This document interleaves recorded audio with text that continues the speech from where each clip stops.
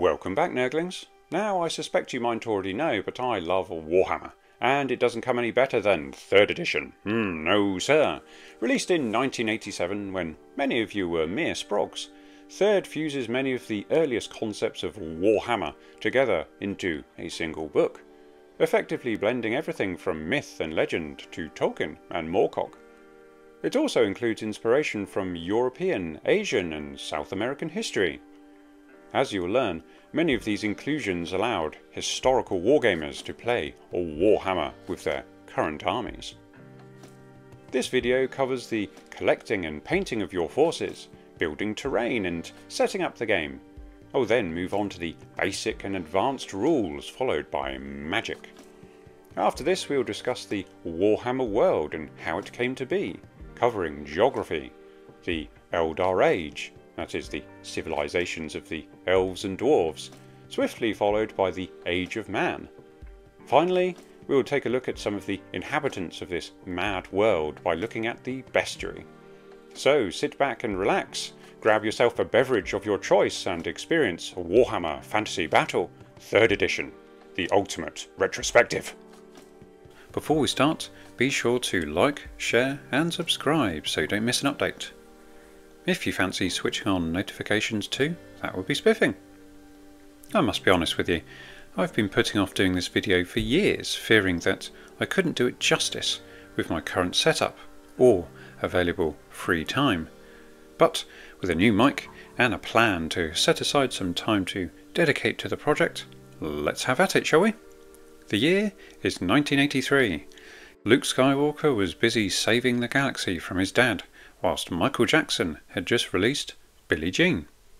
Meanwhile, a little upstart company in Old Blighty was readying itself to change the wargaming landscape forever.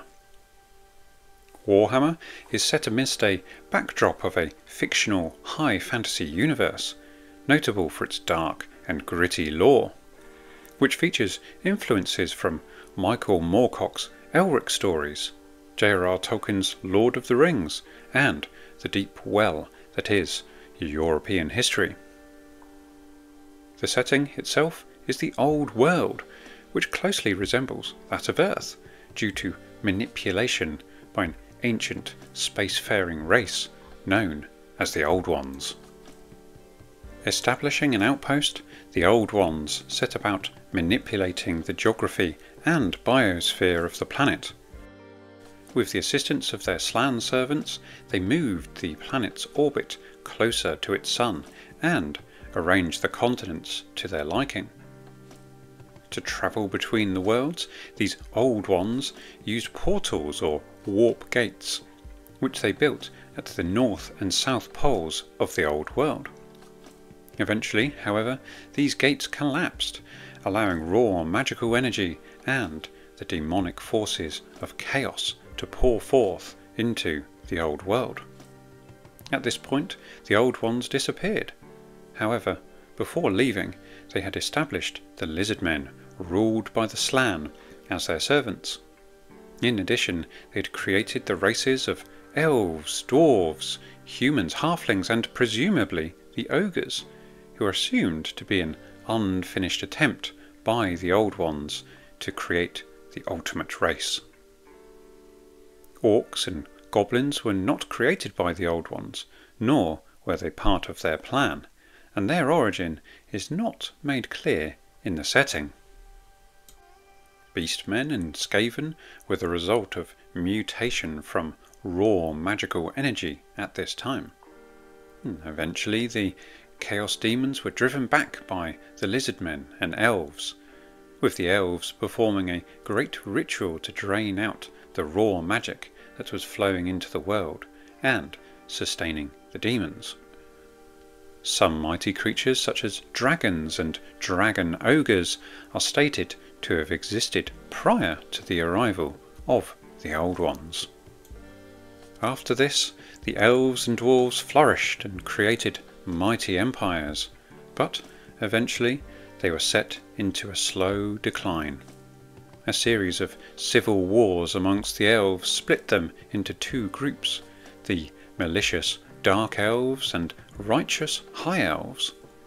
A petty war between the High Elves and Dwarves served only to diminish both races further, and caused the High Elves to abandon their colonies, some of whom refused to leave their homes in a magical sapient forest, and over time developed into the enigmatic and isolationist Wood Elves.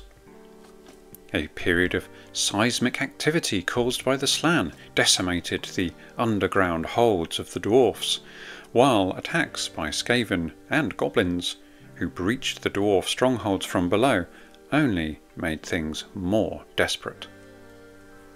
The humans were the slowest to develop, but ultimately formed several strong nations able to defend themselves from aggressors.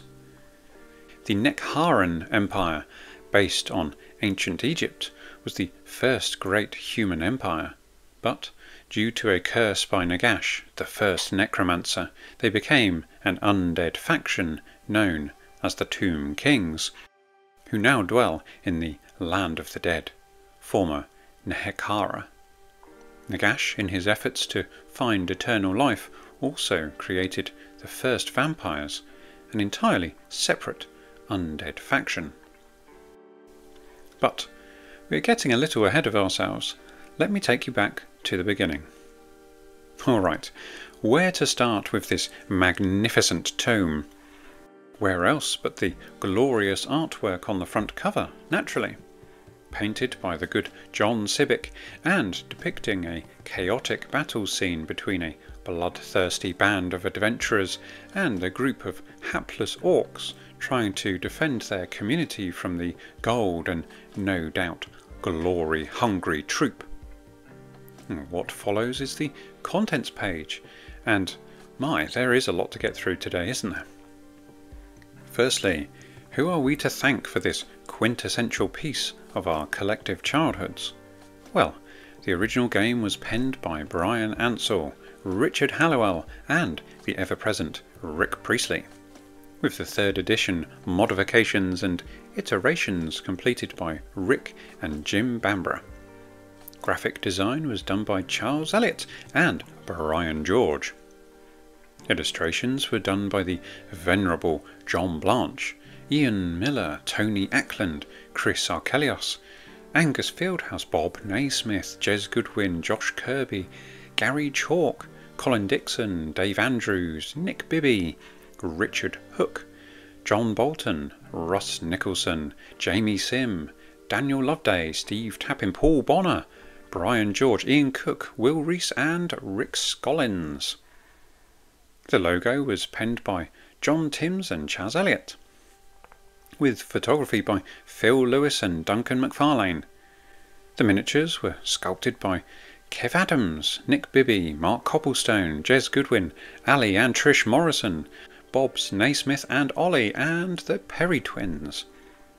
The miniatures and dioramas were created by a chap called Sid, the young and impressionable Mike McVeigh, Colin Dixon, Brian Ansell, and I might like to add that many of these beautiful models are still on display at Foundry in Newark, courtesy of Brian and Company.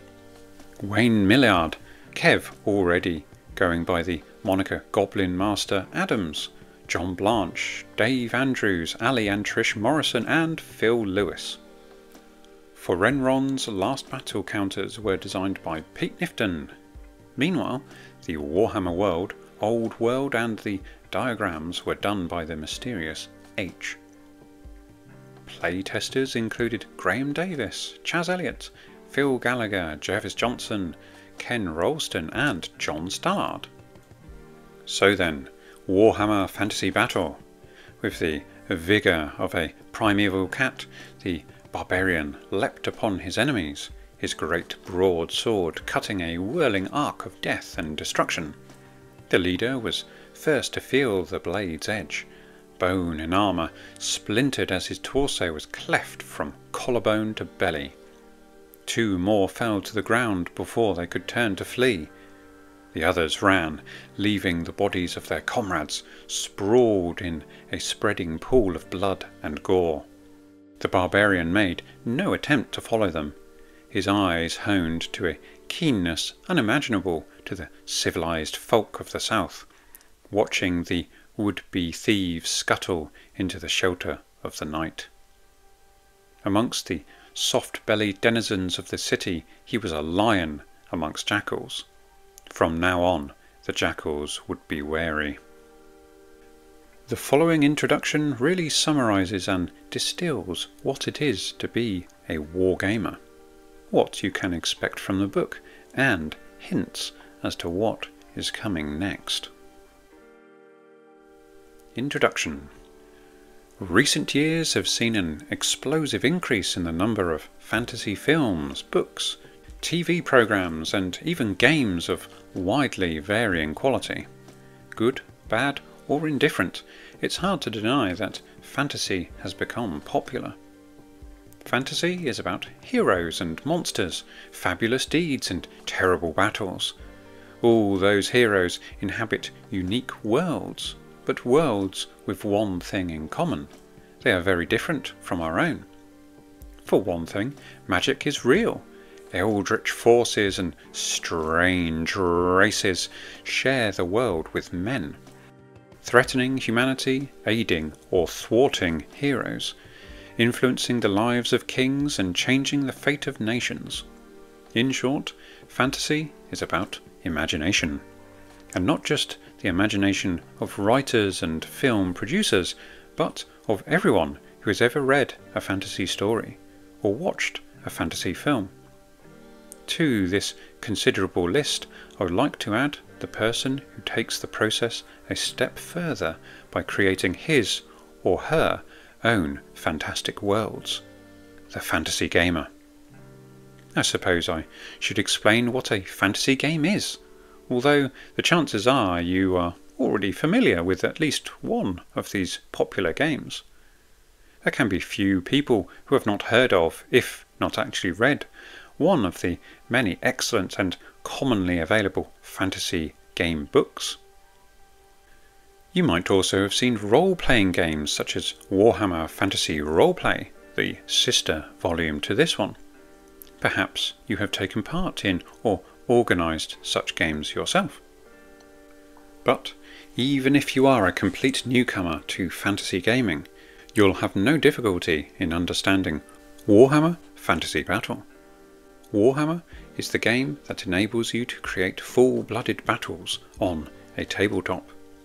Your troops are represented by scale models, each about an inch high, or in the case of huge ogres, giants or dragons, even larger. The battle rages over a playing area, which can be a tabletop, a floor, or any area large enough to accommodate the warring forces. Like all battlefields, there are buildings, hills, woods and other scenic features to be represented by models in an appropriate manner. As in real life, the contours of the land and the positions of woods and buildings form an important element in the strategy of the opposing sides. Formations of soldiers try to maneuver around hazards or take refuge amongst cover, as archers and spearmen, wizards and warriors strive for mastery of the battlefield. Readers will have gathered now that Warhammer differs from normal games in that players must be prepared to expend time and skill painting models, preparing scenery and setting up their gaming area. You will have to contribute effort and imagination in playing the game too. In this sense, Warhammer is very demanding. In fact, it's more than a game. It's a hobby in its own right, embracing all aspects of fantasy modelling, painting and gaming. If all this sounds like hard work, you're right, it is. So what makes a fantasy gamer do all these things? I suspect that the answer is just that it is hard work. Creating a magnificent spectacle of models and scenery isn't easy, but once you've taken part in a well-prepared game with expertly painted models, you'll be hooked. Skills can be developed, and you'll soon learn how to paint and model. This book tells you how to go about acquiring vital techniques. Remember, the artists who worked on this book, drawing the illustrations and making, painting and photographing the models, started out as ordinary gamers and hobbyists. I would like to pause there for a second and for you to consider why you love the hobby so much. What keeps you in it and coming back to it, sometimes repeatedly over the years? Is it the narratives you can create during games, the satisfaction of creating something unique to you and your vision, or perhaps you simply enjoy the control you have over the makeup of your forces and the level of detail you can go into with making and modelling them? Or is it the lore and stories of yore? Whatever it is that motivates you to pick up the glue and brushes, keep doing it, young sir or madam. You are doing the hobby proud. While your enjoyment of Warhammer will be greatly enhanced by superb scenery and expertly painted models, they are not essential. To begin with, you may prefer to use the cutout counters provided in this book, in which case you need go to no further expense before fighting your first game. The ever popular card proxy game. If anyone has actually played Warhammer like this, I would be very interested in hearing from you in the comments below, as this strikes me as completely at odds with miniature wargaming, so please enlighten me. Anyway, the clash of armies, the shrivelling bolts of wizard fire and the howling of the undead combine to make a highly enjoyable game. And whether you have a dazzling array of miniatures or simple card pieces makes no difference to the challenge.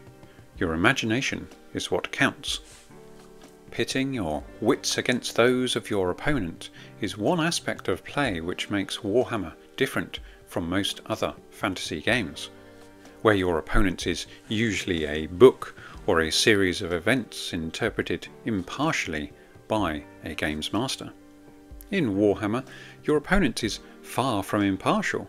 He is out to win just as much as you are, and will use every ploy he can think of to do so. In turn, you'll have to meet his every threat, use your heroes to turn the tide of battle, magic to confound your foe, all the time making the best of the individual strengths of your troops and exploiting the weaknesses of your enemy. Golly, it's rousing stuff all right. It makes me want to get out the old dice and have a quick spin.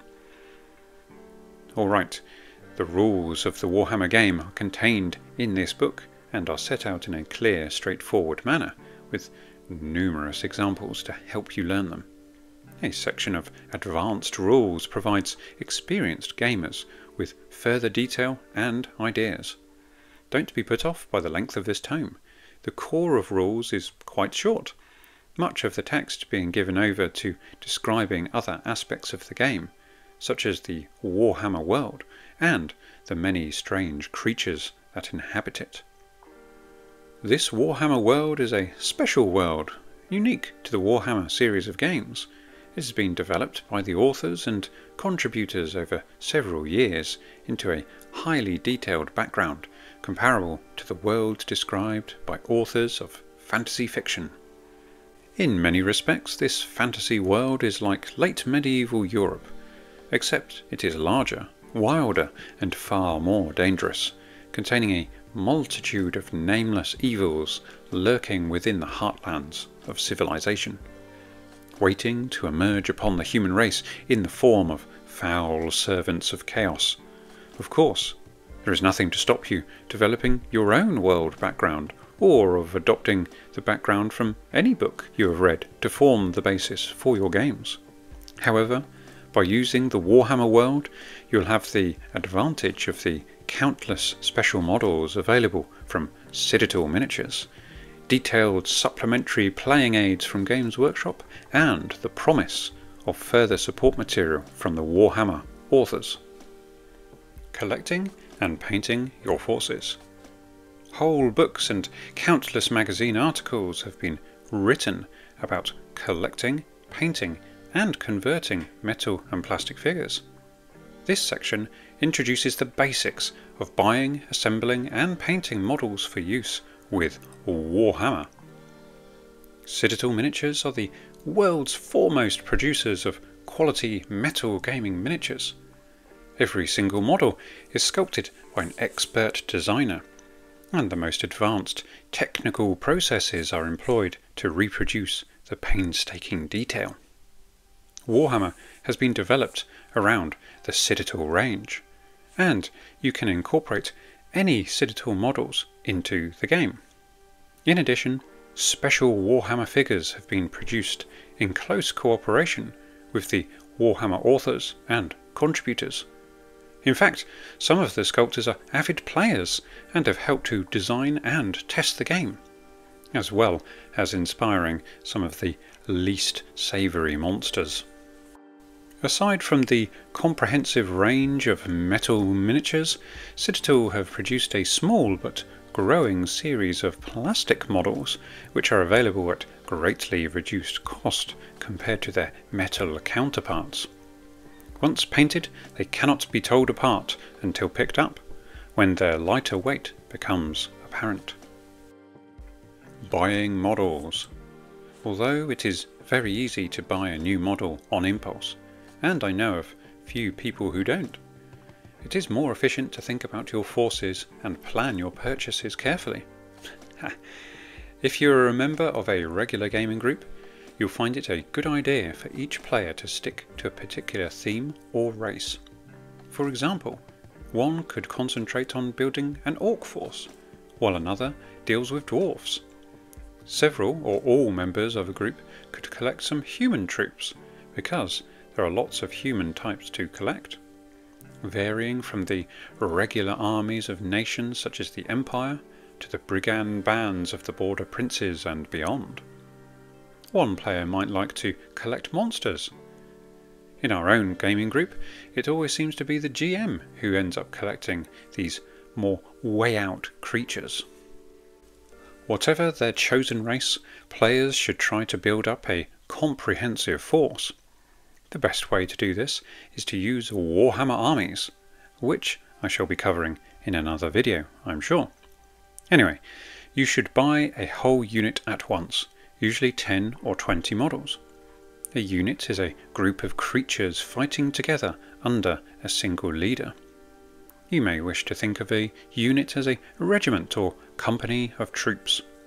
Units fight and move as a single body and are assumed to be identically armed and armoured throughout, although it is not strictly necessary that each model is correctly equipped.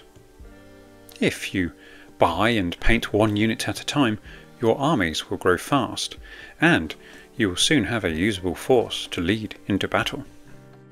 Deciding on your chosen army or race is the easy part. Selecting the models, painting, basing, and preparing them for battle is where the real work begins. However, it is pleasurable work. There are few hobbies as relaxing or rewarding as painting and modelling. By way of example, we'll look at the process of assembling an orc unit. The first decision to make here is metal or plastic, and really this is a matter of personal preference. Plastic is, of course, cheaper, which means it is easier to assemble a larger force right from the start. Here we have opted for a mixed unit of mostly plastic models, but including a few metal ones for variety, and to provide a distinctive leader figure. In total, the unit will number 14 figures. The first step is to buy the models. Citadel figures are now widely available, and any good model shop and even some high street retailers will be able to offer you a wide selection. Wherever you obtain models, try to choose those which are the cleanest and most perfect castings. Because rubber molds are flexible and soft, they do not last forever, and the models they produce may vary slightly from batch to batch. All those offered for sale should have crisp detail and no malformities. Some degree of excess metal originating from air vents in the mould or from metal seepage within the mould is unavoidable, and such models must be tidied up before painting. To obtain our orcs, we took a trip to Games Workshop in Nottingham. whose large stocks offered a considerable choice. After much deliberation, we opted for a box of the plastic Warhammer Fantasy Regiments figures, which contains 10 plastic orcs, as well as figures from other races. In addition, we bought an Orc Command Group pack containing 4 metal orcs. Here we can see Alan Merritt and Jim Bamborough battling it out over one of Brian's tremendous tables, complete with a rather handsome castle no less. Preparation of metal models. Before painting, all metal models should be cleaned up with a small modelling file and/or modelling knife. The moulds used to make metal figures come in 2 halves, and seepage between will result in a slight mould line. If the seepage is extensive, it may form a foil-thin metal along the model's extremities called flash. Both mould lines and flash can be dealt with using your modelling knife, the single most useful tool you own. The unwanted metal is easily removed. Venting strands are not imperfections in the mould, but rather a good sign. If the air vents fill with metal, this means no air has been trapped in the mould to produce a little bubble or cavity. If you find any little cavities of this kind, you know it is due to a tiny bubble of trapped air in the mould. But small holes may be acceptable as they are easily filled or painted over. As Citadel models come with a separate plastic base, they will have to be attached to the model before you can start painting. Models specifically intended for this game are supplied with the correct size base. Some models are supplied with round, hexagonal, or other shaped or sized bases designed either for other games or for display. In these cases you can easily fit the correct size base instead. If your local retailer does not stock separate bases, they are available directly from Citadel for a few pence each. As well as individual bases, there are special multiple bases which allow 3 models to be mounted side by side. This makes movement much easier, although you'll have to have some single models to allow for removing casualties. Glue the model to its base with a fast-setting 2-part epoxy resin glue such as Araldite. Now, I must say, I don't know anyone who uses that anymore. I use Gorilla Glue or Loctite, both of which work just fine. Spread the glue in the prepared slot and on the corresponding tab before pressing the model home. Personally, I just pop a dab on each foot and a little on the front side of the tab. Once dry, I fill the slot with wood filler so varnish doesn't drip through the gaps later, but hey, that's just me. Don't worry about getting glue on the top of the base, as that will be covered at the next stage. Once the figure has been attached to its base, a decorative ground coating can be applied. The base should match in with your gaming setup and must be done so that it won't appear incompatible, whether your game is fought amidst a forest glade or a ruined city. You can make your bases look like paving slabs, but this will look strange amongst forests. You can make your bases look like foliage, but this will look odd in urban games. Whilst this is a matter of taste, naturally goblin green is the way to go from here. Nothing but goblin green, copious amounts of it. The texture is applied by mixing PVA glue with sand or fine grit, or by using a ready mixed stone filler available from DIY and hardware stores. This mixture can be pasted onto the base's upper surface using a cocktail stick or something similar. Try to avoid getting the glue mixture onto the model itself. The mixture can be left plain or sprinkled with sand, grit or fine modeller's flock when wet. If you like, patches of flock or sand can be glued to the surface once it is dry. This gives the effect of sparse vegetation or broken ground. Whatever method you adopt, it is best to leave the sides of the base plain and undecorated. Preparation of plastic models. Plastic models are moulded in high-resolution rigid polystyrene and are supplied as kits for the modeller to assemble. This format allows a certain latitude in pose and equipment, so no 2 models need look exactly alike. First, wash the whole kit with warm water and a little washing up liquid to remove any grease remaining from the steel moulds. Interesting. I never recall anyone ever doing that, I have to say. Before construction, separate the pieces from the supporting frame using a modelling knife and clean up any mould lines in the same way as for metal figures. Assembly is easy using standard polystyrene cement. The liquid sort is recommended. Carefully apply a small amount of glue to both parts to be joined. Wait a second for the glue to take hold and firmly press both parts together.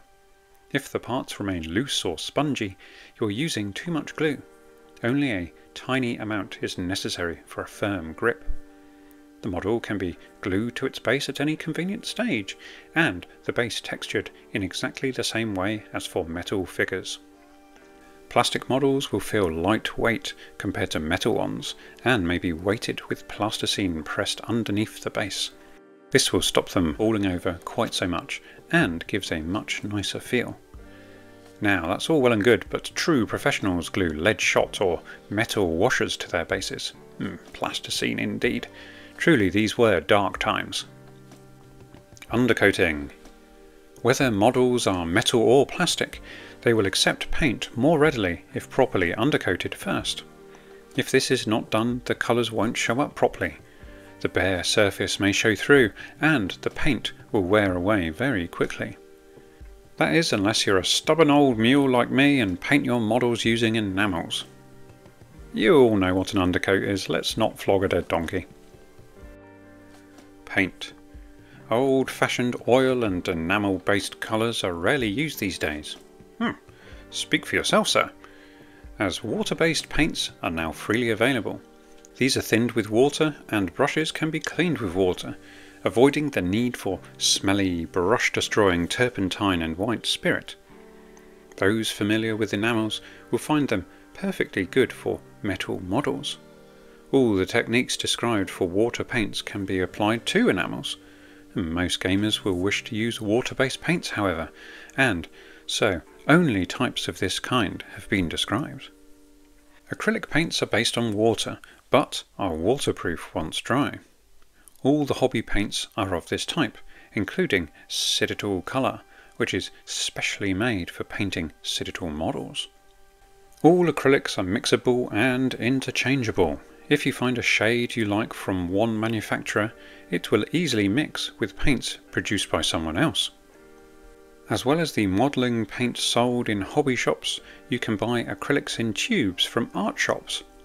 These are generally thicker than modelling paints and may lose some covering power if thinned. Now this is what I'm talking about, proper hobby tips from our good friends at Games Workshop. None of this only use Citadel paints gobbledygook here, just good old-fashioned advice. Great. Gouache is an old-fashioned sort of watercolour with a glue base. It can be bought in art shops and usually comes in small tubs. Until recently, gouache provided the best colour range for water-based paint. However, as this is no longer true, gouache is best avoided as it is not waterproof when dry and tends to rub off. Some gouache will mix with other water-based paint. This is interesting, as I painted my Citadel Giant with a mixture of oils, enamels and gouache, and then gave him a protective coat of quick shade varnish to ensure the colours wouldn't fade over time. He has been painted for about half a decade up to this point and still has a great green hue on his tunic. So yes, I can attest to the colour strength of gouache. However, I would suggest it's probably not a good idea unless you are keen to experiment.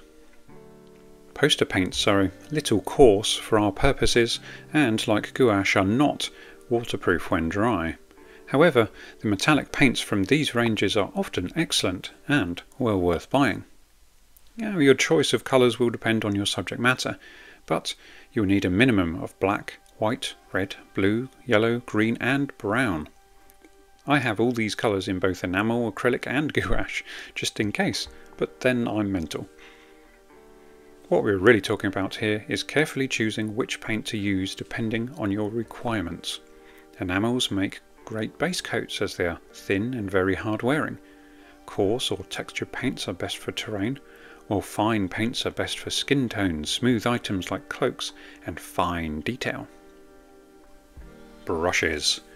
Brushes are the single most important item in a painter's armoury. A good brush should be made from sable. It should come to a nice point when moistened between finger and thumb, and it shouldn't have any odd sticking out or overlong bristles. Examine your brush carefully in the shop. Art shops will often provide a dish of water so that buyers can point brushes. Artists take buying a brush seriously, and so should you. What can I say other than excellent advice, although you'd be hard pressed to find anything like this in shops anymore. Good brushes don't come cheap, so choose carefully. You'll need a number 1 for general work and a number 0 or 00 for fine detail. I mean, that's fine, but if you have old peepers like me, you won't be going near a 00, that's for sure. Anyway, a good number 1 should come to a fine point and gives as good detail as the smallest brush. A small brush is easier to handle when painting unusually fine or recessed detail. Painting textured bases, applying undercoat, varnishing and dry brushing are very hard wearing on brushes, so use an old brush or buy a cheap one for these purposes. A cheap number 2 or 3 will prove useful for large areas and undercoating. It goes without saying that, having spent a king's ransom on brushes, you will want to look after them. Never leave brushes standing in water, as this will bend the bristles completely out of shape. Clean brushes after use with soapy water and stand them points upwards in a jar. Make sure the bit where the bristles meet the metal ferrule is clean, and tweak off any rogue bristles as they appear. All sound advice, I should say. Basic painting techniques. You'll need a steady, flat surface, good light, daylight is best, at least 1 jar of water and a mixing palette. An old plate or tile is ideal. Protect your work surface with a thick layer of newspaper and place your paints and water around you so they can be reached comfortably. Water should be clean to avoid fouling paint. It is a good idea to have a separate jar for cleaning and thinning metallic colours, otherwise metallic bits will start appearing in all of your other paints.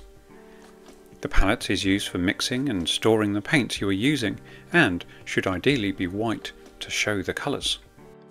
It is easier to paint several figures at once rather than to complete one at a time. Work through your batch of models, painting all the blue bits, then the red bits, and so on. By the time you have worked through the batch, the first figures will be dry and ready for the next colour. It is usually easier to paint a figure from the inside out, starting with the skin and working outwards through the layers of clothing and finishing with equipment. Initially, concentrate on getting the paint in the right places and don't worry too much about shading or highlighting. By painting outwards from the skin, you'll make it easier to cover up mistakes as you go along, but only practice will improve your technique. In the case of our orcs, we started off with the skin, a pallid green colour mixed from green and yellow paint. The clothing was then added in various shades of brown, red and grey, with weapons and armour in a mixture of black and silver. The last thing to paint is the base, which can be any neutral shade of goblin green, and only goblin green of course. Just kidding, most bases look great with a black edge, especially if you're going to be making movement trays for the little blighters. Proving your painting technique. There are many tricks of the trade that can be employed in figure painting. The ones described below cover a wide range of special effects which will greatly enhance your figures. Black lining is a simple form of shading used to emphasize contrast. Basically, any change in colour or material is marked by painting a black line, or very dark shade of some other colour. For example, where a model's hand appears from its cuff, a black line is painted where the two join, and where a hand grips a gun. A black line is painted to separate the flesh from the metal.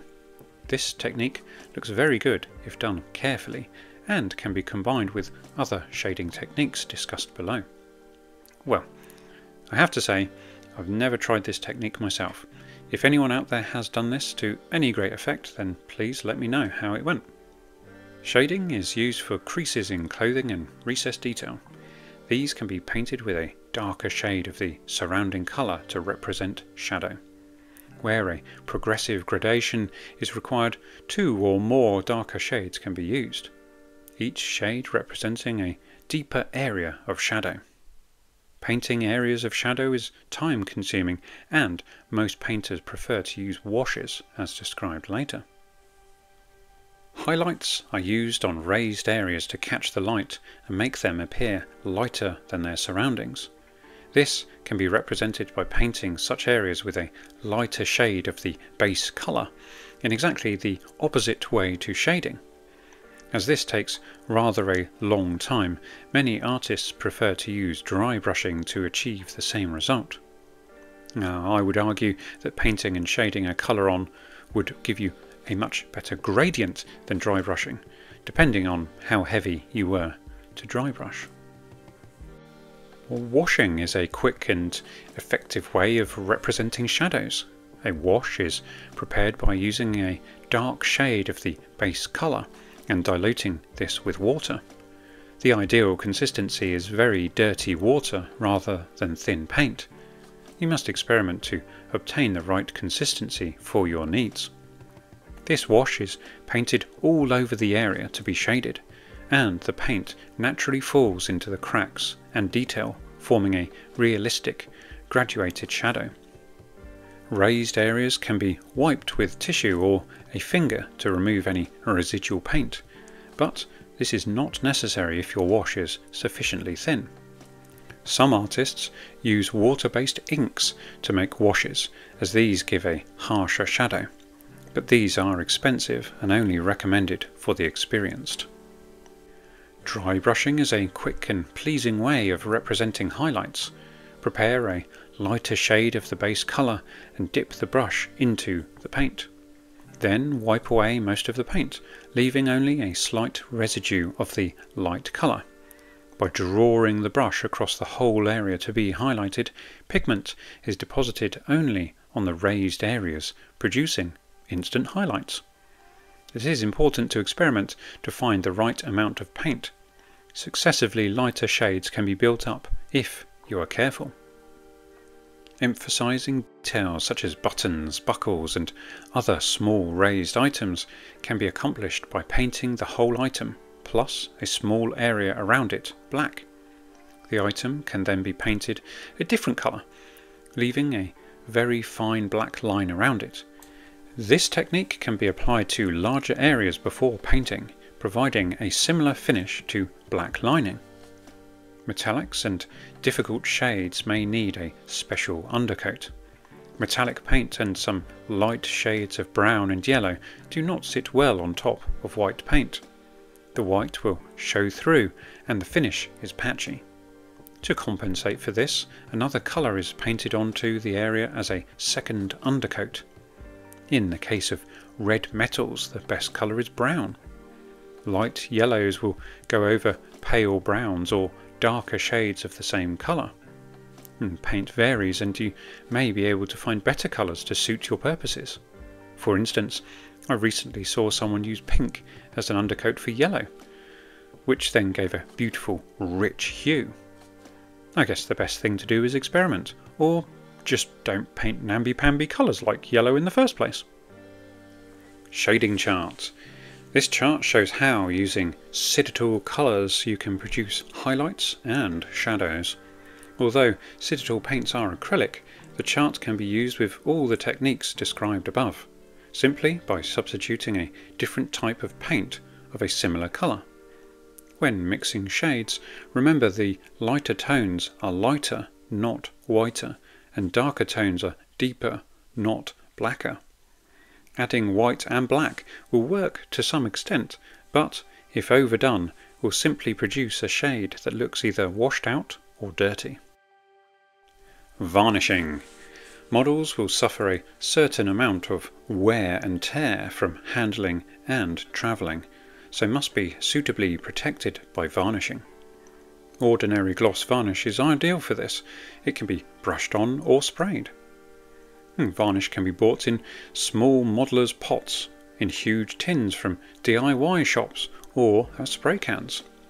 It will give your models a glossy finish, which some people dislike, although others, myself included, find very attractive. Special matte varnishes are available, but these are less efficient and tend to wear off. If a matte finish is required, it is best to apply gloss varnish first and then matte varnish on top. Now, varnishing is something I'm somewhat familiar with. I like to use quick shade varnish, which comes complete with an element of wash, which ranges from soft brown, heavy brown and dark, almost black. It comes in tins to dip your models like a pro, so you don't have to worry about painting the stuff on, unless you wish to varnish a particularly large model like a giant or chariot.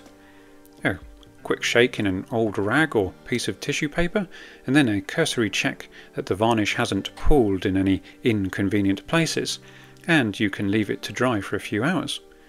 Depending on humidity, it can take some time to cure. Typically, the fresher the varnish, the quicker it cures. Varnish can only be thinned and cleaned with terps or white spirit, so a separate brush and materials will be needed. Most modelers use a spray can and avoid the needs for brushes and terps altogether. Now, I would like to caveat this with being very careful about humidity when using spray varnishes. If there is any moisture in the air, it can get caught in the spray and will dry misty and ruin your beautiful paintwork. The games table. A games table must be large enough that it permits your forces to maneuver effectively. If the area is too small, it will be impossible to exploit the abilities of faster moving troops, while missile troops will find themselves unable to avoid attacks, who, in turn, will find it impossible to avoid barrages of missiles. On the other hand, the table must not be so large as to be inconvenient to reach the centre when moving troops. Furthermore, your table should reflect the lines of battle you are likely to employ. If your playing area is square, troops will either be too far apart initially, or the troops will be squashed, possibly with units having to line up behind others. A table that is too long will stretch out the battle line, ideal if you have hundreds of models, but pointless otherwise. Overall, the smallest area that will prove satisfactory is 6 foot by 4 foot, and an area 8 foot by 4 foot is even better. A smaller table is acceptable if it is squarer, say 4 by 4, but you will only be able to fight correspondingly smaller games. The size of your table will obviously be influenced by the size of the room or the space you have available. Remember, you'll need a certain amount of space to walk around the table once it is set up. A measuring tape will prove essential when planning your table. Make a scale drawing of your room if space is tight, and try to visualize how the completed setup will look. Don't forget, you will need somewhere to put casualties during the battle, not to mention the inevitable gaming debris such as drinks cans, plates of sandwiches, crisp packets and so forth.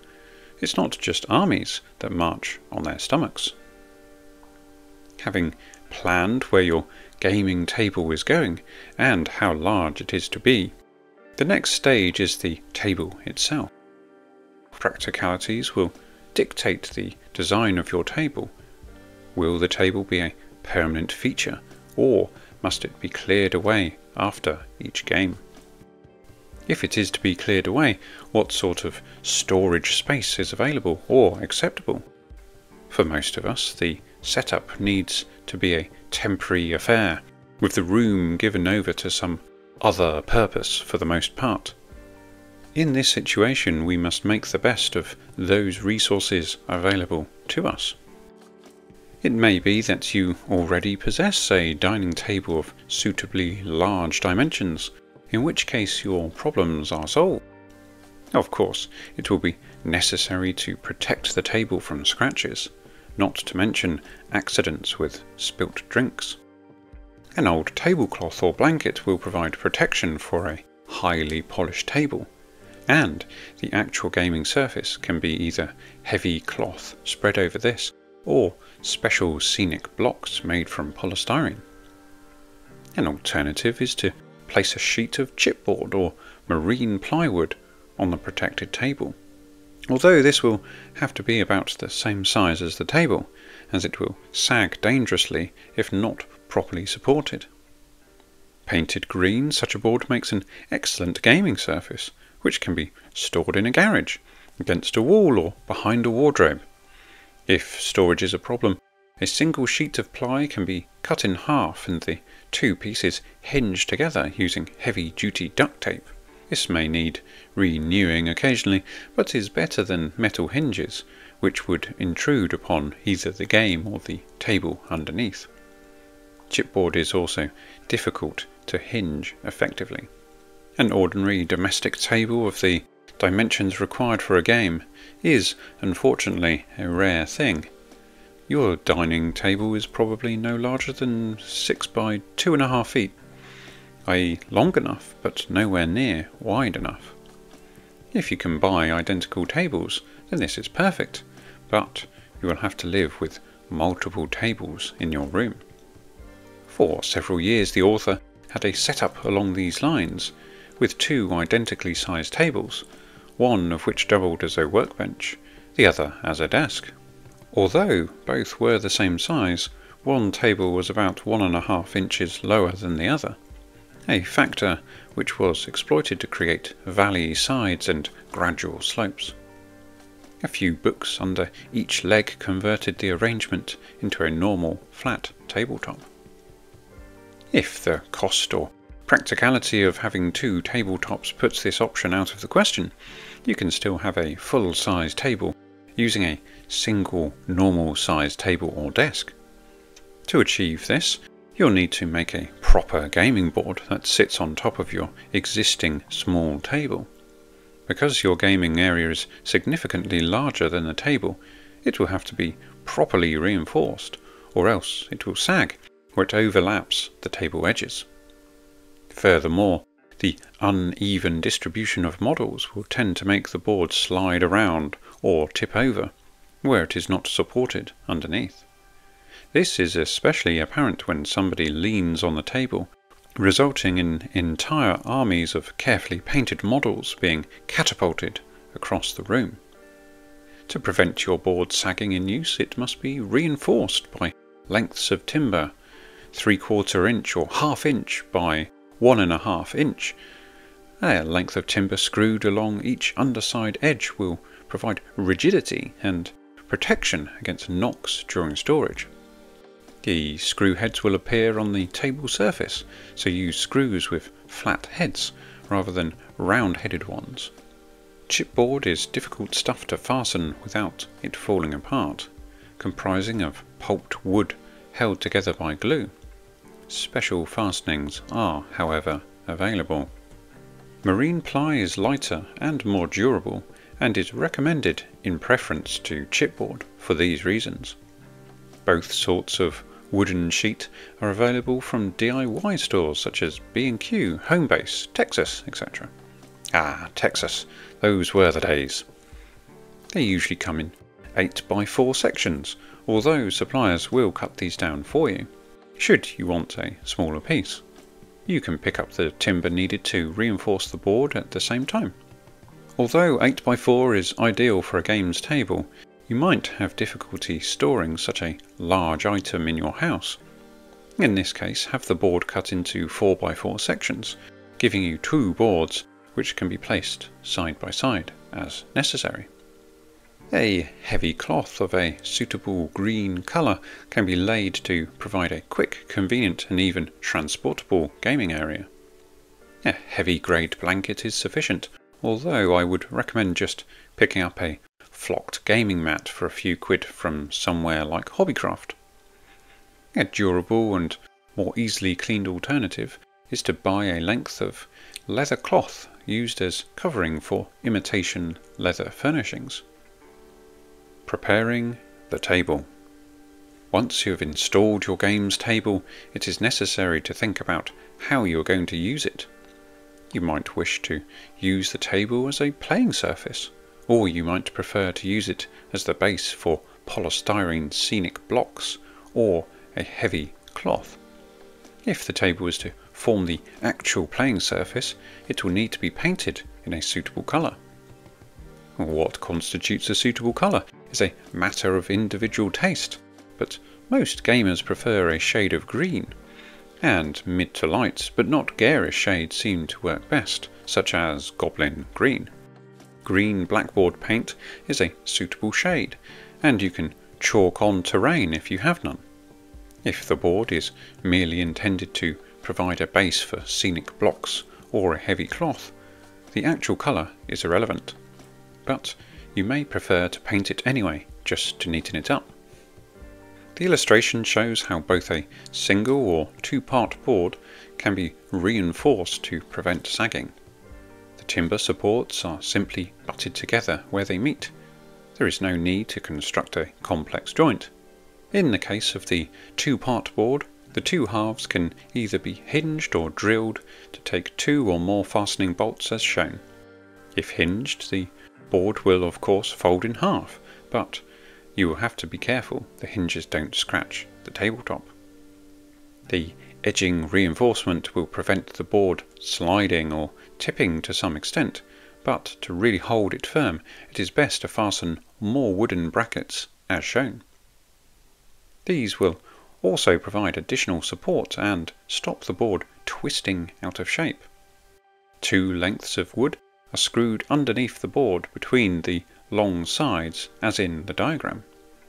They should be positioned equidistant from the centre, and the distance between them must be equal to the length of the supporting table. The addition of these brackets will prevent the board slipping along the table length. To stop movement in the other direction, two more brackets can be positioned as shown here. Again, these must be fastened equidistant from the centre, and the distance between them should equal the width of the supporting table. Note, many tables have slightly curved edges, so remember to measure the greatest width. Now I have to admit to never having gone down this route myself, instead simply playing Warhammer Fantasy Battle on my parents' brown leather mat covered oval table. Not ideal for starting areas, but good enough for a bash. Anyway, in the case of the halved board, the combined central support will cause the board to seesaw when placed on the table. Additional supports must be positioned so they rest on the table edges. Providing additional brackets to hold such a board in place would prove extremely unwieldy. Unless your woodwork skills are remarkable, the best approach is simply to be careful. Now, it may be out of the question for some gamers to utilise the dining table as such. It may be a priceless antique, too flimsy, or perhaps you don't have a suitably sized table at all. Should this be the case, there are many alternatives. A gaming board constructed as described above does not necessarily have to be table mounted. Anything that raises it above the ground will do. Carpentry trestles, for instance.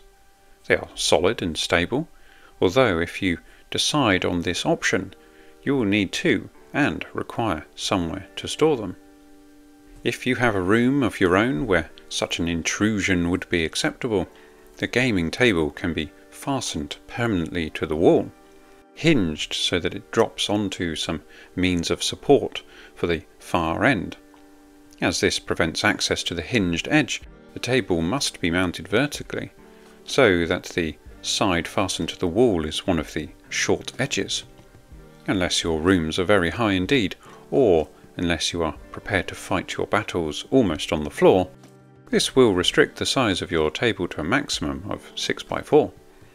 I have to say I've never come across anyone mad enough to screw a table onto their wall for wargaming purposes, although saying that, I do have a dedicated 3-metre hobby workbench and shelves that I built myself. Regardless, the board should be mounted with a timber surround as described previously, and some provision made for fixing it to the wall. A wooden batten will have to be attached to the wall itself, which calls for a masonry drill, as the wall will need to be drilled and plugged before the wooden batten can be screwed into place. I'm assuming plasterboard wasn't really used that much back then. The drawing shows how the hinge is fitted to the batten and to the wooden edging support of the board. Note that if your wall-mounted batten is wider than the depth of the wooden edging, it will provide support for the table whether it is up against the wall or down in play. It is best to fix the board to the hinge with bolts, as this makes it far easier to remove. Some provision must be made to secure the table against the wall, such as a couple of hook and eye arrangements, otherwise the whole lot will inevitably come crashing down at some point. As the board is only supported at one end, some additional support will be required at the other, such as a trestle, bookcase, bed, headboard, etc. It is better to place the wall batten at such a height that it makes use of whatever support you have handy, rather than find yourself looking around for suitable support once the project is almost complete. As an alternative to hinging your board against the wall, why not simply build a low shelf with a lip as shown here? The board stands upon this shelf but is otherwise unattached to it, although additional hooks in the wall will be necessary to prevent accidents. When in use, the board's edging hooks over the lip of the shelf to secure it. It may be that for whatever reason a proper games table is totally out of the question, in which case you can still use the floor. Terrain on the tabletop. Just as a real battlefield would be crisscrossed with hedges, dotted with buildings and studded with hills, so our model battlefield also has its own terrain features. Scenery is almost as important as the model troops. A model hill, for example, not only adds to the realism of the battlefield, but also forms an important tactical consideration. It is possible to buy scenery from model shops, although most gamers prefer to make their own. It's not difficult to make your own scenery, as the following examples show. Hills. The rise and fall of real hill contours creates blind spots, vantage points and defensible positions. The Wargames table is, of course, basically flat, although it is impossible to create depressions in the table. Hills are easily represented by one of several methods. The most popular means of making a model hill is to use either polystyrene ceiling tiles or pieces of chipboard. Ceiling tiles are easier to cut, but less robust. They will also collapse if painted or glued with inappropriate materials. PVA glue is very good, and emulsion paints are best for adding colour. In appearance, however, there is little difference between ceiling tiles and chipboard when placed on the tabletop. To make a hill, a rough circular shape with an approximate diameter of 8 inches is first cut from the tile or board. This is the base area of the hill. A smaller circle is cut and glued on top of this to give a 2-step hill. Further, successively smaller areas can be glued on to make the hill higher. The important thing to remember is that each step must be large enough for models to stand on without them falling over. Stepped hills are very convenient because it becomes easy to see which models are on a higher slope. It is also very easy to see which hills are higher than others, an important consideration when it comes to overlooking the enemy's position. Woods. Woods are difficult to move or fire through. and so help delineate areas on the battlefield. A wood can be represented on the tabletop by marking out its boundaries with lichen or flock, coloured sawdust, or by using a piece of green card cut to the size of the wood if you are a cheapskate. The wood can be finished by placing a few modelled trees inside the boundary or on top of the card. Trees must often be moved during a battle to allow troops to pass, but the wood's boundaries are still clearly marked, and no confusion should arise. Modelled trees, lichen and flock can be bought from any model shop which stocks model railway accessories. Most craft stores like Hobbycraft do too. Hedges. Hedges provide cover for troops and conceal areas directly behind them. Although it is possible to buy hedge models from toy model shops, it is very easy to make your own. A simple line of lichen will suffice, although loose lichen tends to migrate across the battlefield during hostilities.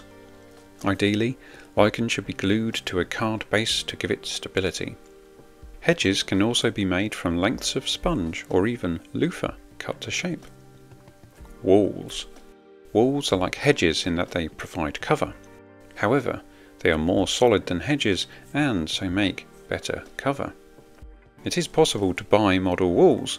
Those sold in conjunction with plastic toy farm models are excellent. Walls can be represented by a line of stone chippings or small pebbles. For a more permanent setup, chippings or cobbles can be glued onto a card or wooden base with other chippings glued on top to build up the wall. Ditches. Ditches are not necessarily sheer trenches. A shallow drainage ditch can provide excellent cover. A convenient way of representing a ditch is to lay down a strip of black card or paper. The edges of the ditch can then be built up with plasticine, lichen, flock or some other loose material to disguise the edges. Can't say I've tried this. I have seen some great World War I style trenches out there though, but that entails building modular tiles and means lots of packing material to bring the basic level of the battlefield higher to account for the depth of the trenches themselves. Buildings. The Citadel card buildings available in packs are ideal for use with Warhammer, as well as being reasonably well priced. It is possible to buy model buildings made from resin too, but these are more expensive. You can also build your own using card or plywood. I guess we should probably add into the mix 3D printing these days too. Yes, that exists, but also laser cut MDF is a really great way of creating large buildings that are relatively light compared to resin or 3D printed versions. Rivers. Rivers and streams divide a battlefield into distinct areas or zones. The most popular method of representing rivers is to build river sections, each about 12 inches long. Several straight and curved sections will be necessary, as well as a section with a ford or bridge across the water. The most convenient material to use is the ubiquitous polystyrene ceiling tile.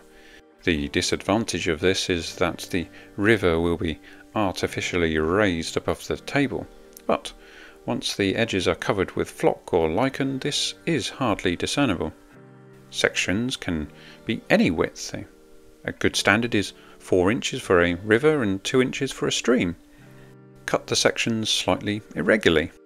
Banks can be built up with smaller strips of polystyrene along either edge and decorated with lichen, flock, etc. Once the section has been glued together, it can be painted. The most attractive colour scheme is to paint the water dark blue-green, gradating to a paler colour towards the banks. The banks themselves are muddy brown at the water's edge and green to match the tabletop.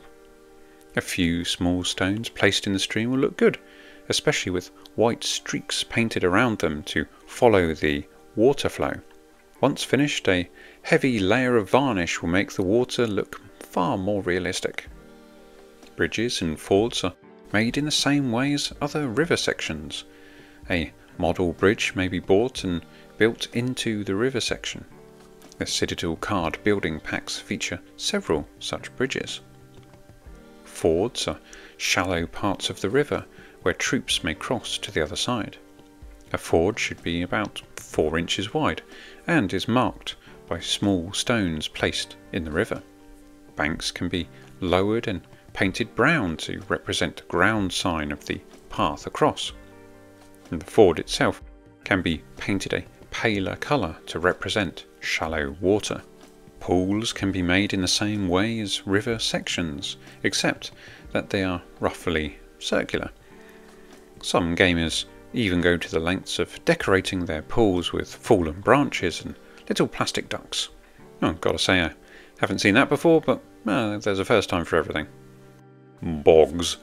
Bogs, mires and areas of muddy or difficult ground may be represented by marking out an area with lichen or flock and sprinkling a layer of appropriately coloured flock inside. Alternatively, a coloured piece of card may be used. And if you're a real professional, you'll take inspiration from swamps in movies like Lord of the Rings and Krull. Making the most of Citadel card buildings. The Citadel range of card buildings have been designed for use with the Warhammer game, and with the special needs of gamers in mind. The models are pre-printed in full colour onto good quality card sheets. Assembly is simply a matter of cutting out the individual wall sections and gluing them together using a suitable contact adhesive. Buildings vary in complexity from simple huts to full-size mansions, watermills and inns. Several special pieces are available, including bridges, a well and a mine entrance. Compared to the high cost of solid resin wargames buildings, these represent excellent value. Card buildings are robust and will survive many battles if carefully looked after. They can be made even stronger if you're prepared to do a bit of modelling. With a little extra work, you can personalise your models by adding scenic flock, extra windows, doors, etc. Bases. Your buildings can be made much stronger simply by adding a solid card base. Cut a piece of heavy cards large enough to accommodate the finished building. Glue the wall sections directly to the card base, using a set square to get a true right angle for the walls. Very professional, I might add. Cut the base tabs on the wall sections as large as possible to give a good surface area for the glue to bond. Strengthening. Once all the walls are in position, cut out 4 triangles from waste card and glue them into the 4 corners. This will help the walls to stay in place. Cut another 4 pieces of card, and this time rectangles about 3 centimeters broad by the height of the wall section. Fold these rectangles along the long side to produce a length of card with an L section. These pieces are then glued at the inside of the wall joints to further strengthen them. Large buildings can be strengthened further by gluing cross pieces to hold the walls together across the top. If you don't do this, the roof will probably come adrift from the top of the walls. Roofs. The roof is fastened by tabs at the top of the wall sections. If any wall section does not have tabs, it is a good idea to make your own by gluing a piece of card along the inside. Most roofs are the apex variety with a ridge. In this case, it is recommended that the tabs be fixed in place by gluing triangular pieces of scrap card where they meet.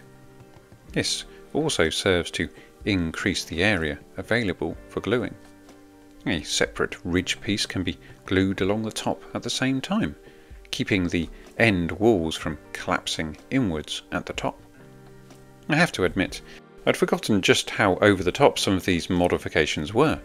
Either that or the studio were playing rugby with their card buildings. Not that I'm complaining, there's nothing quite like over-engineering things. I am a fan of that. Outhouses. Outhouses, porches and towers are constructed as separate sections and glued into place. This will pose no problems so long as each section is constructed carefully. It is worth making sure that there is a tab where every piece joins another, and if there isn't one, then you should make one. Embellishments. Once your model is finished, you may wish to embellish it further. There is almost no limit to the extent to which this can be done, but there are a few simple steps that everyone should find easy. Colouring. Where roofs overhang, the white reverse side of the card will show. This can also occur where parapets show above the walls. Areas of white should be painted over using Citadel colour or similar paint. Lichen. All houses acquire a covering of moss, lichen and sun-dry natural deposits. Dab a little PVA glue against a wall or onto a roof and sprinkle green flock onto it to represent moss. This can be done most effectively in areas that might be damp, such as in gullies, recessed corners, or under overhanging roof tiles. Climbing plants such as ivy can be modelled by gluing lichen into place. Chimneys. Chimney stacks can be made by gluing a short length of drinking straw to the top of a building. Perfectionists may wish to add a wisp of cotton wool to represent smoke, although who would be lighting a fire when there are rampaging hordes of orcs and goblins outside their door is anyone's guess. The basic game. Alright, here we go. Warhammer can become very complex, involving large numbers of rules to cover special and detailed cases. Fortunately, you don't need to learn them all, as they are handily all included in this single mighty tome, for when it comes down to it, all you have to do is move your troops and roll lots of dice. It's only when special troops are used, or when such pesky things like terrain gets in the way, that it begins to get tricky. So, let's introduce the basic ideas of the game and build upon them as we go.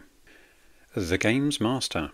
Although it is possible to fight a game without a GM, it will be much quicker and far easier to fight with an impartial judge to aid the resolution of tricky situations. I guess this comes from the requirement for a GM in Dungeons and Dragons, something that was soon to be done away with in later iterations of the game, as the basic principles became more solidly defined. Areas for exploitation were closed off, and the playstyle transitioned to a more one-on-one affair. Anyway, the GM determines random directions and movement for certain monsters and units as appropriate, keeps track of the turns, ensures any compulsory movement is conducted accordingly, and any tests that must be taken are promptly resolved.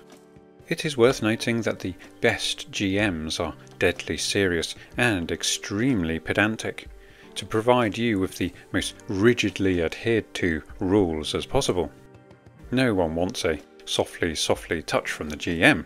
You want cold hard facts, an icy demeanour, and if possible no small amount of martial arts training to keep those unruly players in check.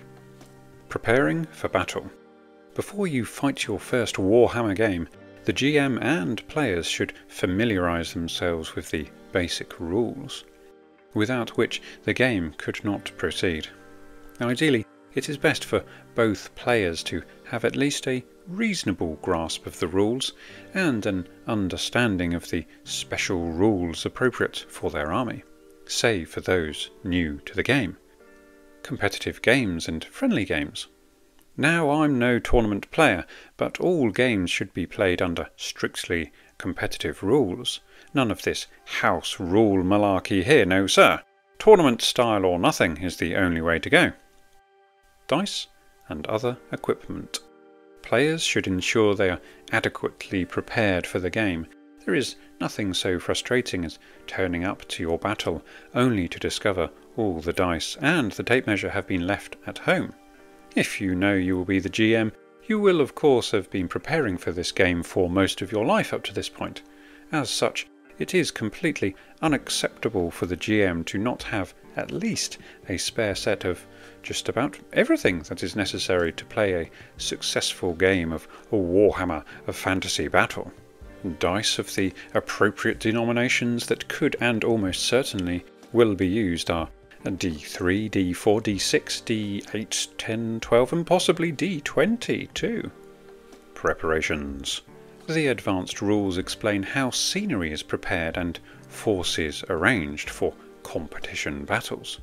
During friendly games, if you are so inclined, players are free to place forces and scenery in any way agreed upon prior to the start of the game.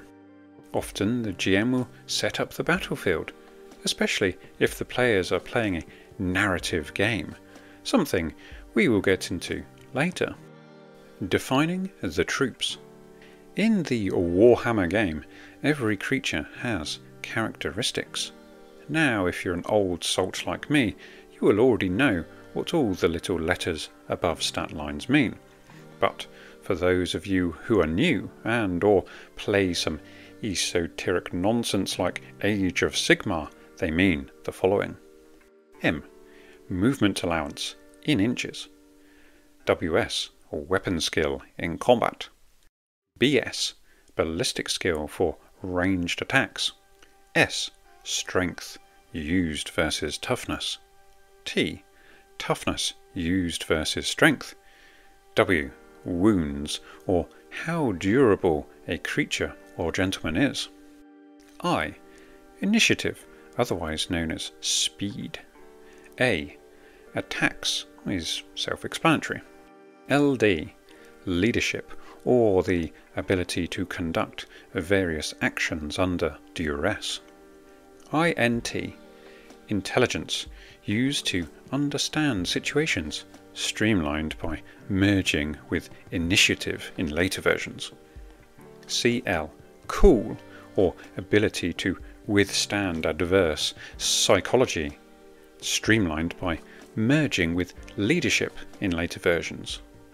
And WP, willpower, or ability to withstand magical forces, streamlined by merging with leadership in later versions, but also made more explicit in even later versions with various levels of magical resistance. The characteristic profile. A creature's characteristics can be given all at once in what is called a profile. A creature's profile give the typical characteristics for a member of that race. There are outliers in both strength, resilience and intelligence in any race, but for the most part an average is most useful. Individual models that are fielded separately represent heroes, wizards and other brave individuals of note. Weapons and armour. In addition to their profile, troops are defined by their equipment, i.e. weapons and armour, and indeed these will make or break a unit when hostilities are joined. A set of heavier armour, the addition of a shield and a better weapon will allow your typical human to become a member of a mighty band of questing knights, on foot for instance, whilst banner bearers and musicians are simply troops with equipment too. This is covered in a later section. The turn.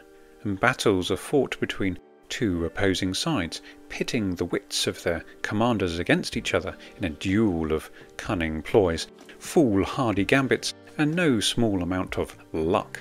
To simulate this mighty conflagration of man and beast, we use the noble turn, or short amount of time in which orders are issued, movement is conducted, missiles fired, swords unsheathed, reserves called up, magic unleashed and desperate rallying cries called. Keeping track. It is the GM's responsibility to keep track of the turn sequence. As each turn begins anew, the GM should say something grand to denote the passing of time, such as, "To the ground the dead did go, as the black arrows of the orc archers blotted out the sun. Flames licked the hooves of the braying steeds as the knights readied their charge. Will the Empire player please ready themselves for turn 2? Furthermore, as each phase progresses, the GM should call it out, and the game will move on. To make it easier to keep track of the turn sequence, the GM should use a notepad to record game turns, phases and outcomes, especially if there are particularly unlikely or noteworthy occurrences that may be the hallmarks of a truly legendary battle. For instance, the survival of a brave band of dwarfs under attack by a veritable horde of orcs and goblins. The scattering of a holy hand grenade back into the vicinity of the thrower. The devastation of one's own unit when a rebel fanatic comes careering through their ranks. Measuring. During the game, players will need to measure move distances, ranges for missile fire, and for the use of war engines. As is usual, players must announce what they intend to do before measuring the distance. For if they cannot reach their intended target, their action is simply wasted. Similarly, if a player wishes to avoid approaching an enemy's charge range and move around them, they must estimate the distance. They may not measure it. It is a matter of bad sportsmanship indeed to be measuring distances like a noob. The most important rule. The first rule of Warhammer is don't talk about Warhammer with girls at school, because that won't get you anywhere. Almost as important, the second rule of Warhammer is the GM is always right. Now, if you combine these two rules and simply view your girlfriend or wife as the GM, you will probably make a pretty good partner. Anyway, whatever decision the GM makes, it need not set a precedent, as different situations call for nuance and the application of common sense, and as such, what worked before may not be appropriate in the current situation. I guess this equally applies to managing your girlfriend or wife. So, there you go. You didn't know you would get sound relationship advice from a Warhammer video, did you? Movement. Okay, now we're getting to the nitty-gritty. How we move our troops around the battlefield. Movement rates are populated in the handy table, although I'm not entirely sure why a comprehensive list of movement rates is required here. I guess it takes up a bit of space. The effects of encumbrance. Interestingly, and probably unbeknownst to many, units used to be encumbered by the bulk of their equipment. This is something handily omitted from more modern versions of the game, because let's face it, this isn't a role-playing game, goddammit, this is war. Regardless, we have some tables detailing how much movement is lost for carrying various amounts of weaponry and armour. The effects of terrain. So too is movement affected by annoyances like terrain getting in the way of your sweeping advances. This is broken down into difficult ground, very difficult ground, and linear obstacles, i.e.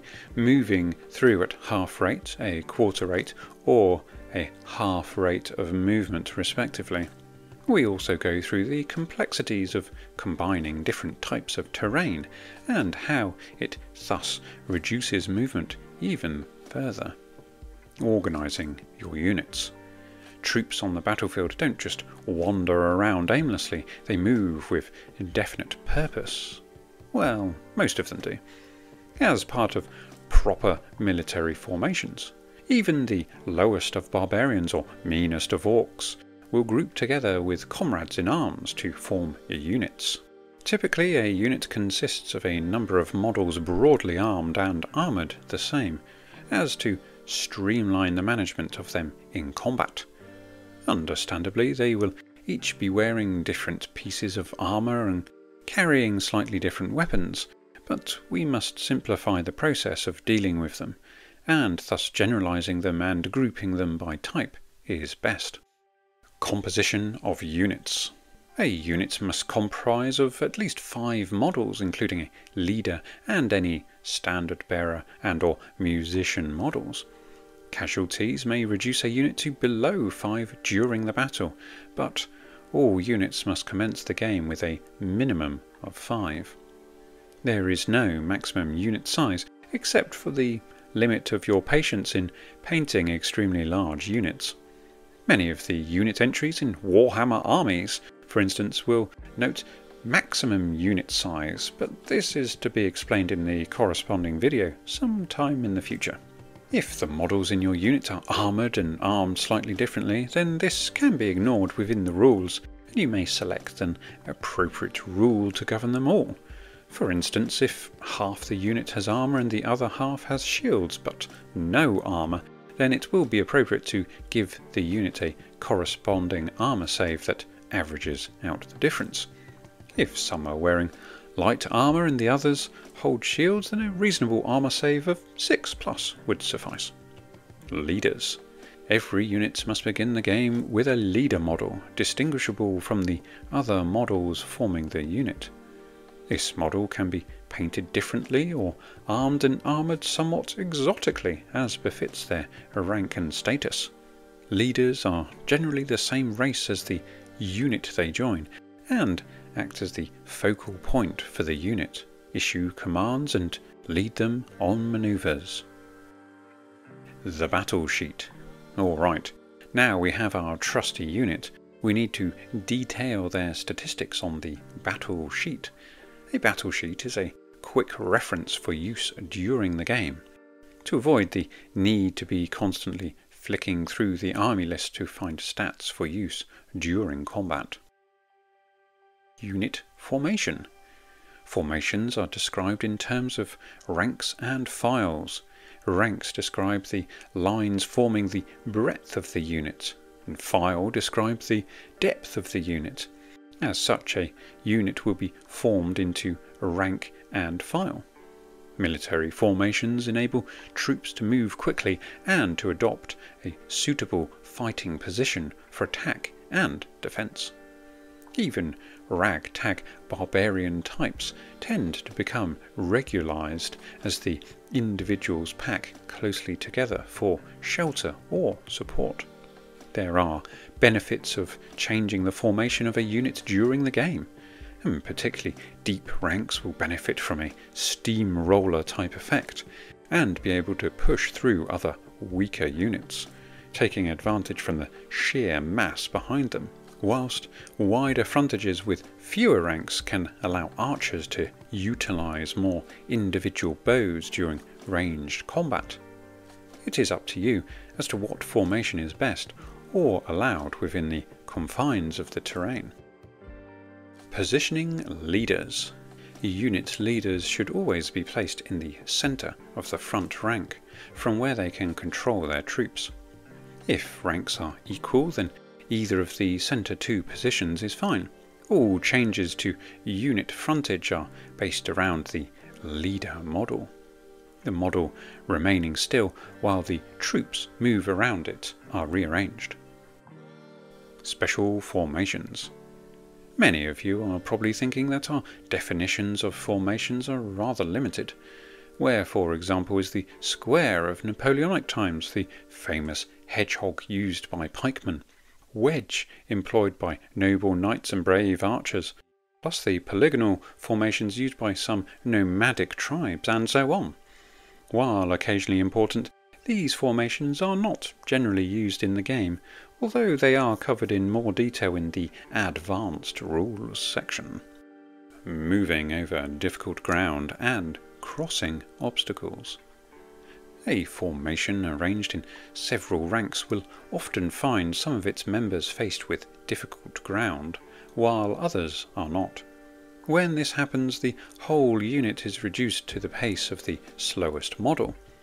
The necessity for this is to maintain formation. Note, units may not change formation when a member is standing on difficult ground. Single file formations. A unit in single file is arranged in a long line with one model in front of another. Special rules apply to formations of this kind. reflecting the ability of units to assume special formations such as S-shapes and even complete circles. To allow this flexibility, it is not expected that models be placed directly in front or behind each other, so long as a part of each base is in contact. This formation is best used for fast-moving cavalry transiting through narrow gorges, valleys, or between tree lines. The interpenetration of units. Two friendly units may not move through each other. Although this did happen historically, it did not happen regularly, nor without considerable precision and command being exerted. The possibility of units moving through other units is thus described later in the advanced rules. Proximity to enemy units. The turn sequence used in Warhammer is alternate. This means that one side moves its units while the other remains stationary. However, we must remember that this is purely a game's convention, a convenient way in which we represent the movement of troops, exchange of missiles, and the clash of close combat. Because one side moves whilst the other is immobile, it would seem that a unit could move right up to their enemy, tweak his nose and spit upon his boots, without them being able to do anything about it. Of course, we know this isn't the case. All troops of both sides would be moving all the time throughout. To reflect the fact that troops would be able to move and respond to the actions of their enemy, we shall invent a special rule. This is a very important rule, as the examples below demonstrate. When troops move, they may not approach closer than 1 inch to an enemy unit or single enemy model, unless they intend to enter hand-to-hand combat. This applies not only at the end of movement, but all the way through. So it's not possible for a model to squeeze between two closely spaced units. Maneuvers. When a unit wishes to change its formation or the direction in which it is facing, it must make a maneuver. Similarly, when a unit wishes to move in some unusual manner, such as backwards, an appropriate maneuver to be made, I might add. There are two different types of maneuvers, simple and complex. A unit's ability to maneuver depends upon the training and discipline of its constituent troops. Training and discipline vary. Some units and some races are naturally better at this than others, for instance. Simple maneuvers. Simple entail formation changes, a turn of 90 or 180 degrees, or a wheel. Any unit may make one simple maneuver during its movement and or reserve phase, in providing the unit is not crossing an obstacle or split by an obstacle. The unit is not engaged in hand-to-hand combat. We then go on to cover the intricacies of movement in all its basic forms: first, second, third maneuvers, formation changes, turning, wheeling, and the like. Complex maneuvers. Complex include moving backwards, and wheeling from the centre. A complex maneuver requires considerable precision training and cooperation. No unit without a leader may attempt a complex maneuver. A complex maneuver is the equivalent of 3 simple maneuvers. Gosh, I never thought I'd learn how to spell maneuver, but here we are. Single file formations. The noble single file formation is up next in all its lofty intricacy, and includes things like curving paths and snaking through terrain. Shooting. Battles can be won or lost by the use or misuse of troops armed with bows, crossbows, slings, javelins, and other weapons designed to be thrown or fired. Even fully armoured knights are vulnerable to the deadly shaft of the long bow, or the sure flight of the crossbow's quarrel. Many of the creatures of the Warhammer world are relatively poor fighters once engaged in hand-to-hand combat, but are fully capable of using missile weapons. Creatures such as goblins, for example, must be forced into the bloodletting carnage of close combat, and are often more useful when equipped with bows and arrows. Whatever the weapon or creature using it, missile fire is an important aspect of warfare. This chapter discusses the role of missile-armed troops and provides rules for their use on the tabletop. Ranges.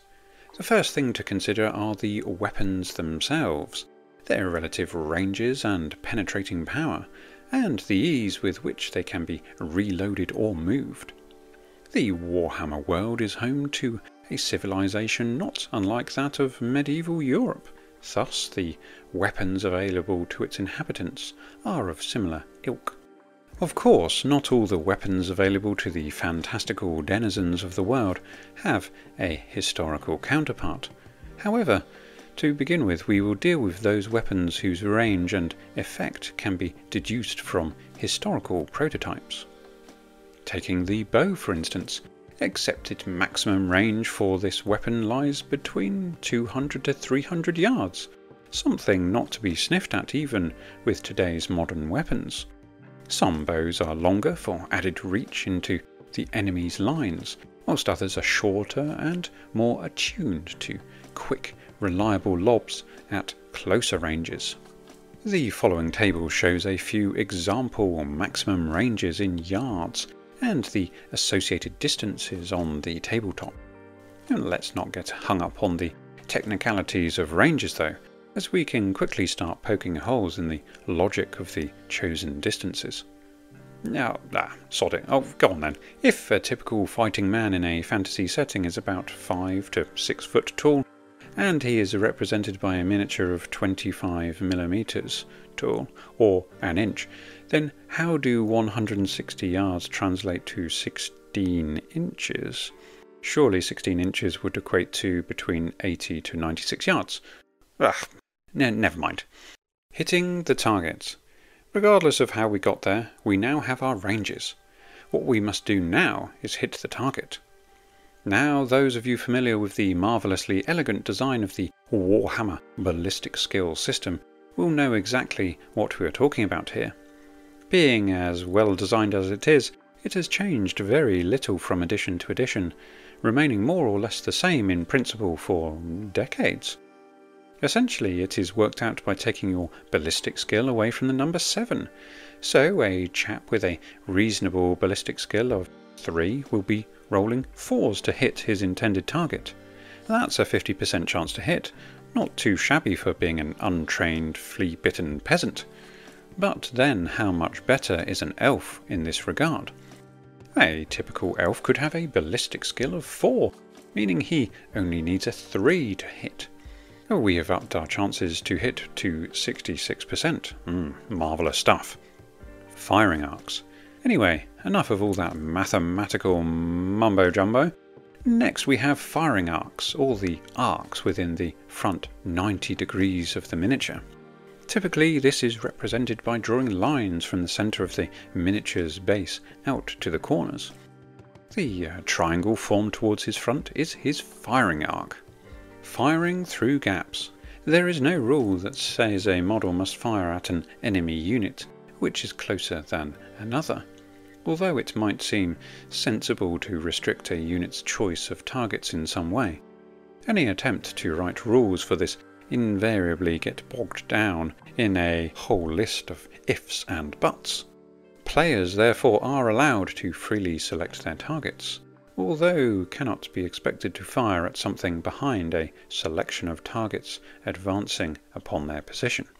To streamline this rule, missile troops may only fire between units so long as there is a reasonable gap of at least 4 inches between them. Terrain. Imagine a real battlefield with its contours, morning mists and haze of dust. Picture the woods and hedges that obscure vision, the sudden fall of ground that hides enemy, and the distance that blur friend with foe. Towering above the miniature battlefield, we are aware of all that happens, but the troops represented by our models would not be so fortunate. You might expect that a more realistic way to play the game is double blind, with only the movement of troops being known to the GM until within the sight of their enemy. This is all well and good However, we are then drawn into long affairs where multiple rooms are required to prevent cheating, and the GM will need to trot between and deliver messages and troop movements to each of the players, and soon this most social of situations has descended into a farce. No, we must leave realism at the door for the sake of our sanity. The regal, double-blind game should be left to those in the military and the most hardcore of wargaming anoraks. I do, however, doff my flat cap to you if you are that dedicated to your craft. Back to terrain. Terrain, or scenery for some, can be anything from hills, large boulders, buildings, hedges, walls, woods, interposing units and elevated positions. Cover. Let's talk cover. Cover is what you really want when the proverbial really hits the fan. We have protection behind linear obstacles like hedges and walls, corners of buildings, woods, trenches, even in windows and doorways if we are to get properly into the spirit of things. Modifying the score needed to hit. As you might expect, it's easier to hit slow-moving, large targets, and all the harder to hit small, fast stuff. Handily, there is a table for that too. Resolving the effects of hits. And just because a missile hits, its target is not automatically slain. A man might be so lightly struck he suffers no immediate effects and can continue fighting. Very light wounds such as this are ignored in the game. Our warriors may be bruised, battered and bleeding from light cuts, but they are after all hardened fighters and indifferent to such inconvenience. In the case of larger creatures, they may be protected by tough hide, fur or layers of fat, which render them more capable of withstanding damage.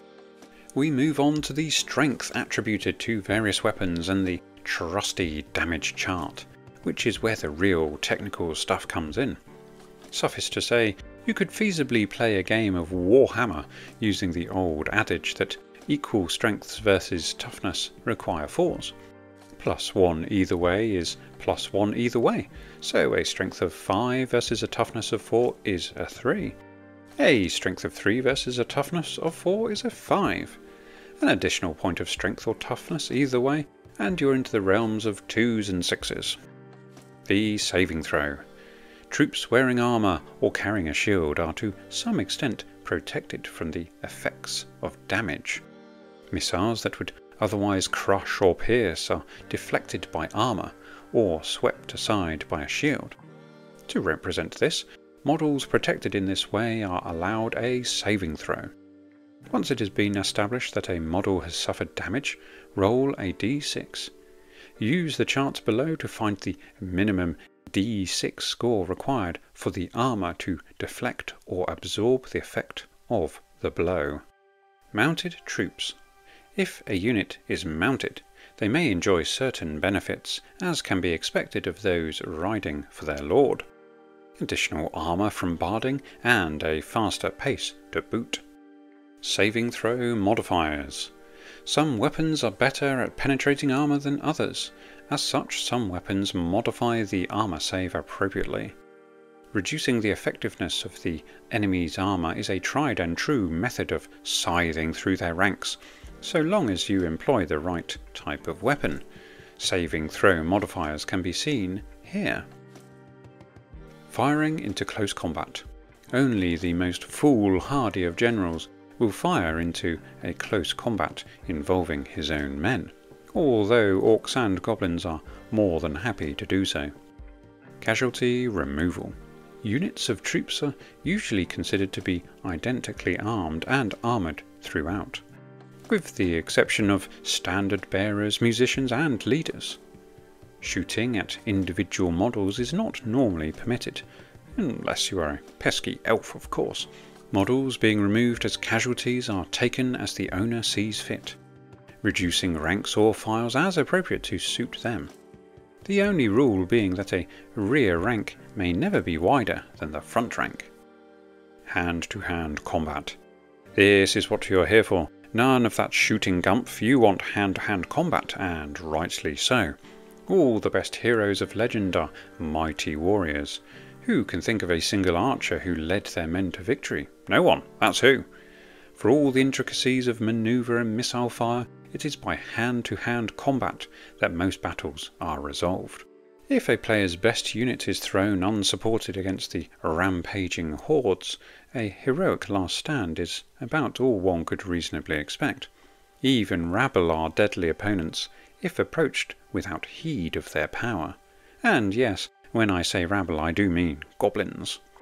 Whether your troops are the very flower of chivalry or the rank weeds of goblindom, good generalship begins with understanding their capabilities, exploiting their strengths and covering their weaknesses.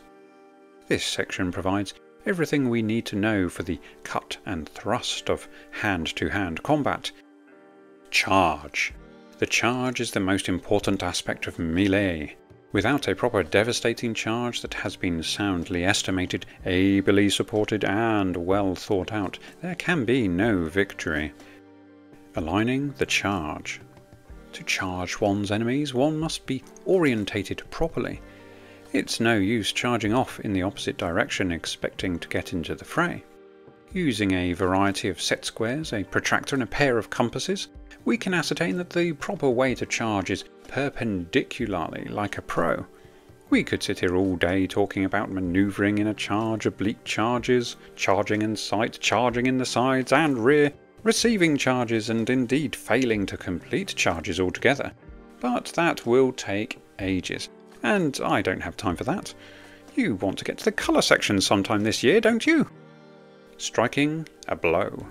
Once combatants have figured out where they are standing and what they are doing, it's time to have a good old-fashioned dust-up.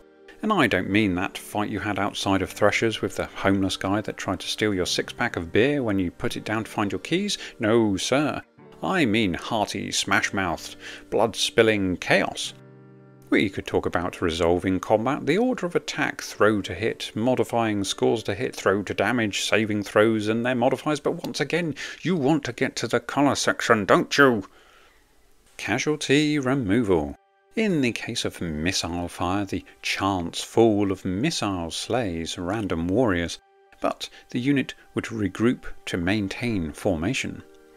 Missile casualties are therefore removed from either the flanks or the rear rank as appropriate. In hand-to-hand combat there is an extra point to remember.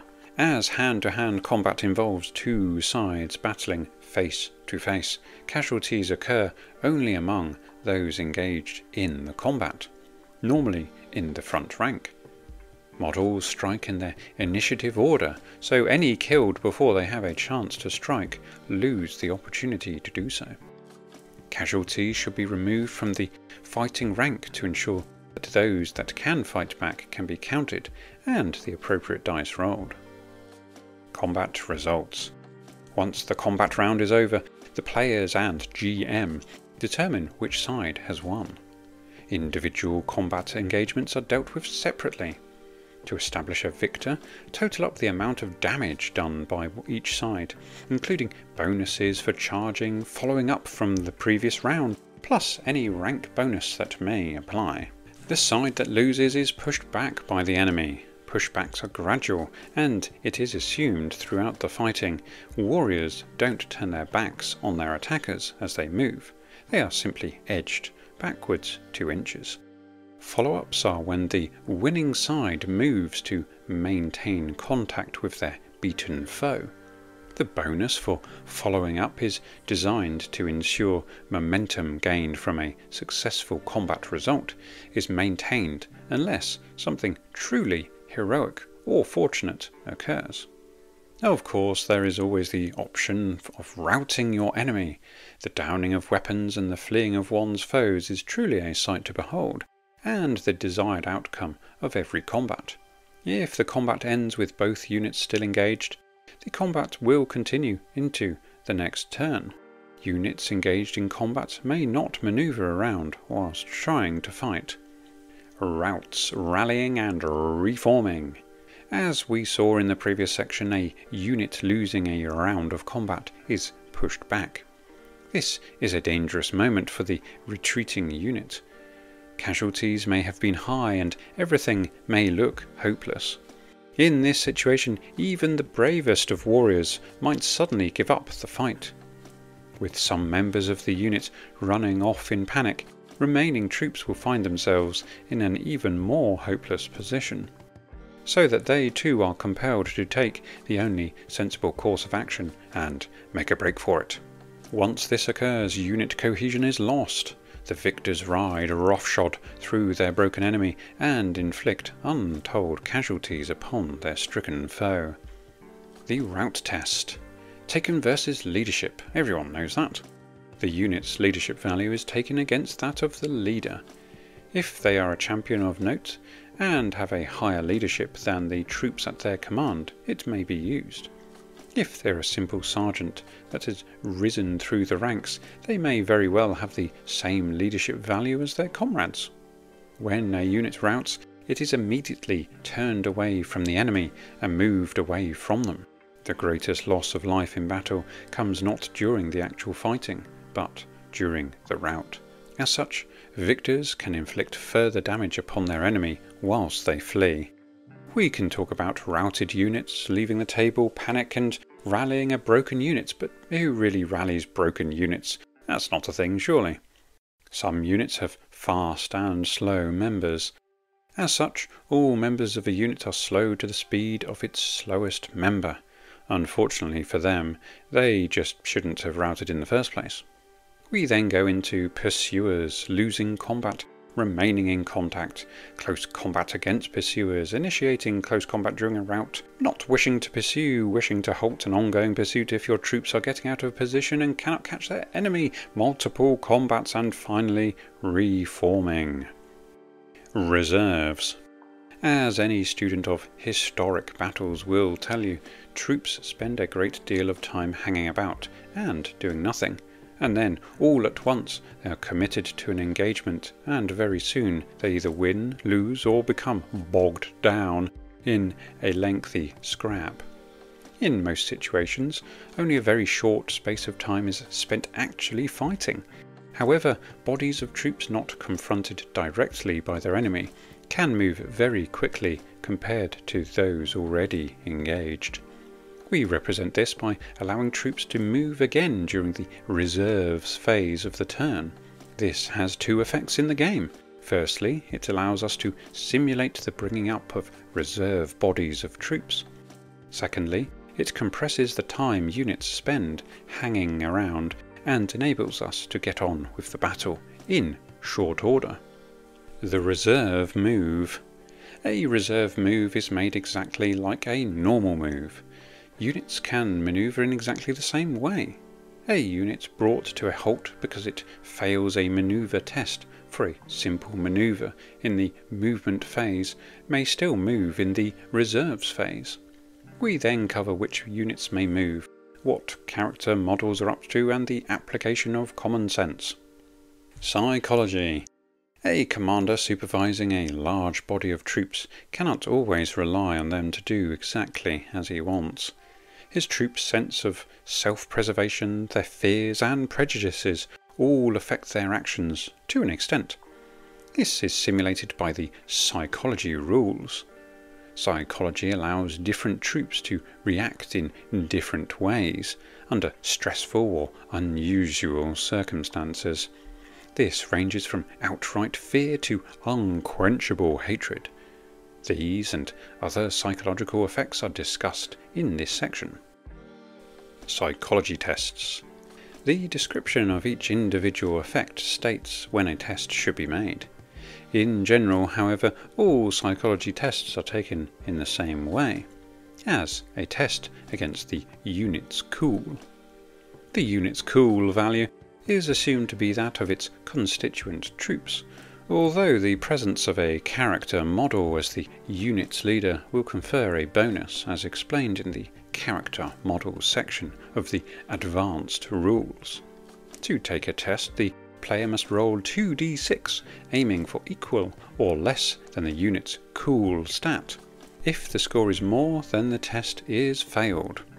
We then go into the various types of psychological manifestations: fear, frenzy, hatred, panic, and stupidity.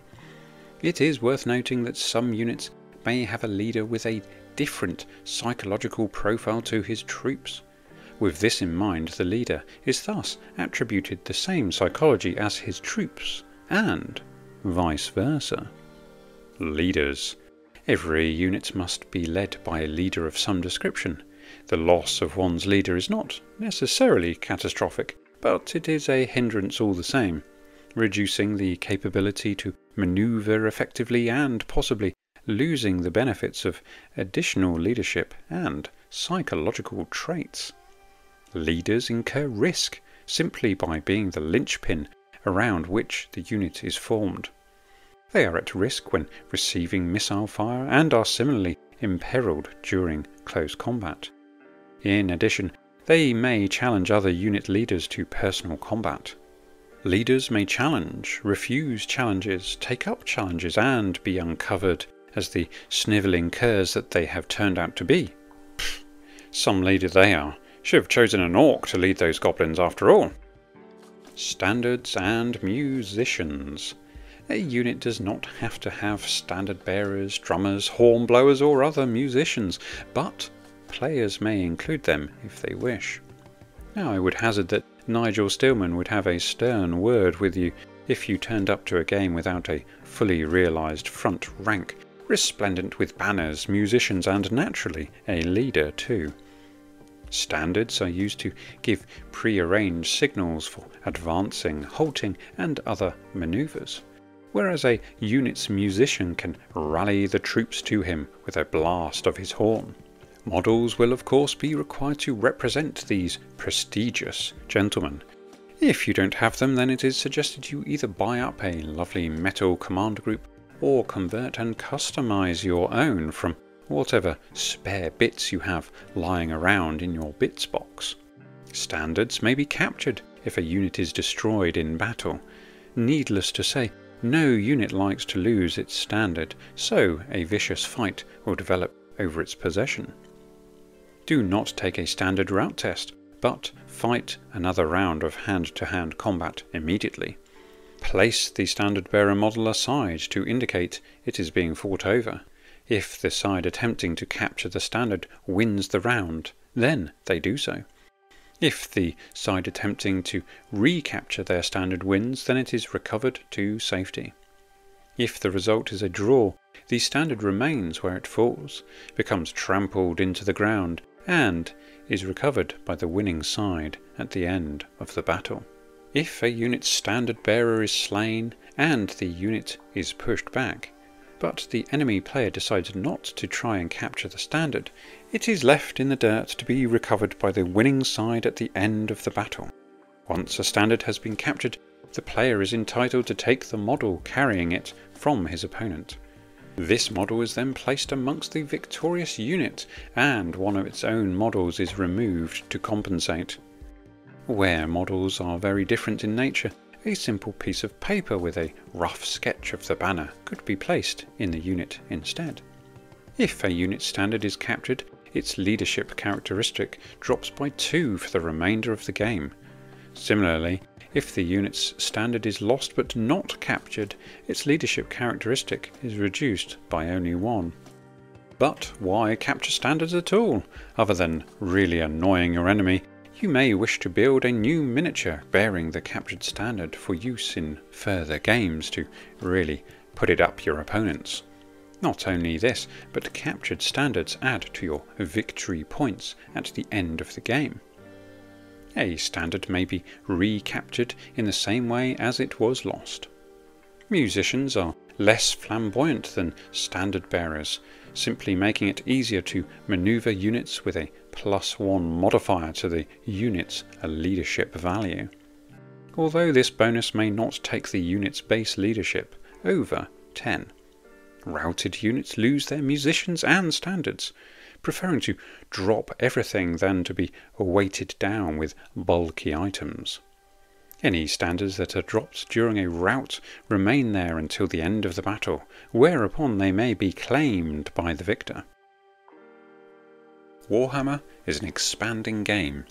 It is possible to keep adding new elements, introducing new rules, new concepts and ideas. And that is what this chapter is about. How to expand the basic game to cover all sorts of situations. In some cases, this is just a case of providing new rules for particular features, such as character models, buildings, or aerial combat. In other cases, we will be discussing generalized concepts, such as the conduct of games, developing your own ideas, and how to go about competition gaming.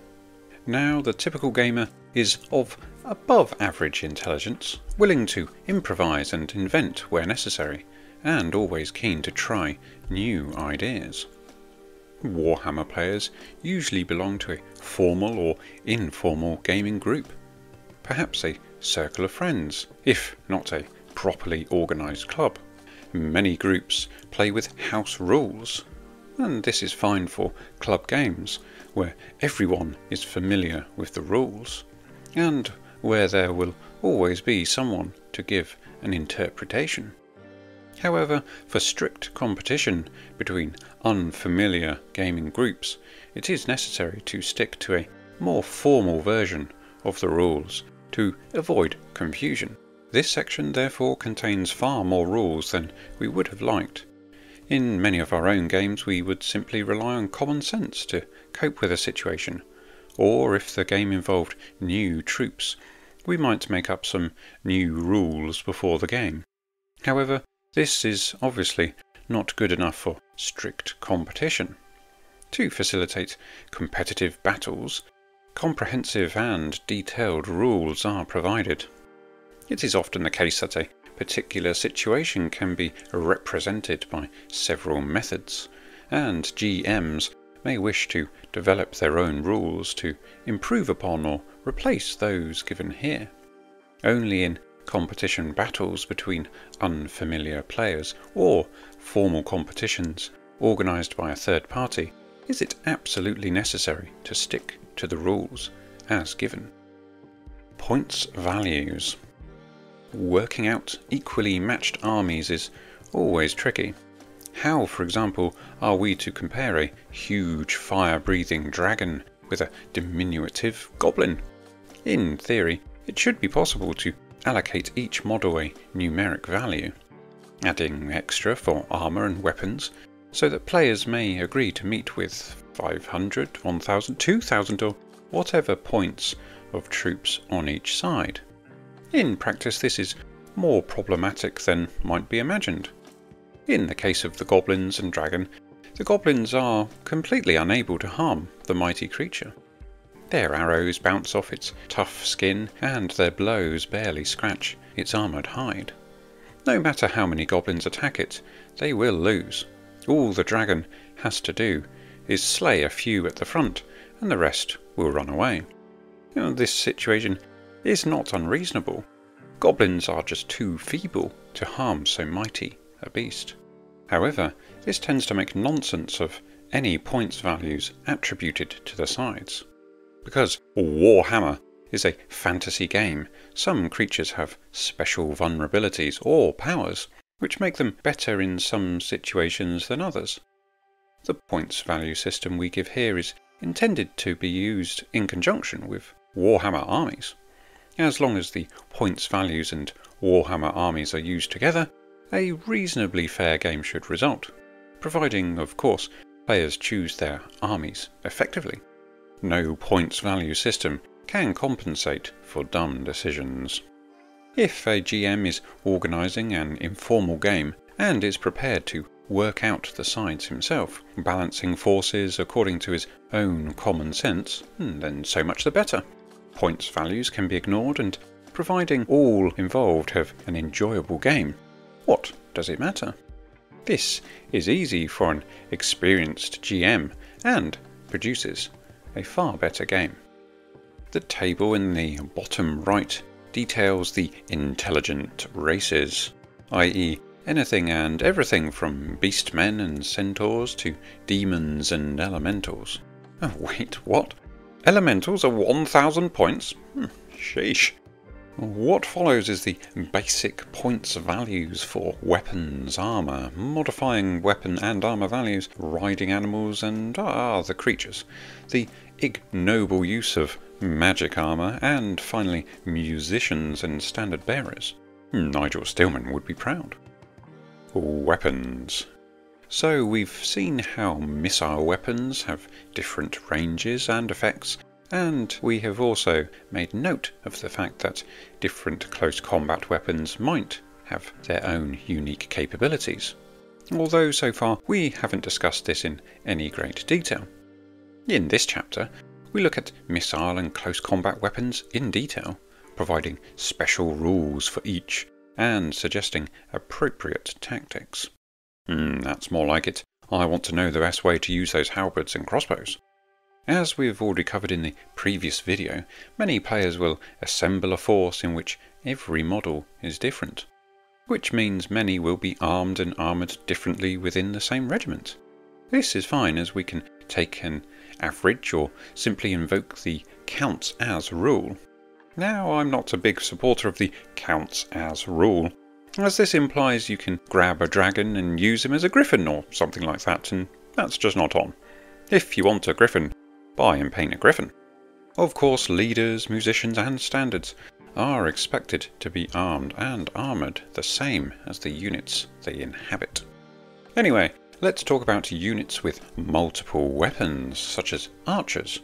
Archers will of course have bows and arrows, but they will naturally be armed with a hand weapon of some description too, perhaps shields or pavises. That is to say, oblong shields used during the late Middle Ages, in which case they have a variety of rules that apply to them. To unpack this further, there is no reason why troops shouldn't carry as many weapons as their encumbrance allows, much like a Roman legionary. However, it may simply not be affordable to have these super troops with every possible combination of weapon under the sun, and still remain within the allocated points limit. Now we go into the technicalities of each weapon, and the list is exhaustive, covering everything from hand weapons to spears.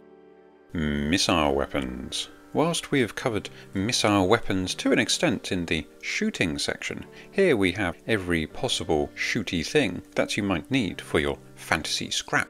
We cover bows, crossbows, throwing spears, blowpipes and more, plus for those of you more aligned to the dwarves and empire factions, you will appreciate the addition of gunpowder weapons in this list, including everything from the noble arquebus to the infamous Torinoko grenade. Character models.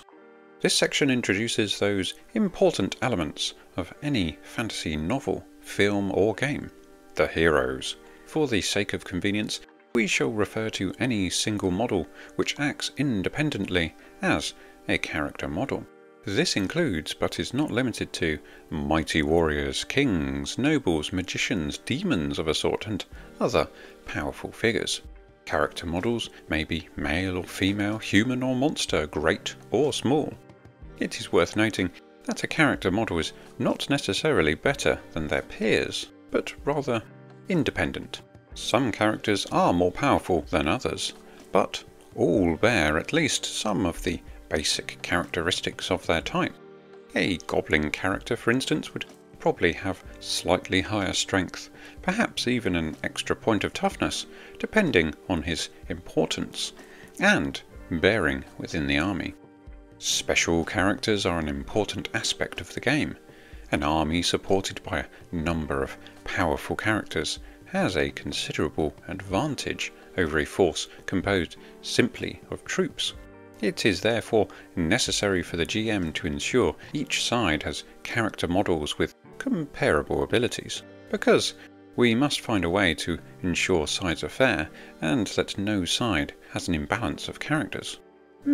Interesting indeed that we are already talking about the collegiate nature of having a fair and balanced army. You must consider that the dark days of grand tournaments and hero hammer are in a dark future, as yet unconcerning to us here in the 80s and early 90s. Characters are graded in levels, which go up in steps of 5. A hangover from Dungeons and Dragons, I presume. A character model is therefore of level 5, 10, 15, 20 or 25, the maximum level. The greater the level, the better the character model is, but the more it costs in points. Each level represents the number of advances given to the character. A level 5 character has 5 advances, and a level 25 has 25 advances. These are explained in more detail later. We now go to the points values for characters. Let's see if you can wrap your head around this. If the basic value of a creature is 10 points or less, the points value of a character model is equal to the cost of a basic creature multiplied by the character's level, plus the value of the basic creature. A human, for example, is worth 5 points, and a human level 5 character is worth 5 by 5, 25 plus 5 equals 30. Where the result is 10 or more, any fractions are always rounded up to the nearest whole number. If the basic value of a creature is more than 10 points, points value of a character model is always 10 times the level, plus the basic cost. So, for example, a level 15 ogre costs 10 times 15, 150, plus 40, the basic points cost of an ogre, 190 points. Any bonuses that take a character's characteristics over 10 are still applied. However, as they are used separately and thus still useful in the game, rather than discarded. For strict competition games, Warhammer Armies indicates the maximum number of character models allowed to each army, and players are bound by this limitation. For friendly games, this limitation can be relaxed if the players so wish. Alternatively, the GM could always stipulate the numbers required for a scenario. Now we're getting into the good stuff, creating our characters. What follows is a series of tables detailing the additional characteristics applied to characters on the roll of a single d6. Of course, if you are a jammy git, you could just take all the best stats, although if the GM has some sort of plan in mind for your characters, he may choose the stat lines himself. If you are a stand-up type though, you might like to roll on the tables and just take whatever values chance throws your way. However, there are natural upper limits for the average chap. One simply can't become as strong and tough as a dragon. As such, there are limits to what is possible without turning into some kind of demon. We briefly touch on mounted characters and how their points values are affected by being mounted upon a noble steed. This is followed by character models in various types of action, moving around on their own, lending their support to friendly units or seeking out enemy heroes or monsters to battle. Character models can associate themselves with units for a little while, or they may wish to actually join a unit permanently. In the latter case, they are referred to as champions. We will look at the role of champions in greater detail later. For the moment, we shall examine the role of truly independent character models. Thus, we go into movement, turning, treating ground slightly differently, obstacles and facing charges. In addition, there are a series of rules regarding characters and missile fire. Whilst characters enjoy the flexibility of movement, they are highly vulnerable without the safety of a regiment in which to hide from enemy combatants. Characters benefit from temporarily associating with a unit. This prevents them from being singled out by missile fire, attacked by large monsters directly, or overwhelmed by entire units of enemies. Interestingly, we then detail what happens with characters who have different psychology than the unit they have entered. This is mentioned elsewhere in that the unit is not affected and may lead to the character leaving the unit involuntarily through fleeing in fear, panic, or some other fashion. This is followed by characters as leaders, leaving a unit, associated characters and casualties, characters and routes, champions of units, and finally generals. Every army must be led by a general. The general is always the character model with the highest leadership. If two or more models have the same leadership, the player may select any of them to command the army. Generals may act as unit leaders, move independently, or associate themselves with units in the same way as other characters. The proximity of the army's general will also boost morale of nearby troops. Any regiment whose own leader is within 12 inches of the general may take any route or rally tests against their leadership. If a unit has no leader, the distance should be measured to the central model of the unit's front rank, or to the exact centre of the rank if there are an even number of models. The general can't be everywhere at once. As such, it is appropriate for him to have subordinate commanders. Some armies can have more subordinate commanders than others, as indicated in Warhammer armies, but all armies can have at least one sub-commander. Just as the general is the character model with the highest leadership, the sub-commander is the character with the next highest leadership. The book then goes into some more detail about challenges, the conduct of challenges, and the nefarious unfair challenge. Special troop types. This section introduces some special troop types to the Warhammer game. Some of these represent units of highly trained or specialist troops, such as elites or bombardiers. Others represent troops with unusual natural abilities, while the lowly levies represent the worst troops of any race. So, who do we have in our lineup? We have animal handlers, assassins, berserkers, bombardiers, elite troops, falconers, flagellants, foresters, goblin fanatics, kamikaze warriors, levies, sappers, shape changers, plague sensor bearers, poisoned wind globe carriers, skirmishers, and scouts. Army standards. Any army may have its own separate standard. Ideally, the model standard should be suitably large and imposing so that it can be easily distinguished from ordinary unit standards. Standards of this kind must be carried by a character model. Although the model may be of any level, the character models must not be the general or a sub-commander. The points value of the army standard is equivalent to double the points value of the model carrying it plus 50. We then encounter a little 3rd edition anomaly in that the army standard bearer should remain within base-to-base contact with the general. If the general is slain, the standard bearer may associate with a unit, but will lose all of its bonuses for the rest of the game. This was changed drastically in later versions of the rules, with the army standard being able to roam the battlefield and bolster units as appropriate, which made a lot more tactical sense. Anyway, an army standard functions like a normal unit standard for the unit it is with. If the unit also has its own standard, its close combat resolution bonus of +1 is cumulative with the army standard, so the unit adds +2 to the number of casualties caused each round. If any friendly unit within 12 inches of the standard should rout, the player may take the test again. If any friendly unit within 12 inches takes a rally test, they may add 1 to their leadership score. As the army standard should be next to the general, typically this test is then taken against the leadership of the general, +1, but his leadership may not be taken above 10. We then cover the ramifications of losing one standard. As we talked about in the previous video, it's not something you want to happen, no sir. Baggage.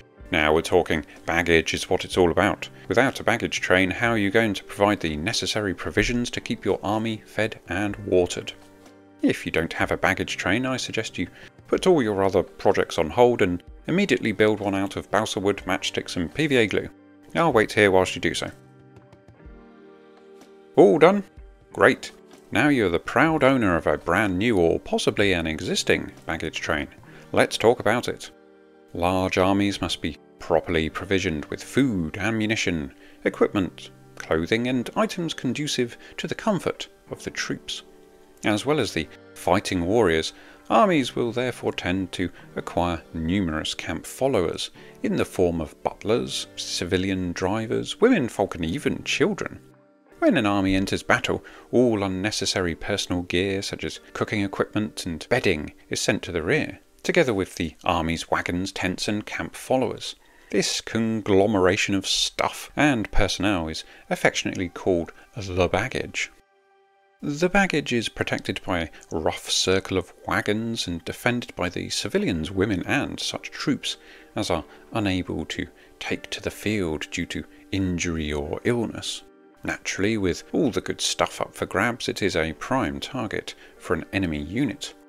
Any army of 1,000 points or more may include a baggage train at no extra cost. A side does not have to have a baggage train, but, as we've already discussed, it is unacceptable not to have one.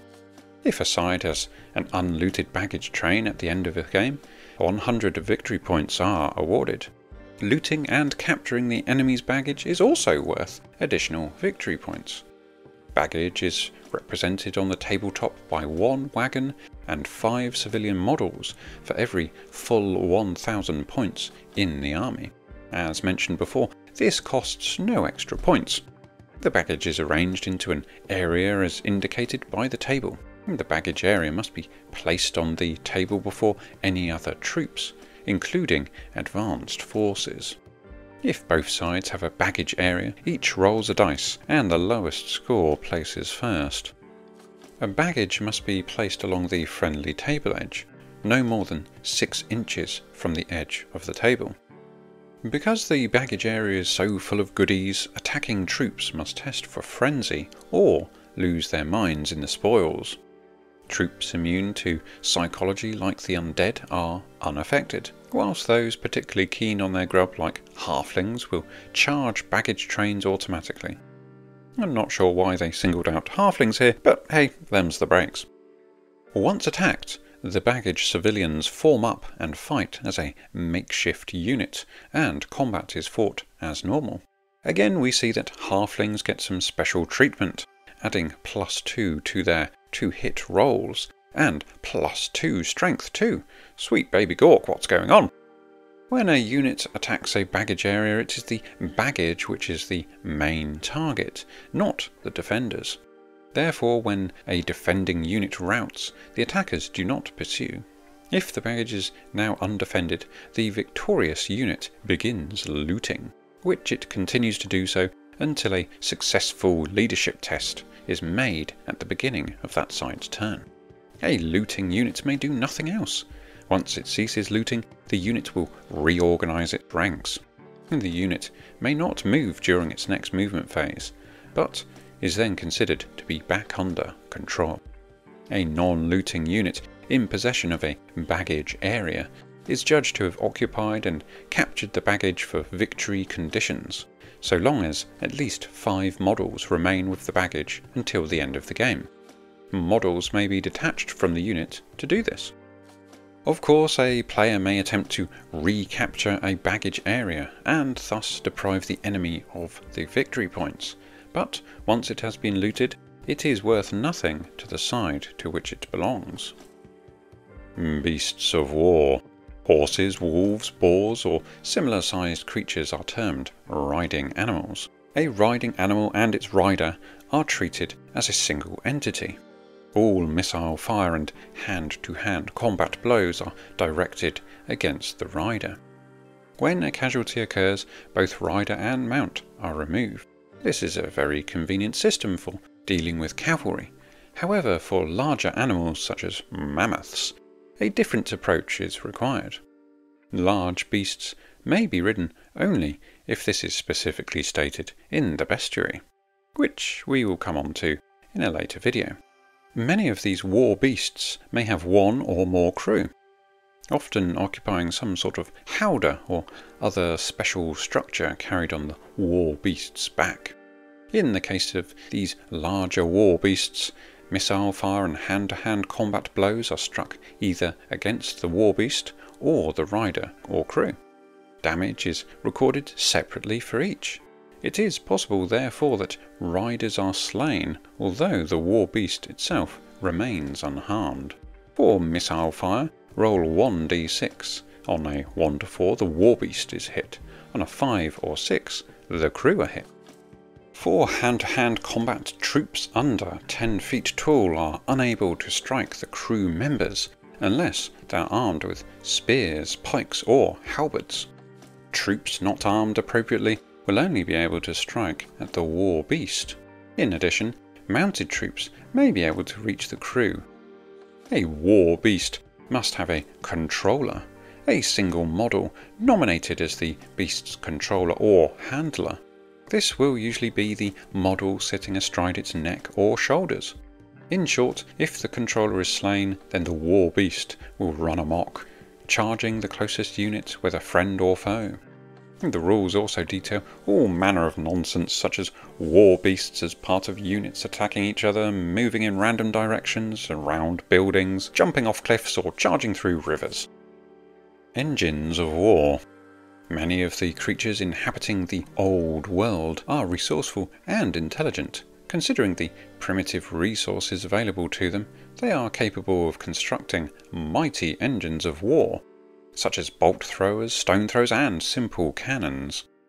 Alchemical and scientific research is mainly conducted by the famous Dwarf Engineers Guild, a secretive body of highly skilled dwarf artisans. Guild members never willingly divulge secrets, and few would do so even under the direst of circumstances. It was the guild that developed many of the special weapons that have subsequently been duplicated by other races, often in an imperfect and amateurish manner.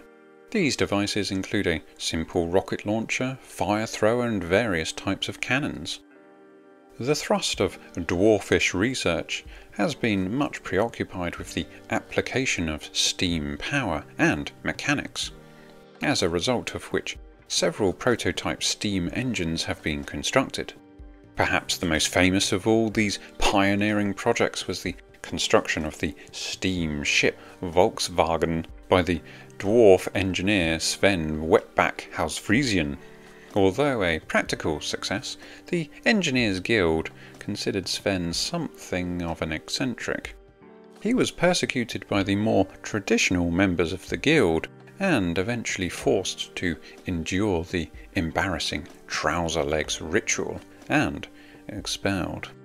Since Sven's expulsion, the guild has broadened its outlook somewhat, and several of its younger members are known to have constructed engines powered by steam and alcohol vapour.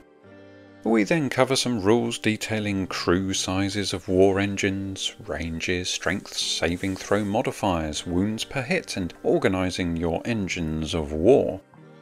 This is followed by points for crew members, crew loss and attacking engines. The war machines available to your armies range from bolt and stone throwers, cannons, mortars, organ guns, flame cannons, portable weapons, rocket launchers, fire throwers, warp fire throwers, sky rockets, and kamikaze rockets.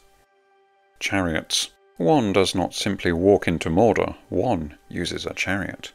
Chariots are fearsome weapons, the more so when pulled by aggressive creatures such as giant wolves or boars. Chariot models do not come supplied with their own base, so you must be prepared to make your own.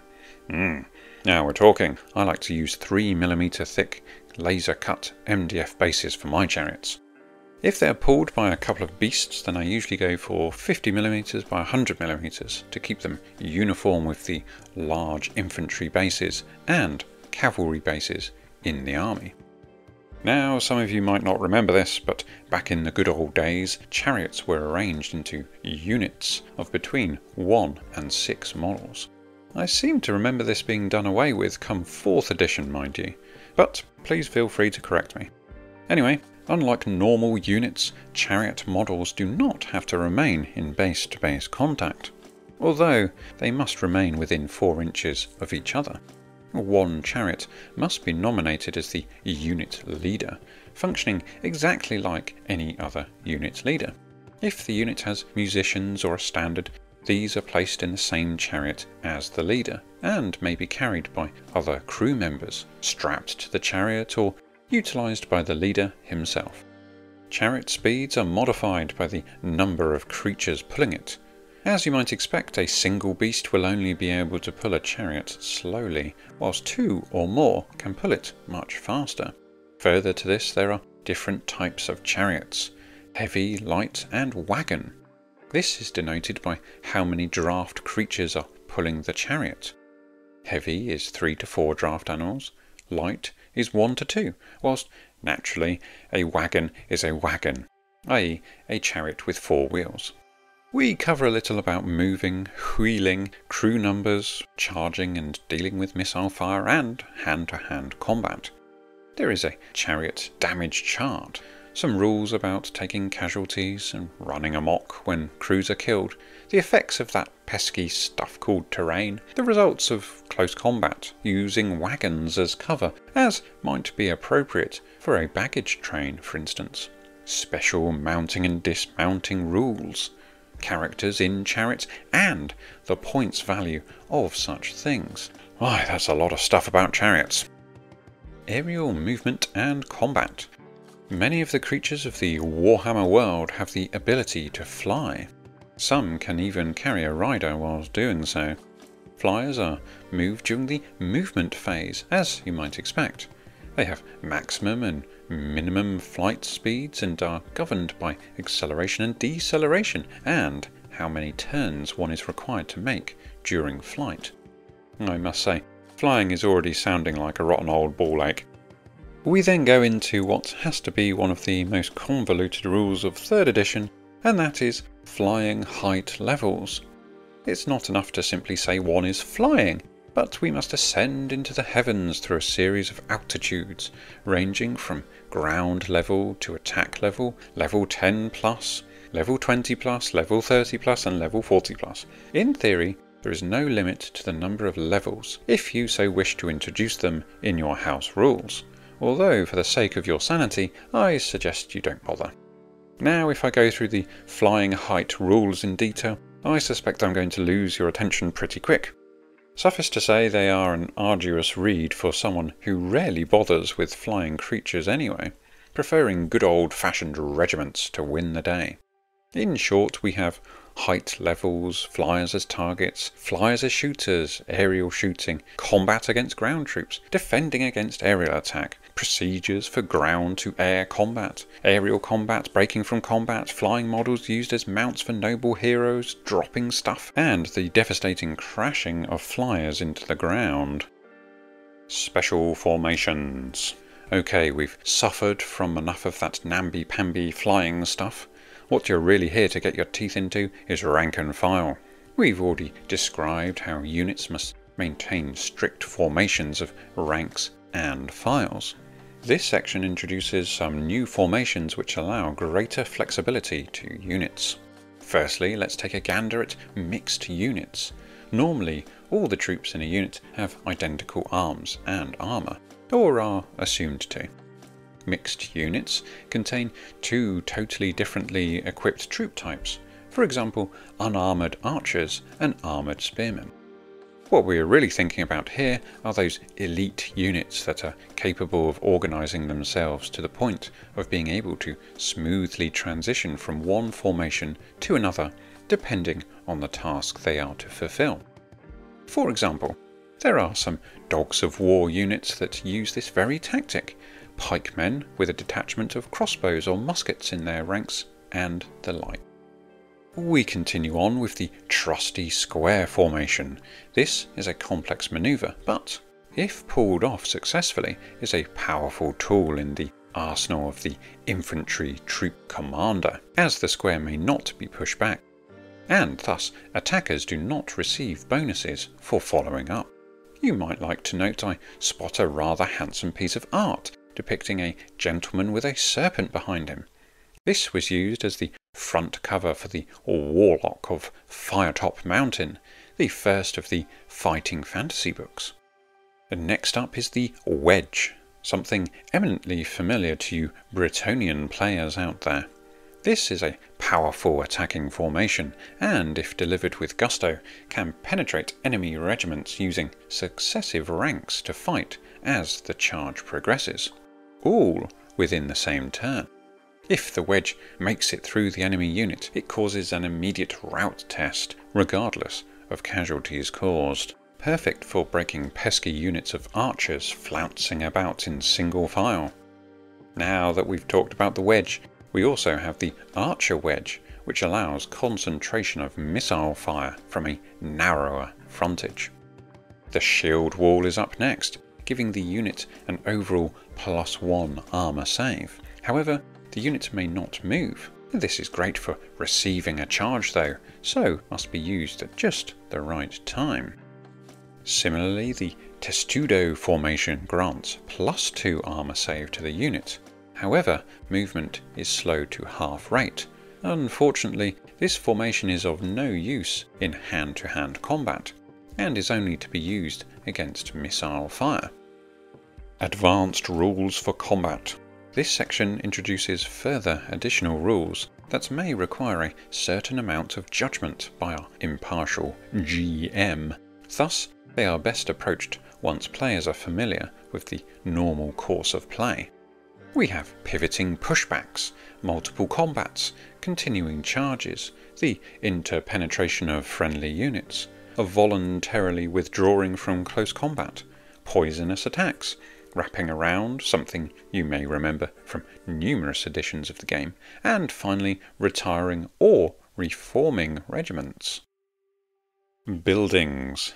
Buildings are pivotal locations on the Wargames table, points which must be possessed if the battle is to be won.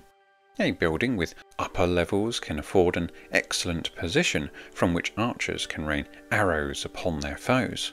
A tall building also provides a view over surrounding scenic features such as woods and hills. Because buildings are such a common and important part of the game, the rules which regulate their use must work as unobtrusively as possible. The system used in Warhammer is to divide buildings into sections and levels, and to permit models limited movement from section to section and level to level. This all sounds a bit like Siege to me, and I'm afraid we now go into a whole series of wacky illustrations detailing the levels of buildings, sections, levels, models and buildings, moving models, unit cohesion with buildings, entry and exit, combat within buildings, routing when in buildings, shooting from, into and at buildings, close combat against buildings, damage to buildings, multi-composite buildings of different materials, yes that was a thing, freestanding walls and fortifications. Ugh, what a load of stuff to think about. Fortunately, we did away with a lot of this gumph in later editions when we realised the real fighting is all down to manoeuvre warfare on the battlefield. Plus, buildings in general tended to be small hamlets and the outskirts of villages, so regiments tended not to get bogged down in them. Fire on the battlefield. Fire-based weaponry has two distinct applications on the fantasy battlefield: to set fire to buildings and to destroy those creatures described in the Bestiary as flammable, you naughty mummies. There are also some creatures which dislike fire and have psychological reactions associated with it, such as wolves, which must take panic tests if attacked by fire weapons. So we have flaming missiles, magical fire weapons, flame projectors, the effects of fire weapons, buildings on fire, setting fire to buildings, burning buildings, and the damage caused to buildings by fire, and extinguishing fires. As mentioned, the Bestiary describes which creatures are flammable. They are set on fire the same way as buildings, i.e. if hit by a flammable weapon, the GM rolls 1d6.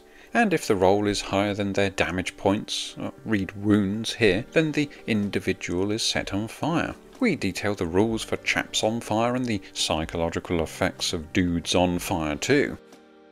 Scenery for competition games. When fighting an informal battle amongst friends, scenery can be placed in any mutually agreeable way. A particularly good method is for one player to set out the scenery before the battle. The other player then has the option of placing his troops on either table edge. The hosting player will try to set the scenery as fairly as possible, because if he does not, then his opponent may simply wish to use the unfair advantage afforded to him by picking the side with the favourable terrain setup. We can generate scenery randomly from the table on this page. Handy if you have all the terrain as listed, I suppose. To randomly place generated terrain, each player rolls 1d6, and the player who rolls highest places their piece of terrain first, and so on, until all their terrain is placed. Rivers can be placed to dissect or bisect the battlefield. We could go into this, but no one has river scenery in real life, do they? If you do, then you are a better man than I, sir. Buildings on the battlefield can form pivotal points, and their possession can seriously affect the outcome of the game. On the other hand, if you prefer a more open sort of game, buildings can be a nuisance. Cavalry-based armies, for instance, cannot take advantage of buildings, and may find their formations hindered by them. Players should remember this when placing their scenery. Also, it is worth noting that missile troops can be advance marched to occupy buildings before the battle begins in earnest. A final point for scenery for now being that odd-sized tables may generate too little or too much scenery. If your playing area is different from the typical tabletop setup, you may wish to modify the tables for random terrain generation. Deployment. When armies are first placed on the game's table, they must be positioned in the army's deployment zone. This area is defined as anywhere within 12 inches of the friendly table edge, but no closer than 12 inches to either of the table sides. Units must be deployed in the deployment zone, with the slowest units placed first and fastest last. This is a bit odd, as you might expect fast units to arrive at the battlefield first. Again, an example of overthinking every rule to the nth degree, something you might have noticed with this edition.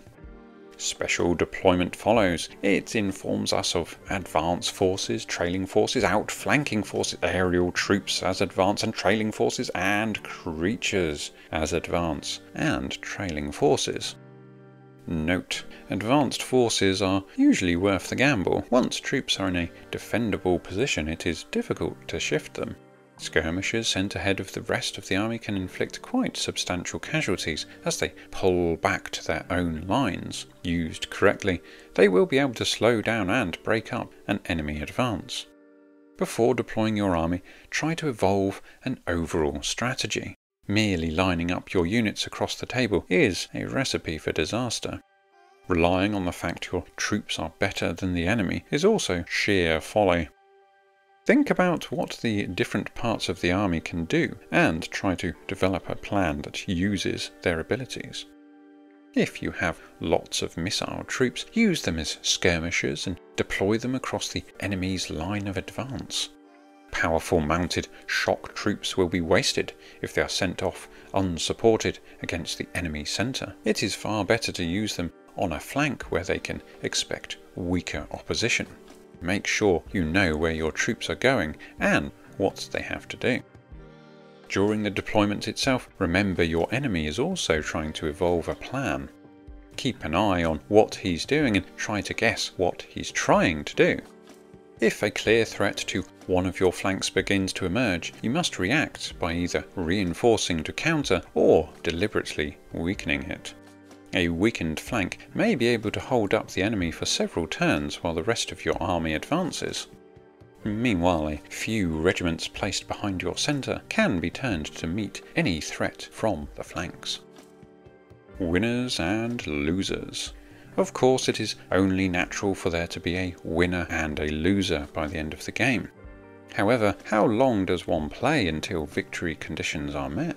It is suggested methods of establishing length of play can be the following: sweeping one's enemies from the field, playing until one side capitulates or is totally destroyed, a set number of hours or turns.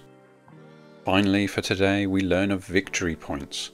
50 for the occupation of a hill, 50 for controlling specific zones upon the tabletop, 100 for a bridge, 50 for slaying a general, 100 for defending one's baggage, 50 for capturing a standard, 100 for capturing an army standard, 50 for your enemy's baggage area being looted at the end of the game, and 100 for your enemy's baggage being captured.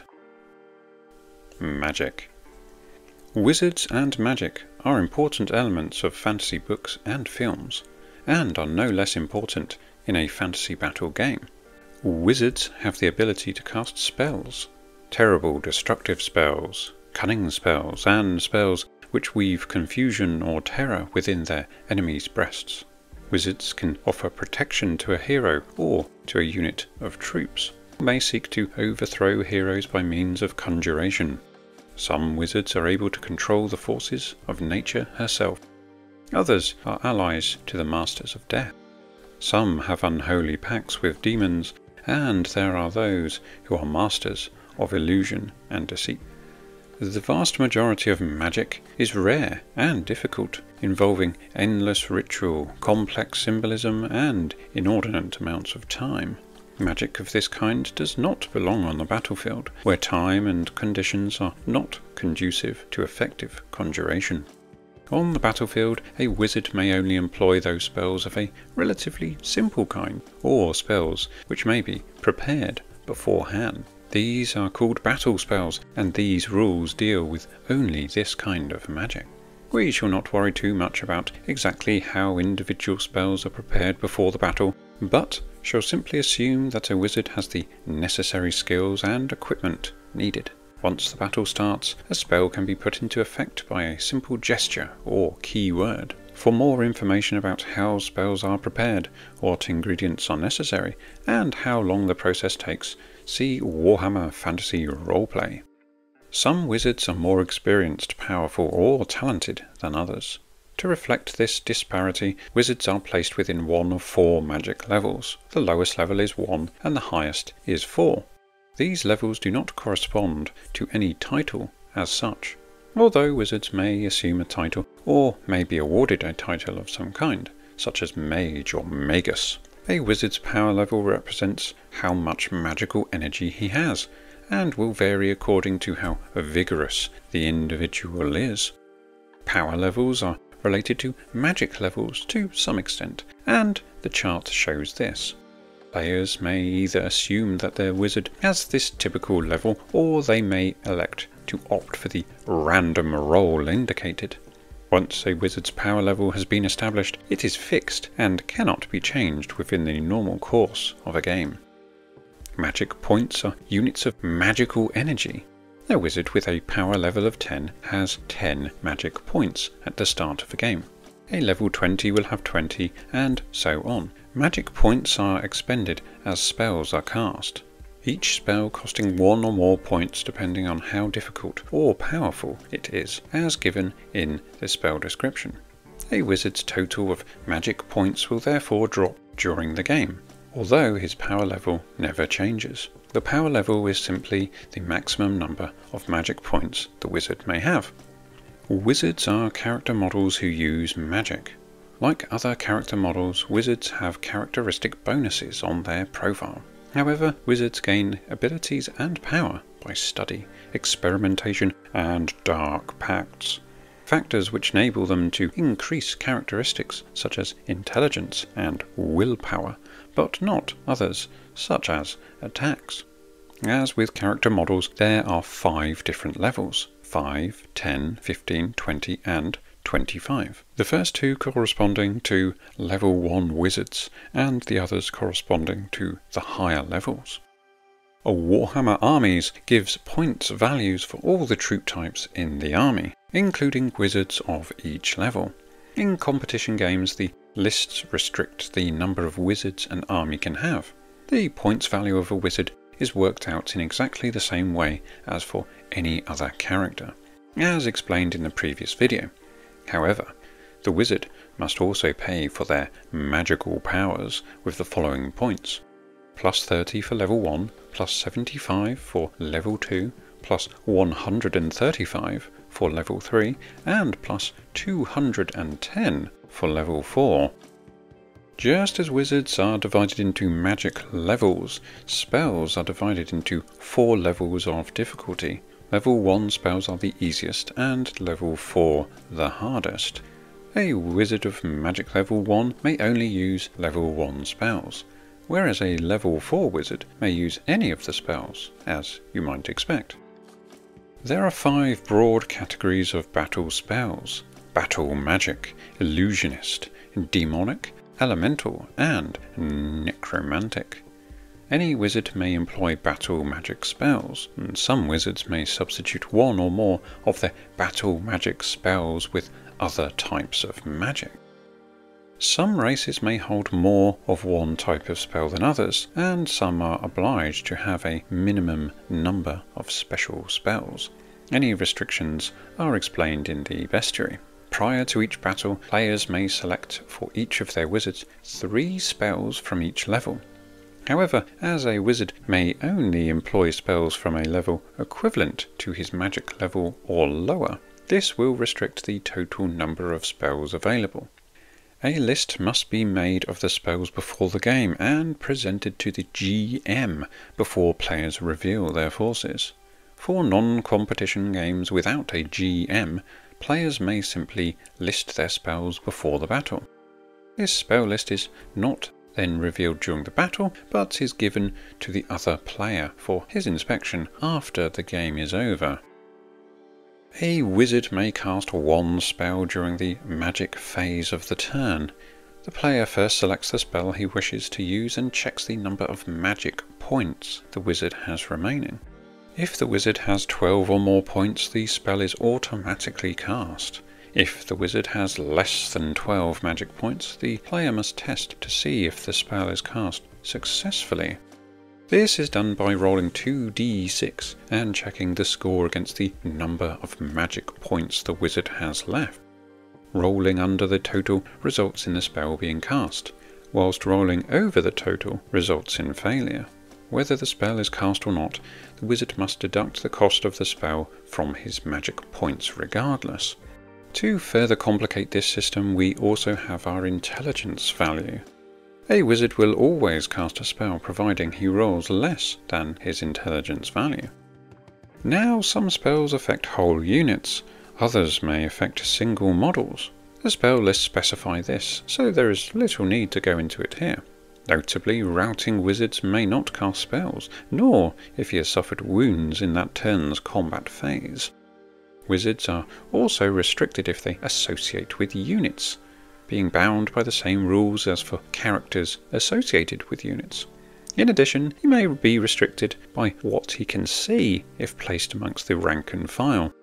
If engaged in combat, the wizard will be placed in a non-fighting rank, and casualties caused by magic notably count towards close combat results, which is handy.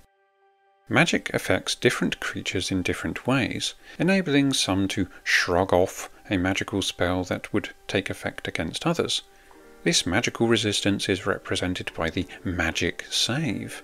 Magic saving throws are made against a character's willpower characteristic by rolling 2d6. It is also worth considering a wizard may enhance his own magic saving throw by using magic points if under assault by an enemy magician. This is done so before the saving throw is made. In addition, a wizard may similarly reduce an enemy's magic saving throw by using magic points in a similar fashion. Finally, undead, ethereal beings, demons and elementals are all vulnerable to magic as they are inherently magical. They cannot avoid the effects of magic and thus have no magical saving throw. The only matter being some of these creatures are also wizards in their own right. As such, they may use magic points to grant themselves a saving throw as necessary. A wizard may recover magic points by resting. A resting wizard may not move, shoot or fight, and may not use any magic. A resting wizard lapses into a trance-like state, in which he is completely impervious to events around him. After a complete turn spent in this way, a wizard may recover 1 magic point. I would point out that if you have been savvy with your use of magic throughout your games, you shouldn't really be needing to have your wizards standing motionless on the battlefield, desperately downing coffee and munching on cake.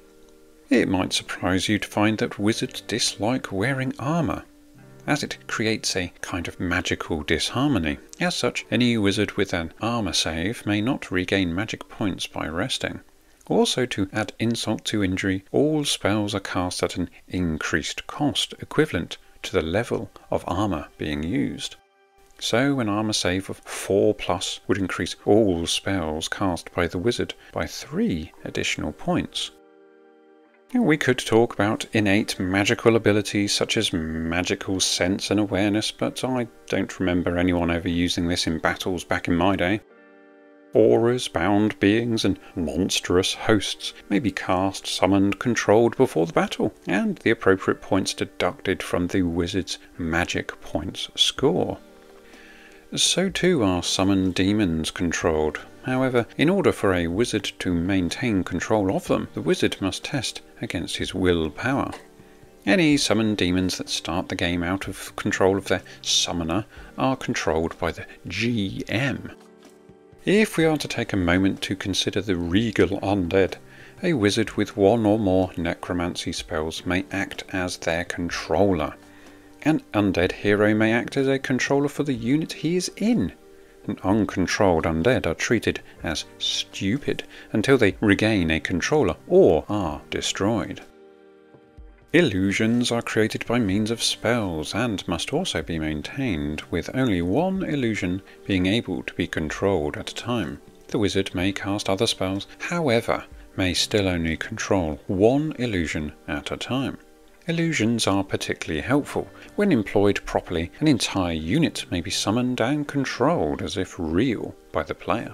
It will take damage as normal and remove casualties, etc.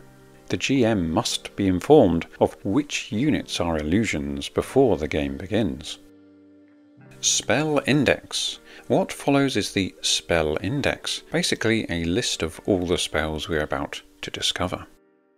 Battle Magic Spells. Now, battle magic can be taken by any wizard and provide some of the most useful little conjurations across all of the laws. At level 1 we have Aura of Resistance to give us an increased armor save, Cause Animosity to really rile up your foes, Cure Light Injury to restore wounds, De-Spirit to lower enemy leadership, Enthuse to increase friendly leadership, Fireball to cause D3 strength 3 hits and perhaps cause a bit of panic. Flight to fly off 24 inches whilst carrying a halfling. Yes, that is actually mentioned in the rules. Hammer Hand to give the caster a mean swing in close combat. Ignite Missiles, allowing friendly archers to inflict flaming attacks. Immunity from poison, which does what it says on the tin. Leg Breaking, reducing an enemy's movement by half, and may even render a character hilariously immobile if struck a second time. Steel Mind, to turn a model into a gibbering wreck. Strength of Combat, to increase any one of weapon skill, ballistic skills, strength, toughness, wounds, initiative, or attacks by 1. And Wind Blast, to prevent enemy archers from firing that turn. Moving on to level 2, Aura of Protection, giving +2 saving throw. Cause Frenzy, cause Hatred, cause Panic. Lightning Bolt, causing D3 strength 4 hits. Mental Duel, to challenge an enemy wizard to a battle of the brains. Mystic Mist, to reduce enemy movement. Rally, Raise, to damage buildings. Smash, to blow apart doors and gateways. Stampede, to force enemy cavalry to rout. Steadfast, to render friendly troops immune to psychology. Steal Magical Power, to whisk 2d6 magic points away from an enemy wizard. The beloved Vortex of Chaos that destroys everything it touches and moves across the battlefield 2d6 per turn, although disappears on a 7 or a double. Zone of Sanctuary, to protect from demons, ethereal, elemental and undead creatures. At level 3, Animate Sword, to fight for him. Arrow Invulnerability, to make friendly troops immune to ranged attacks. Cause Cowardly Flight, to force a rout. Cause Fear, cause Stupidity, Cloak of Darkness, rendering the caster and or unit he is with difficult to shoot at, with a -2 to hit modifier. Corrode, to reduce enemy armor saves and ruin weapons, not to mention absolutely destroy chariots. Create Magical Bog, which is a rather fun thing to do. Curse of Arrow Attraction to make enemy archers fire upon themselves, something the GM is to be notified of in advance. Dispel Aura, Dispel Magic to remove auras, illusions and zones. Enfeeble to force enemy troops to the ground under the weight of their own equipment. Magic Bridge, very handy. Transfer Aura. Vorpal Hurricane of Chaos, creating D6 vortices, much like the Vortex of Chaos. Finally, at level 4, Accelerate Time, Aura of Invulnerability to nullify wounds. Blast, causing D6 Strength 8 hits, the devastating Change Allegiance which lasts the whole game. Confound Mechanism to redirect a war machine. Cure Severe Wound to restore the wounds of a touched creature by 1 for every 10 magic points. Drain Magic to reduce the magical forces upon the battlefield, something that would be brought through to later editions of Magic. Enchant Weapon to increase the to-hit roll and strength of a weapon. Entanglement to halt an enemy unit for a turn. Fetid Cloud, causing 1 strength 5 hit. The Mighty Hurricane, lasting for D6 turns, reducing all movement to half and grounding all flyers, extinguishing all fires whilst all missiles become ineffective. Ravine opens a great chasm in the ground before the wizard. Standstill will cause an enemy unit to stand motionless for the rest of the game unless dispelled. Strength of Mind to fortify one's characteristics. Zone of Magical Immunity, granting protection from psychology, demonic, ethereal, elemental and undead creatures. Demonic Spells. These aren't spells to trifle with. The powers that can be unleashed from the demonic realm are simply mind-boggling indeed. Level 1. Bind Demon. Dispel Lesser Demon. Summon Familiar, Summon Steed, Zone of Demonic Protection to protect from demonic attack. Level 2 includes Stop Demonic Instability to beef up summoned demons. Summon Energy, which can increase the wizard's magic points by 2d6. Summon Lesser Demons, Summon Magical Aid, allowing another spell to be cast immediately, even if not known to the wizards. Zone of Demon Nullification, destroying demons that attempt to assault it.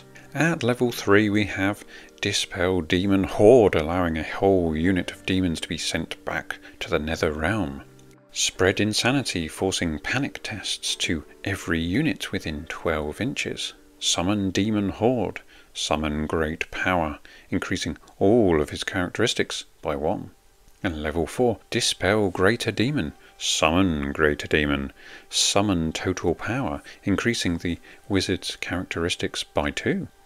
Demonic Portal, allowing uncontrolled access to the demonic realm. Elemental Spells. Elementalists are highly venerated spellcasters, as they can bolster troops therewith and hinder those they stand against.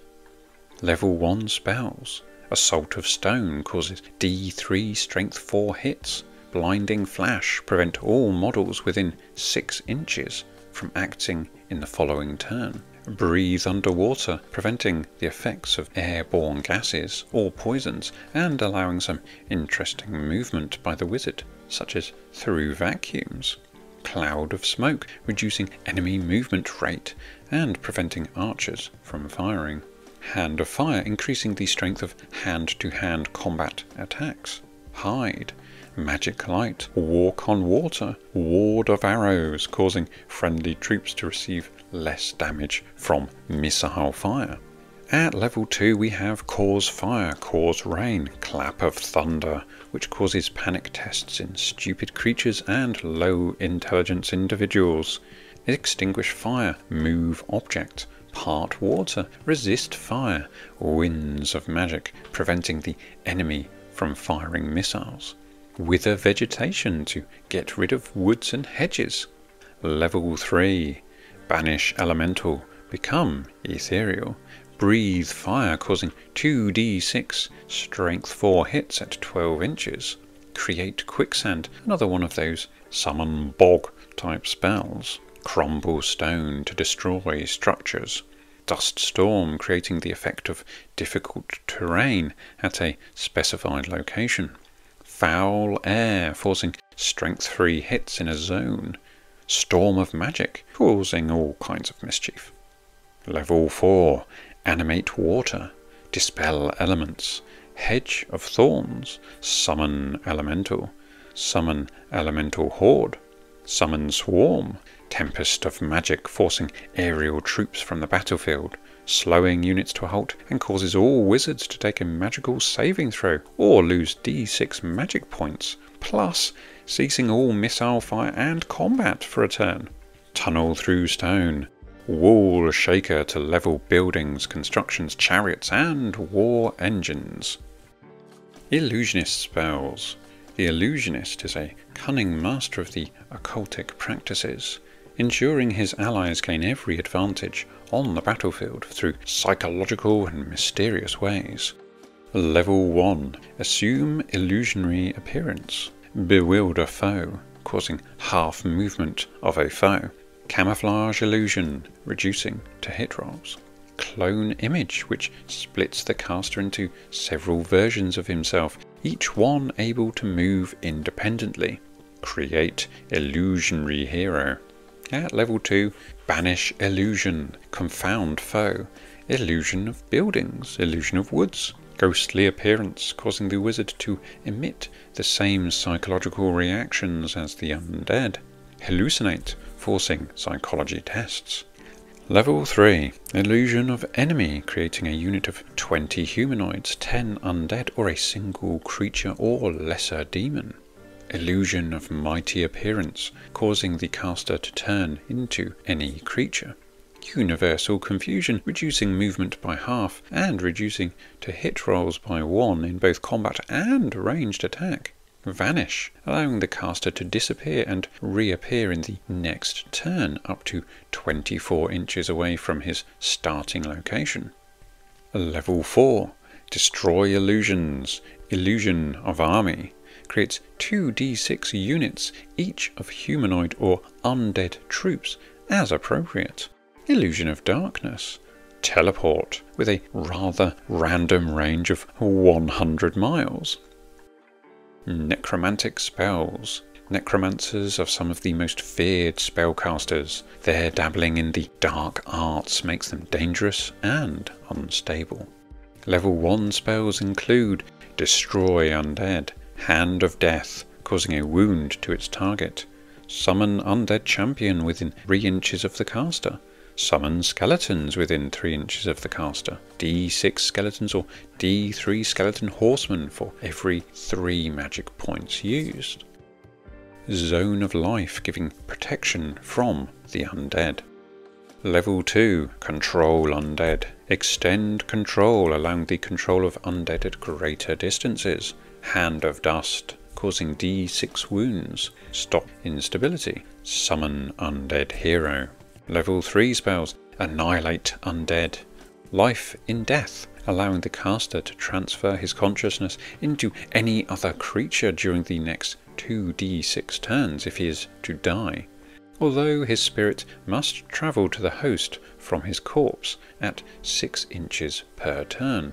Raise Dead, allowing the summoning of 6d6 skeletons, 6d6 zombies, 3d6 ghouls or d6 mummies. Summon Skeleton Horde, creating 6d6 skeletons or 3d6 skeleton horsemen. Level 4, Curse of Undeath, causing an enemy to lose a point of strength every turn until their strength reaches 0, at which time they become a minion of the undead. Summon Undead Hero. Total Control, allowing the control of undead across the whole battlefield.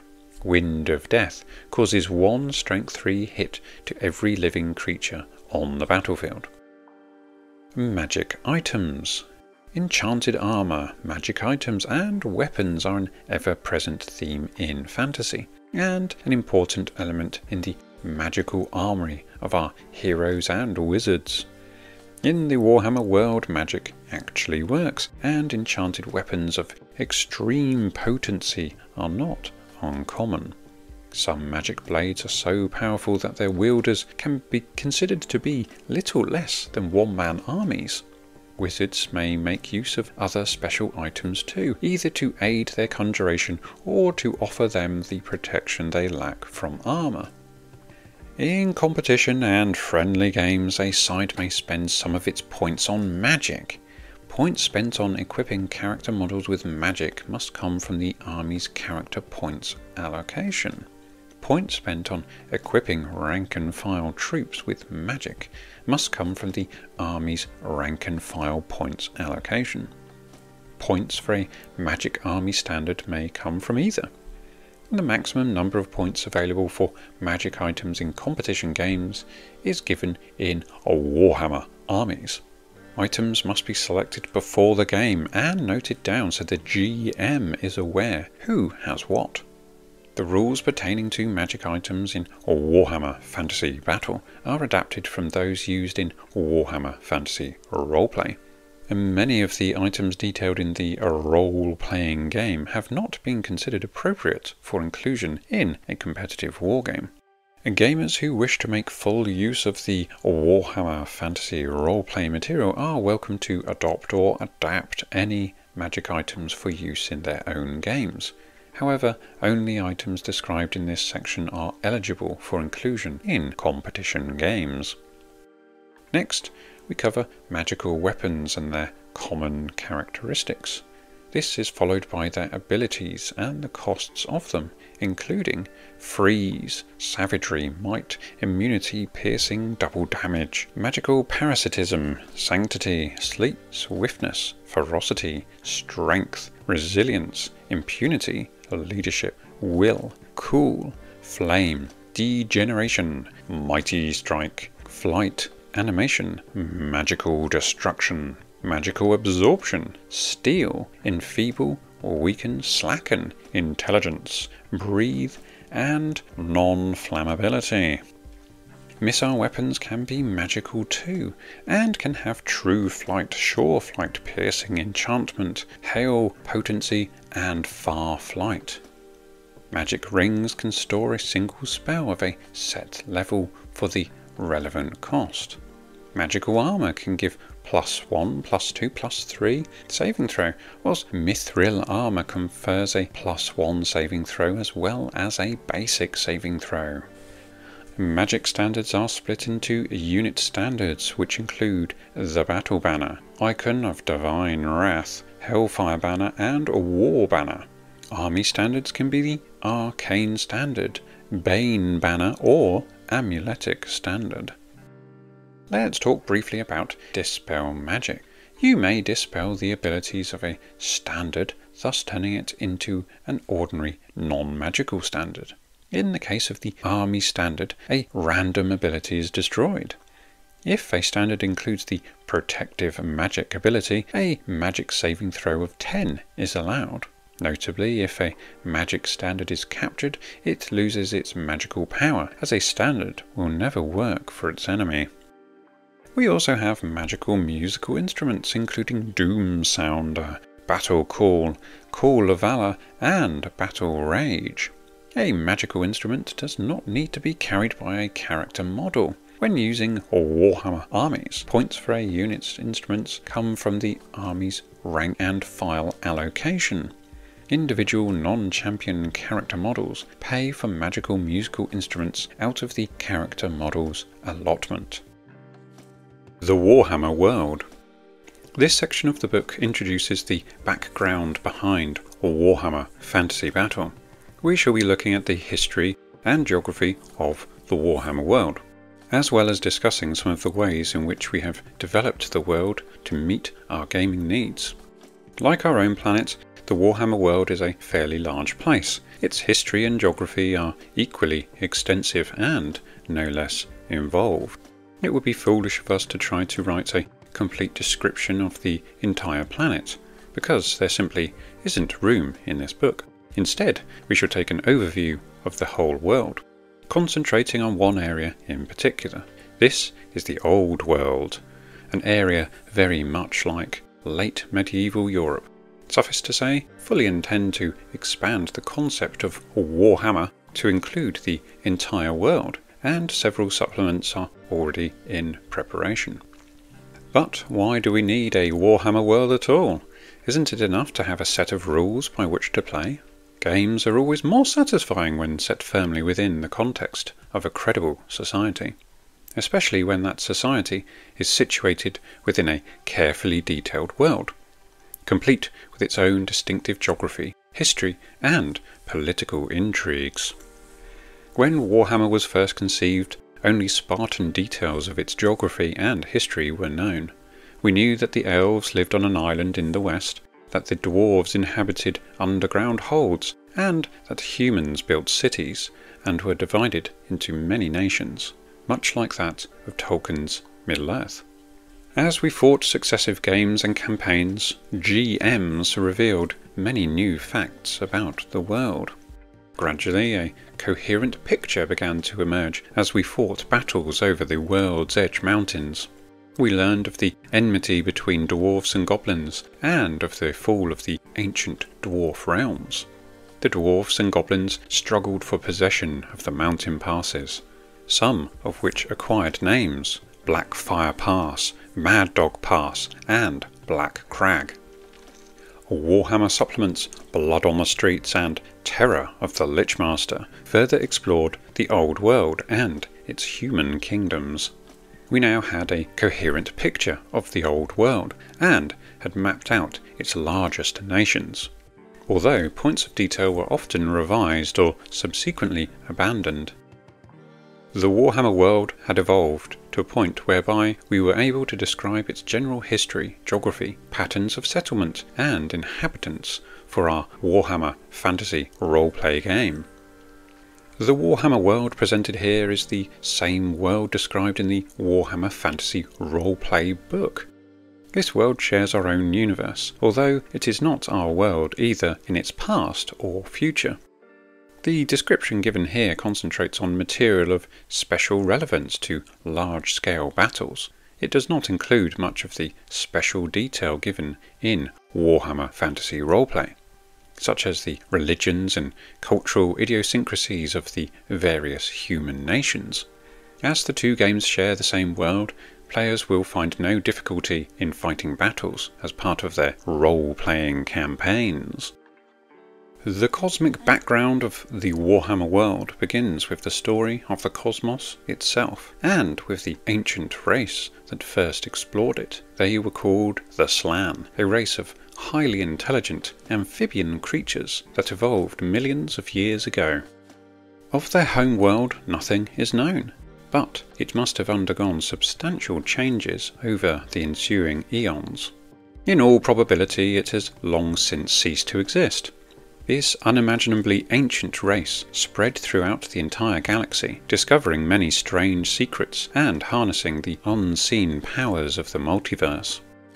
One of their greatest achievements was the creation of spatial gateways between the worlds, facilitating rapid travel over vast distances of space. Spatial gateways, or warp gates, were constructed near habitable planets, looking very much like huge black holes against the firmament. On entering a warp gate, Slan spacecraft were plunged into the unknown realms of another dimension. A dimension whose substance comprised matter and energy in an unformed state. This was the dimension of warp space, known now as Chaos. Through this sea of disassociated matter, the spacecraft of the Slan rode the swirling currents within its depths. So it was that the Slan conquered the vastness of space and mastered the primeval galaxy. Having gained access to warp space, the Slan also gained access to all points of the universe and to other undreamt-of aspects of the multiverse. By drawing strange powers through warp space, the Slan were able to colonize and transform countless planets. They learned how to shift the orbits of worlds relative to their suns, how to shape continents, and create conditions suitable for life. The Slann evolved a standard form of global hydrostatic control by means of continental alignment. As a result of their efforts, many of their worlds share a basically similar overall geography. A fact which continues to disturb intelligent spacefaring races to this day. On many worlds the Slann discovered living creatures. Some of these creatures became the subjects of genetic experiments. Newly created worlds became home to the offspring of these engineered creatures. Other worlds were found to have evolved life forms which were dangerous or displeasing. Creatures which were subsequently destroyed or altered to make them more useful. By this means, the Slann created many of the galaxy's habitable worlds and seeded the galaxy with the ancestors of men and other humanoids. The fall of the ancient civilization of the Slann happened, as far as can be ascertained, simultaneously throughout the galaxy. Suddenly they abandoned almost all of their worlds, their warp gates fell into disuse, and their lofty achievements were forgotten. On many worlds, Slann settlers degenerated into barbarism. On others, they retained only a vestige of their once mighty powers. This catastrophe resulted from a problem long appreciated by the Slann, but one which they were eventually unable to overcome. With the existence within the dimension of chaos of powerful, malignant intelligences. By opening up gateways between the material universe and that of chaos, the Slann had unwittingly opened portals through which dangerous and horrific forces could move into the universe. The Slann learned how to bind these entities using magic, magic being itself the manipulation of unseen energies inherent in chaos. Some of these entities the Slann could placate by means of sacrifice or ritual. Others could be kept in check only by the aid of those already won over.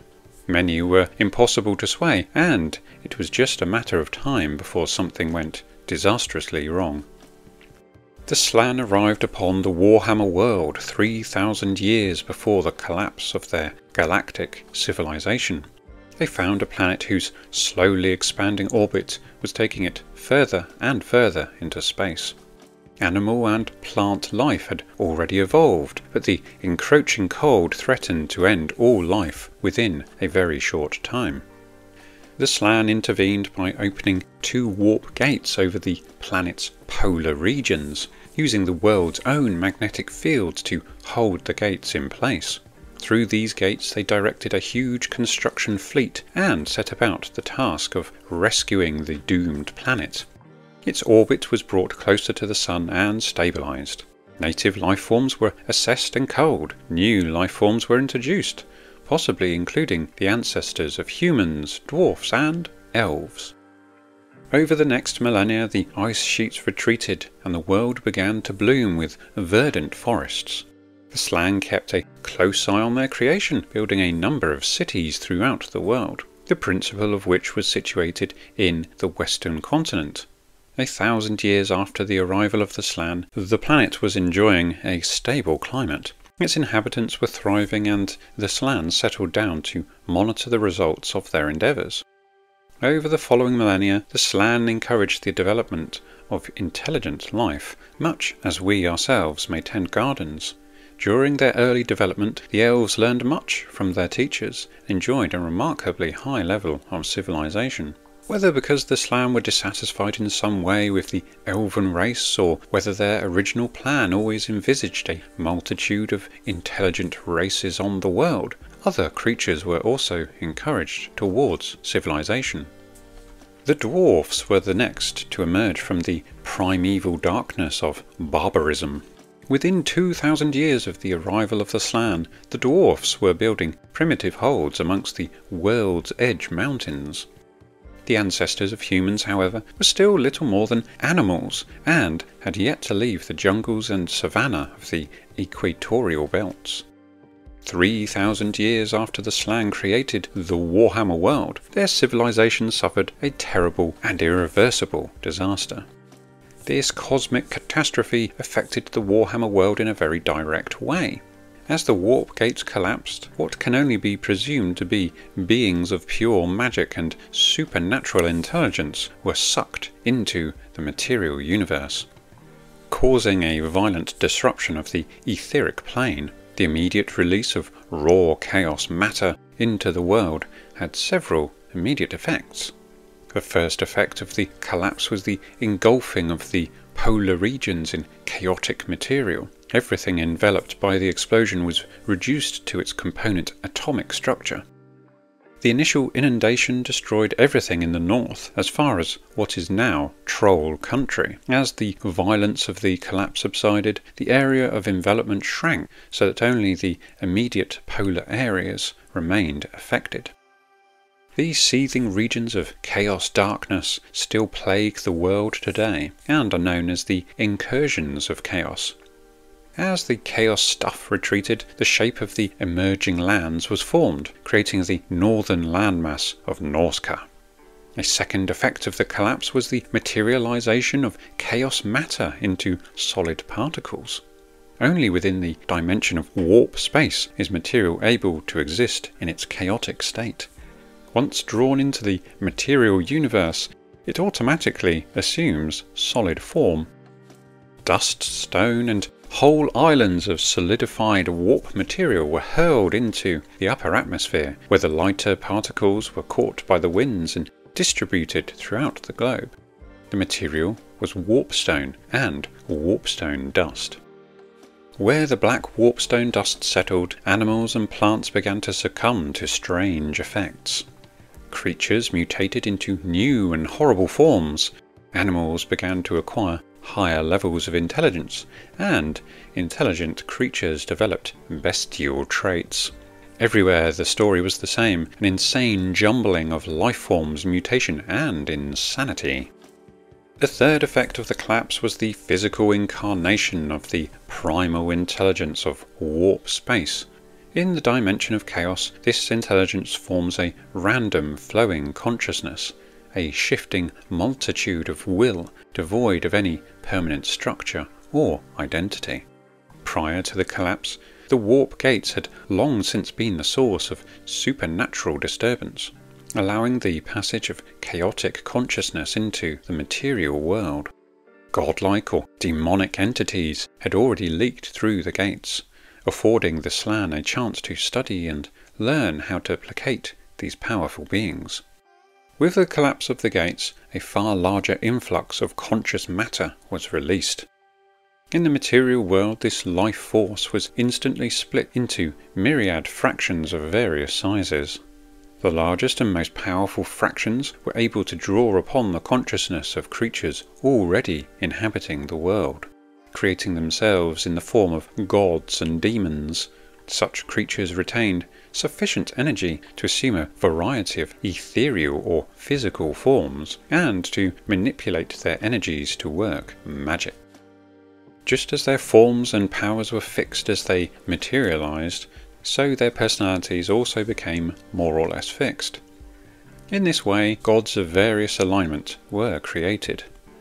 As well as these powerful entities, lesser beings were brought into existence.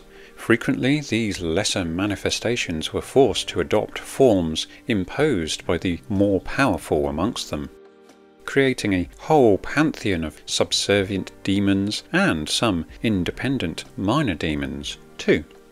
Finally, the last effect of the warp dust diverted much of the natural life forces, gathering and reabsorbing many of the living creatures into the morass of chaos. This created a new type of creature whose will and life force was derived from living, or once living, creatures, but whose physical form was bound within supernatural form. Creatures of this type are known as the elementals and the undead. Global geography. Following the arrival of the Slann, the continental land masses were realigned into their present shapes. This formed the basis for the Slann's hydrostatic control system, with which they were able to create various climatic zones. However, the subsequent collapse of the warp gates in the polar regions modified this plan to some extent, reforming the polar regions and shifting the balance of the system slightly. The results of this were to create volcanic activity in some parts of the world, notably in the Dark Lands and the World's Edge Mountains. The Old World lies to the west of the World's Edge Mountains. It is bound by the Sea of Claws to the north, the Great Western Ocean to the west, and the Southern Sea to the south. Its natural fauna is mixed forest in the north and central areas, with scattered forest to the south. The Old World is inhabited by the most prosperous and outward-looking of all humans, the Old Worlders. The realms and people of the Old World are discussed in considerable detail in a later section, so we'll leave this part of the world for the moment. The people of the Old World know very little about the fall of the Slann or the rise of chaos. To them the world is just as it always has been, a place threatened both by strange monsters and the powers of the Northern Darkness. Only the elves retain any real knowledge of those far-off times, and their understanding is shrouded in myth. With the fall of the Slann, the warp gates collapsed into the polar areas of the world, creating a northern and southern zone of dimensional instability. These zones appear as huge realms of darkness or negative light. A cloudy blackness whose proximity lends a dullness and oppressiveness to the surrounding lands. The size of this zone varies, but is normally restricted to an area well to the north of the Old World. The southern zone experiences a similar flux, but this is totally unknown to Old Worlders at present. The zones continue to function as uncontrolled gateways between the Warhammer world and the dimension of unformed matter and intelligence, known to the Old Worlders as Chaos. Through the zones, chaotic intelligences are able to take physical form and mental coherence, becoming demonic or divine entities. Close to the zones, biological mutation causes the creation of chaos creatures or mutants, and engenders widespread insanity. During periods of quiescence, creatures of chaos flourish upon the borders of the northern zone. They are mutated beyond recognition and live twisted lives, hunting and killing amongst their own kind. The further away from the zone, the less the effect, and creatures living too close are mutated almost instantly. And any living thing venturing into the zone itself would be demolecularized, its consciousness running into the generalized awareness of the unthinking stuff of chaos. As the zone becomes more active, it grows in area, forcing creatures of chaos to the south. At the same time, the mutating influence of the zone extends southwards. Old Worlders know and fear such times, realizing full well that an increased incidence of mutation heralds a general advance by the forces of chaos. Over a period of several years, the zone can reach as far south as Norsca, causing widespread upheaval amongst the creatures and chaos bands to the north of the Old World. These times are known as the incursions of chaos, when the black light flickers in the northern sky and foul chaotic creatures throw themselves upon the Old World. The most recent incursion of chaos reached as far as Prague before receding, driving many creatures of chaos into the Empire and beyond. Norsca, meanwhile, was created following the initial incursion of chaos, when the warp gates spread from the poles before receding, leaving the lands as they are today. The northern border of Norsca lies against the zone of chaos, and from this realm of darkness many twisted creatures come to trouble the human and dwarf inhabitants. The southern regions of Norsca are mountainous, even where the land meets the sea, producing fjords. The margins of the fjords and the hanging valleys at their head are favoured sites for human habitation. The humans of this land are hard-fighting warriors, ambitious seafarers and hardened drinkers. They are the Norse. and their relations with Old Worlders are frequently stormy. Norse longships raid and pillage as often as they trade, and Norse pirates are universally feared in the northern waters. The interior of Norska is extremely mountainous, ideal territory for the many dwarfs who live there too. The continent that lies to the south of the Old World is known as the Southlands. Its northern coasts form the southern edge of the Southern Sea, facing the Old World lands of Estalia and Tylea. These northern coasts are inhabited by humans of a different cultural heritage to those of the Old World, the Arabians. Technology and society amongst the Arabian cultures is comparable to that of the Old World. Like the Old Worlders to the north, Arabians are divided into many diverse nations, whose relationships with each other and with the humans of the north are often hostile. The coastal zones of Araby are prosperous and fertile, and include many fine cities whose harbours shelter the vast trading fleets of the Arabians.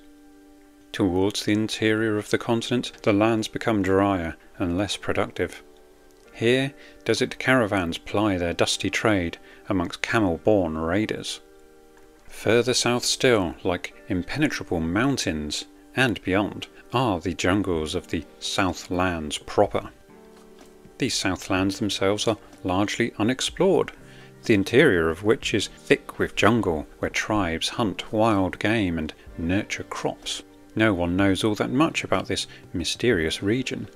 Popular bestiaries fill it with all manner of imagined beasts, and explorers tell obviously exaggerated stories of lost civilizations, buried treasures, and marvellous magical secrets. The Dark Lands lie within a huge natural basin formed by the eastern side of the World's Edge Mountains and the Mountains of Morn.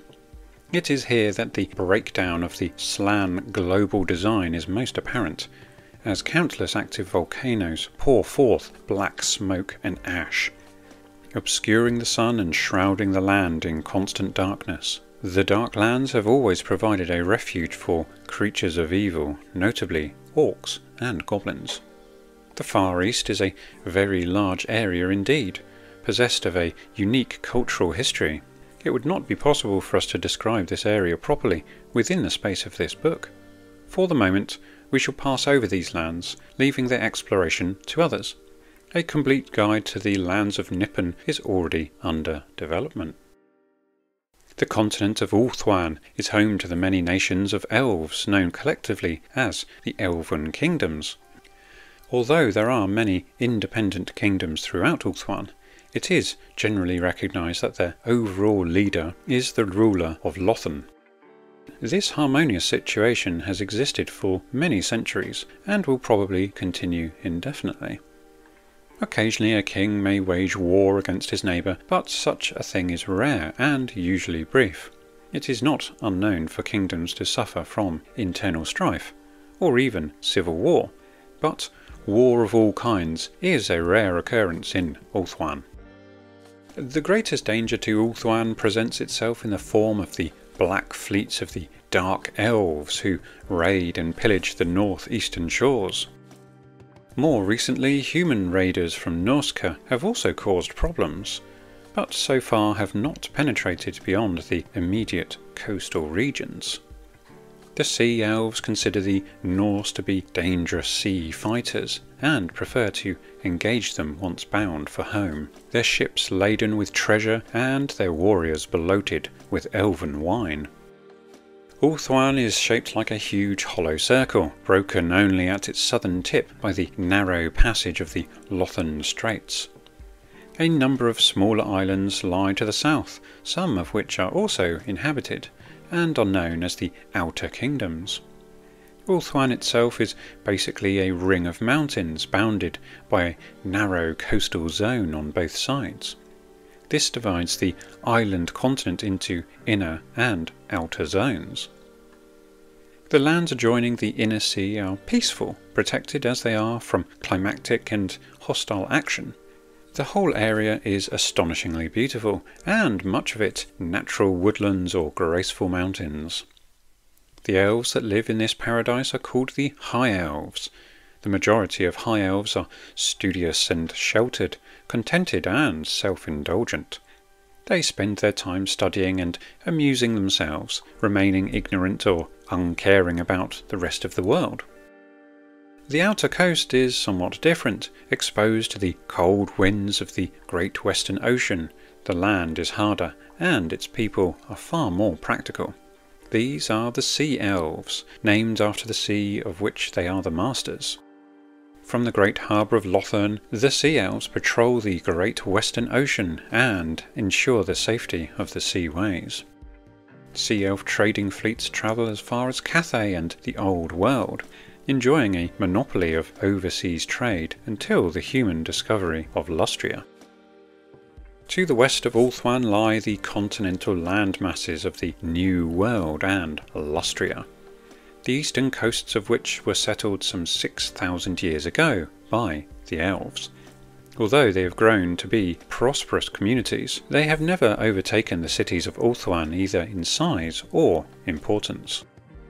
Further exploration of the central and western parts of the continent has met with indifferent success.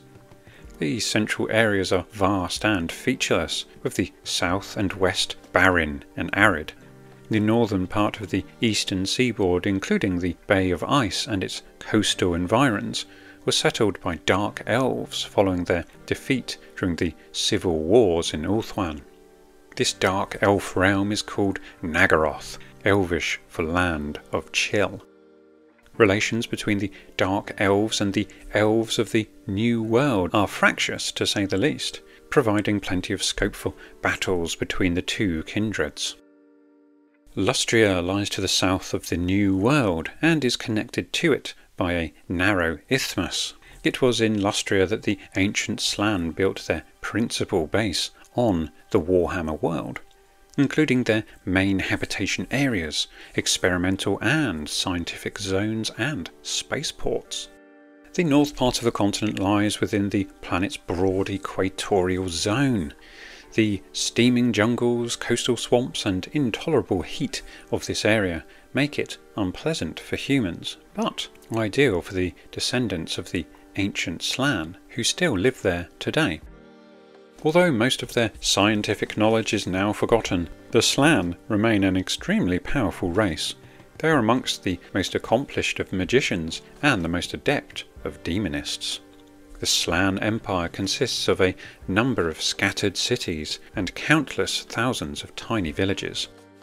The cities are extremely large in comparison with those of the Old World, and the civilization they harbour is strange and mysterious.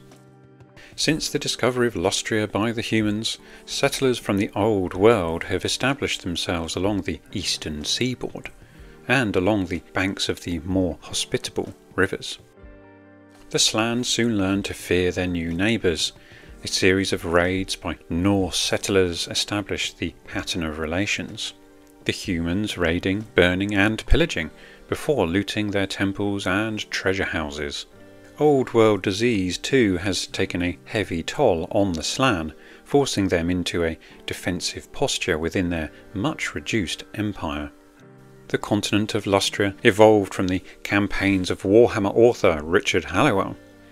Lustria is the strangest of all our Warhammer settings, featuring the fallen civilization of the Slann, its ancient scientific ruins in the jungles, and an unusual blend of demonism and technology. Into this world of Aztec dreams are thrust the adventuring Old Worlders and Norse freebooters, treasure seekers and settlers, with little respect for the philosophical treasures of an ancient civilization. The pygmies of the jungles, the wily Amazons, and renegade bands of man-hunting Slann stir the melting pot still further. Now you may already be thinking that all this sounds a lot like European history, and indeed much of the human societies in the Old World are based, at least in part, on certain civilizations of old.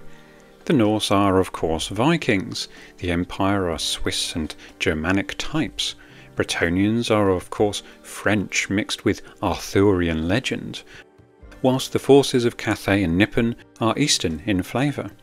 I suspect the modus operandi here was to ensure that historical gamers could use ready-made forces in this newfangled game, with very little in the way of modification, thus co-opting a vast ready-made community.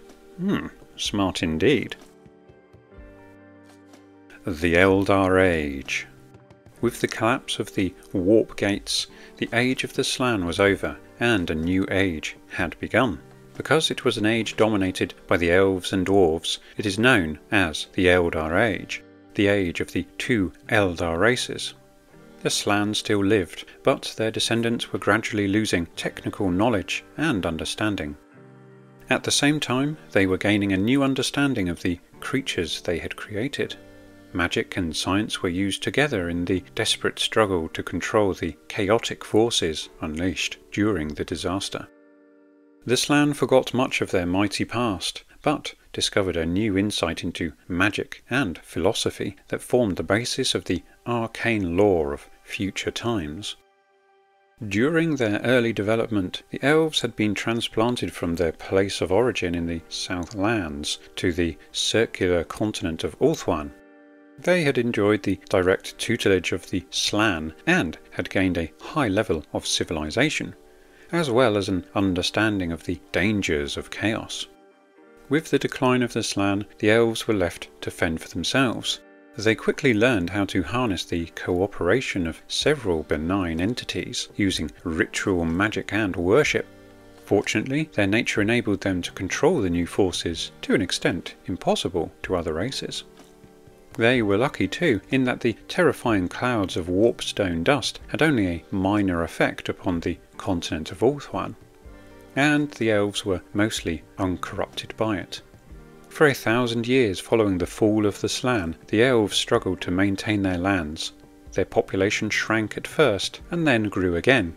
Their cities fell to ruin, but were rebuilt in new and wonderful forms. Within 1,000 years the elves had reached the height of their vigour, and were poised to begin an age of exploration. Their voyages took them east and west in search of new lands. In the east, the elves discovered the Old World and founded a number of coastal colonies. At that time, the Old World was heavily forested, and for many years the elves made no attempt to venture inland. In time, trade developed between the settlers and the primitive dwarfs of the distant mountains. The elves were keen to acquire the valuable minerals and gems mined by the dwarfs, whilst the dwarfs were hungry for the knowledge the elves possessed. Between the mountains and the sea lay a whole continent whose only inhabitants were creatures of evil, or the foul distortions of chaos. This wilderness of danger presented a considerable threat to both races, and an alliance was formed with the intent of cleansing the Old World. This was to a large degree successful, so that the goblins, orcs and other unfriendly creatures were driven northwards or else deep within the forests. Following the cleansing of the Old World, the elder races grew apart, coming to rely upon each other less and less. Eventually, relations between them became hostile. Over a 400-year period, the two races warred constantly. Both sides suffered heavy losses, but the dwarfs were eventually victorious, and the elves abandoned their cities, sailing back into the west and their island home of Ulthuan. A few elves remained behind, hidden in the deeper woods, away from the dwarf realms, and protected by powerful magical enchantments. These scattered communities were to become known as the Wood Elves, and their ancestors still live in the forests today. To the west, the elves discovered the northern part of the continent, the southern portion of what forms Lustria. Lustria was inhabited by the rapidly declining Slann, but the New World, as this northern area was called, was uninhabited at the time. The elves established a number of communities along the eastern seaboard, communities which have continued to thrive ever since. Although they were powerful magicians, the elves were but children compared to their masters, the Slann. Many misunderstood the powers they manipulated, turning towards the gods of chaos and the promise of easy power. For many years these so-called Dark Elves were tolerated amongst elven society. As the years passed, however, their excesses grew apace, until the towers of Lothan echoed to the sound of sacrifice and incantation. The vast majority of elves were to prove extremely resistant to the lure of chaos, and eventually the division between the two kindreds gave vent to their differences in civil war. Ulthuan was plunged into bloody conflict, her colonies were temporarily sundered, and her energies diverted towards internal strife. The war lasted for 200 years and ended in complete defeat for the Dark Elves and their exile into the New World. The Dark Elves were driven from Ulthuan and eventually settled in the northern land called Naggaroth, where they founded Naggarond, or Tower of Chill. Meanwhile, the primitive dwarfs followed the warming climate northwards, reaching the Old World a short time after the fall of the Warp Gates. The dwarfs spread along the great north-south chain of mountains called the World's Edge Mountains, following their path from the equator, the northern part of the Old World. As the dwarfs spread, they dug tunnels to connect their growing realm and built fortresses to protect its borders. At first, they lived in natural caverns, before transitioning to crude stone dwellings, and, finally, mighty fortresses hewn from the very mountains themselves. The dwarves of modern times date their arrival in the Old World with the founding of their capital city, Karaz-e-Karak, which means highest peak, and enduring forever, although is sometimes also called Everpeak. The dwarves were seriously affected by the clouds of warpstone dust that covered the world when the warp gates collapsed. Perhaps for this reason, many dwarves exhibit traces of chaotic, irrational, and self-destructive behaviour. At the time of the disaster, they were socially primitive, without the understanding of magic enjoyed by the elves. Because of these factors, the dwarfs never gained much knowledge over supernatural forces, or a proper understanding of the nature of the gods. However, by the time the elves had arrived, the dwarfs were already somewhat skilled builders, metalworkers, and warriors. They had met and overcome countless creatures of chaos, and their eternal struggle against the orcs and goblins had already begun. Notwithstanding their achievements, the dwarfs were indelibly tainted by the initial incursion of chaos, and remain inclined to greed, isolationism, and occasionally even cruelty. The dwarfs eventually drove their rivals the elves from the Old World, but at terrible cost. Weakened by centuries of warfare, their realm was to prove vulnerable to the goblins. The dwarfs found themselves unable to defend their realm, and one by one their fortresses fell to the invading orcs and goblin hordes. Matters were made worse when volcanic activity to the east forced the abandonment of a large section of the dwarf domain. The old mountain kingdom was divided into countless small pockets and isolated holds, each left to defend itself as best it could. The war continued in this way for about 1,000 years, ending only when the first humans allied with the dwarfs to drive the creatures of evil from the Old World once more. When the Slann fell, their genetic experiments were left unsupervised. Of these, the elves had already acquired a high level of civilization, and the dwarfs had taken the first cultural steps that would enable them to develop swiftly in the following centuries. Humanity, however, was a very new experiment indeed. At the time of the fall, the ancestors of humans were settled in the equatorial regions. Their cultural level was that of tool-using apes, and no more. Culturally uninformed, physically unrefined, the humans were especially vulnerable to the warping influences of chaos.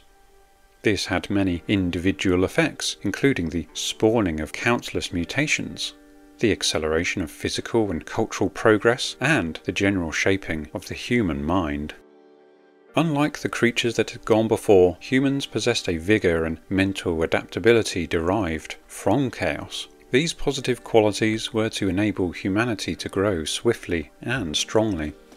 At the same time, the corrupting influence of chaos was firmly planted within the human mind, making humans especially susceptible to the whims of chaos.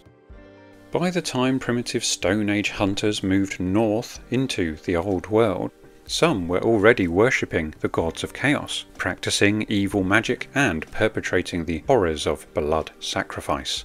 At this time, the majority showed few, if any, outward signs of corruption. Only fresh generations would uncover the true damage wrought upon the last creation of the Slann. Moving into the Old World, some 3,500 years after the fall of the Slann, primitive hunting bands met the long-established dwarfs. The elves had long since fled the Old World, and the dwarfs were engaged in their bitter struggles against the goblins. At first, the primitive humans went unnoticed amidst the turmoil. It was as a result of occasional contact with dwarven holds that humans began to learn of the rudiments of agriculture, metalwork, and building. After centuries of development, the early humans had formed solid ties with the dwarfs and began to fight alongside them. The most successful of these tribes was the Unberogen, led by the legendary Sigmar. Sigmar was to gain great acclaim amongst the dwarfs, and went to work building himself a mighty realm the humans could call their own. Countless small tribes were eager to accept Sigmar as their ruler, and for the first time humanity had been brought under common rule. Primitive human groups occupied several areas throughout the world during the Eldar Age, including Lustria and Cathay. In Lustria, the Amazons and Pygmies would turn inwards, preferring isolation from humanity. In Cathay, the humans there would be brought to heel by the Emperor Warlord Yamyakuki. Meanwhile, as humans drifted northwards through the Old World, they were followed by another group of intelligent creatures called Halflings. Small both in numbers and size, the Halflings escaped notice for many years, and eventually came to settle in the sheltered vales of Stirland in a place called the Moot. Halflings may have been the last attempt by the Slann to engineer a race resistant to the impending doom. In many respects they may have succeeded, as Halflings are almost completely immune to the warping effects of chaos. However, the experiment was never finished, and the Halflings remained diminutive in stature, and thus reliant on their larger cousins in the humans for protection. The Age of Man. The Eldar Age is said to end with the Goblin Wars, a war from which the dwarfs were never to fully recover, and which opens the Old World to the new human nations. The Imperial calendar, the most commonly used of human reckonings, dates from the founding of the Empire at IC1. This was approximately 4,500 years after the fall of the Slann, and 2,500 years before the present day. The New Age was not marked in any profound way for the Elves of Ulthuan. Their own dating system is consequently much older than that of humanity. And the same is true of the dwarves, who date the end of the Goblin Wars as the year 3502. With the establishment of what would become the Empire, the first human nation was born. During the following centuries, humanity grew in number and now stands culturally advanced. Gunpowder weapons are becoming common, the study of science and magic goes hand in hand, and everywhere there is a feeling of progress. To the common people, the threat of chaos has receded, yet the seeds of corruption are planted within everyone and may sprout at any time. Mutation and worship of the dark gods is not openly tolerated and forms a secretive and sinister side to humanity. What will be the fate of humanity remains a mystery from this viewpoint, although we all know the ultimate doom that befalls it. Over the centuries, as the elves withdrew from their colonies and humanity gained a foothold, seafaring humans became commonplace, finding the distant lands of Cathay and Lustria and new trading routes along the tidal waters of the coast. The sundering of the Eldar races and the rise of humans led the ancient civilizations to dwindle and stagnate. The dwarfs, too few in number, remain in the old world, resolutely defending their holds whilst simultaneously declining in number. With too few of them to successfully defend their realm, the dwarfs may be able to liberate parts of their realm from the goblin menace for a brief time, but have insufficient resources to keep them. The elves, meanwhile, remain isolated and split, with some remaining in Oldhammer, others keeping their homes amongst humans in Marienburg, and the evil scum of the Dark Elves remaining at large as corsairs and pirates venturing forth from Nagarond. All the races now have very different ambitions and modus operandi. There is no singular all-encompassing threat to unite them. Yet. Timeline. Here you can see we have an abridged timeline that details a few key points in the history of the Warhammer world. However, it is paltry compared to what is available today. The Old World. The map of the Old World shows its principal upland areas. These are not the only highlands by any means, but are the largest such features, presenting almost insurmountable barriers to travellers and invaders alike. These huge mountains may be crossed only by means of passes and important strategic points. The largest mountains are, of course, the World's Edge Mountains, which delineate its eastern edges. Other mountains are shown, but less impressive in reality. Mountains form the first line of defence for the human nations, as well as providing the Old World with many of its natural boundaries. The rivers Reich, Sanez, Grismery, Brienne and Morkau are vast indeed, requiring ships to traverse at their widest points. All of these rivers are far larger, for instance, than their European equivalents. The Old World, being as large as it is sparsely populated in parts. Its human inhabitants occupy cities, towns and villages, isolated from each other by leagues of barren wastelands, lonely tracts and the wilds. Any order that exists is confined to within city walls. Whilst the Empire is the largest of the human realms, Bretonnia is almost as powerful today. Although, having said this, the current king is somewhat a despot, preferring glittering parties and unending debauchery rather than concentrating on maintaining his borders and alliances. Aristocrats and kings alike seem myopically ignorant of the true state of the realm, whilst those few genuinely caring nobles look to the defence of their own estates and underlings. The Estalian kingdoms are many and various, each led by independent rulers who war with each other over minor and trifling matters. They cannot be relied upon in times of need, and only will unite in times of great tumult. Typically, Estalian cities are well built and fortified, and they must be to survive the constant infighting between city-states that occurs. Kislev grew from the many scattered states established after the Gospodar invasions of the Old World approximately 800 years prior. Having survived this invasion, Kislev grew to be a powerful state on the front line against chaos. During the incursion of chaos, Prague was destroyed, and it took the combined might of Kislev and a crusading empire force, led by Magnus the Pious, to push the forces of darkness back.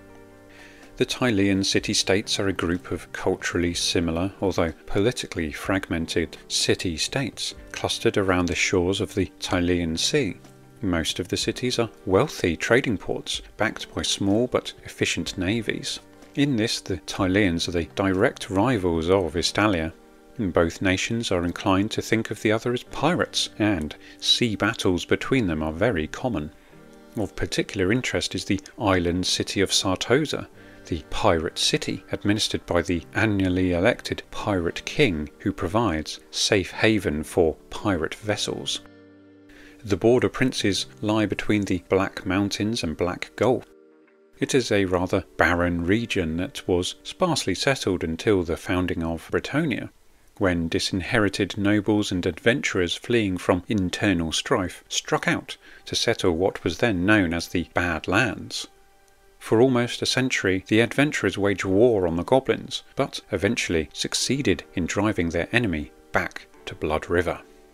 The Wasteland is an independent state centred around the city of Marienburg, the most prosperous trading port in the Old World. It was once a part of the Empire, but its independent mentality grew alongside its great wealth, and soon it was too unruly a city-state to control. Urged on by promises of support from Bretonnia, it declared independence from imperial control. The dwarfs surviving in their ancient realm of Karaz-a-Karak are known as Imperial Dwarfs, proud of their culture, language and heritage in equal measure. They are contemptuous of humans and even of those dwarfs who live amongst them, yet their declining numbers mean they grudgingly rely upon support from their dwarven kin who live in the Empire. Indeed, there are more dwarfs living among humans today than there are deep in the mountain holds they call their ancestral home. As such, dwarvish troops serve in almost all human armies. The Wood Elves of the Lorelorn Forest in the Empire and the Loren Forest of Bretonnia are few in number and intensively secretive. Most communities number less than 100 individuals, who live predominantly in the trees within aerial houses constructed from the trees themselves. The largest Wood Elf realm is Athel Loren, the city of the Elf King, situated deep within the Loren Forest. It is protected by numerous traps, enchantments, and guardians of the dark forests. The king and queen who reside there are the traditional rulers of all Wood Elves in the Old World. The Sea Elves, meanwhile, effectively control the Great Western Ocean, enabling fleets to safely traverse its treacherous waters. Most travelling elves are Sea Elves, passing through settlements on trading missions before moving on to somewhere new. To facilitate their trade, some elves have settled in the Old World permanently, creating elvish quarters within the cities of the Empire. The Bestiary. The Warhammer world is home to several intelligent races, a few not so intelligent races, and a great many fearsome creatures. Bestiary describes these different races and creatures, including supernatural beings such as demons, elementals, and the undead. The Bestiary lists the various creatures that appear in the Warhammer game, each being represented by a general description with notes on behaviour, disposition, and where they may be found. In addition, each creature has a typical profile, standard competition points value, and any other information that may require to play them in your games. The accompanying Warhammer Armies book sets out the armies which are suitable for competition games. It lists the types of troops available to each army, along with the number of character and other special models. A note on Ravening Hordes. Although written for Warhammer 2nd edition, Ravening Hordes may be used to determine the size and composition of armies. However, points values will need to be recalculated to bring them in line with this edition. Throughout these rules you may notice references to chaotic or evil creatures. This is a leftover from Dungeons & Dragons, alignments being much more prevalent in RPGs where such things are more nuanced. This would be omitted in later editions of the game in preference simply of armies being entirely good, bad or indifferent in their outlooks.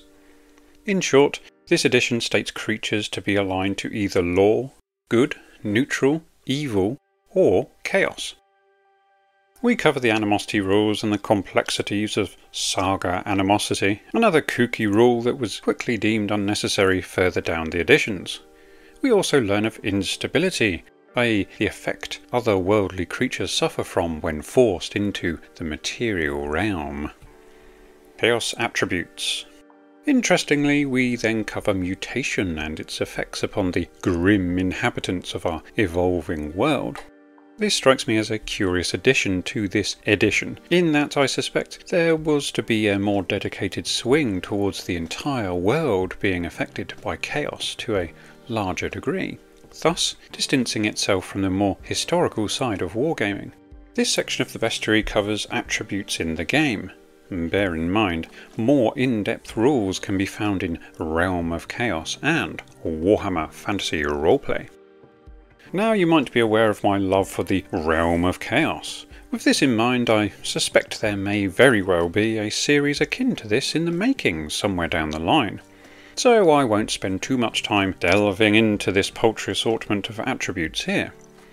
But we are given a nice smattering of different mutations to choose from all the same, Scorpion Tail being my favourite. The contents of the Bestiary. For ease of use, the Bestiary is divided into the following main sections: entries and sub-entries. Whilst the entries are arranged into alphabetical order, the sub-entries have been presented in the most easily assimilated order, so that Chaos Dwarfs come after Dwarfs and Norse Dwarfs, for example. I do like a bit of logic. Intelligent races. This category encompasses creatures likely to appear as bulk troops in armies such as dwarfs, goblins and orcs. It also includes a few creatures which are too rare or unusual to appear in great numbers, but which are intelligent thinking beings comparable to humans such as Coatl and Zoats. That's it then. What follows is expansive descriptions of the races and their attributes, a little of which I will be covering as we go. Beastmen are as twisted in mind as in body. Sadism and the worship of the gods of chaos are their only solace in a world where they are feared and hated. From one isolated group of beastmen evolved the Skaven, creatures combining the physical attributes of man and rat. Other beastmen forms are less stable, giving rise to fresh mutations in every generation, so that their forest hovels harbour an insane mixture of bestial flesh and vestigial humanity. Of note, those humans born along the northern borders of the Empire may invariably be mutated by the forces of darkness. These outcasts are left to the wilds, from where they are adopted by their new brethren, who will raise them as their own. They are, of course, aligned to chaos. Centaurs live upon the northern steppes east of the Old World and north of the Mountains of Morn. They are nomadic and have no permanent settlements, preferring to move through the steppes with the changing seasons and following the herds. In ancient times they were said to be friendly with the elves and to occasionally travel through the Old World. They are a free and uninhibited race, intelligent, reasonable and kindly. An interesting origin for the noble centaurs, who would be warped further by chaos as the editions went on, only remaining as beast and bull centaurs. As of now, though, they are aligned to good. Coatl are intelligent flying reptiles. Think snakes with wings, native to the steaming jungles of Lustria. Despite their rather bestial appearance, they are held sacred by the Slan. Pygmies, who are less sophisticated creatures than the Slan, eat Coatl if they can catch them. And Coatl have some dealings with the Slan, although they are careful to avoid casual contact with humanoid races wherever they can. They are aligned to good. The dwarfs are split into three types: Old, Norse and Black or Chaos Dwarfs. Although very different in many ways, all three types share common features and are represented by the same profile. Dwarfs are a common sight amongst the human settlements. Dwarf traders and artisans are regarded with suspicion in the countryside. However, in the cities and towns they are well respected for their wares. Whatever their current disposition, the dwarfs are united by a common history that is far older than the humans. They are typically aligned to neutral, however some may be evil or even chaotic. This is covered in the following sections on Norse and Chaos Dwarfs. Elves are the oldest and wisest of the humanoid races, older even than the dwarfs, whose civilization antedates that of humanity by more than 2,000 years. The elves are tall and lithe, bright-eyed and alert, and, whilst physically indistinguishable, are quite different in temperament and attitudes. Like the dwarfs, they are a sundered race, comprising of groups that call themselves High, Sea or Wood Elves, who are aligned to good, and the Dark Elves, who are evil or chaotic. The Fimir are strange bog creatures who haunt fens and desolate wastelands throughout the western Old World. Their strongholds take the form of foreboding, craggy piles of rock, crudely built in the semblance of human castles. All Fimir settlements are wreathed in thick mist, a miasma which is magically generated by the Fimir in order to shield them from the sun. Indeed, when forced to travel beyond their swamp homes, they surround themselves in an enchanted mist which moves with them. The Fimir are evil creatures. Gnomes are the smaller relatives of dwarfs, sharing a similar cultural heritage, language and grumpy temperament. As far as anyone knows, gnomes have always lived alongside the dwarfs, although in their own distinct settlements and never mixing with their larger cousins. Much like the halflings who rely on their larger human cousins, the gnomes rely on the might of the dwarfs for their safety. Gnomes are even more isolationist than the dwarfs, although there are odd individuals who reside within the empire. Vast majority live in communities within the World's Edge Mountains. Gnomes are neutral. Goblins are the most common of the goblinoid races, of which the others are hobgoblins, orcs and snotlings. We also have chaos goblins, which are mutated monsters with all kinds of gribbly nonsense. Goblinoids are related with common physical traits, psychological and social features. All are basically evil, cruel, callous creatures that understand and appreciate only brute force. Although we distinguish between 4 main types of goblins, most Old Worlders casually refer to all types as goblins. Interestingly, Tolkien himself used Uruk, orc, goblin and the like synonymously throughout his writings. Goblins are naturally evil. Halflings are contented, well-meaning and somewhat indolent folk who are more interested in the welfare of their crops and the contents of their bellies than warfare. Their militia is supposed to help defend the moot against raiding goblins, and is technically part of the Imperial Army, although its value as a fighting force is debatable at best. Their primary claim to military renown, as we learned earlier in the rules, is as baggage guards and cooks. Halflings are neutrally aligned.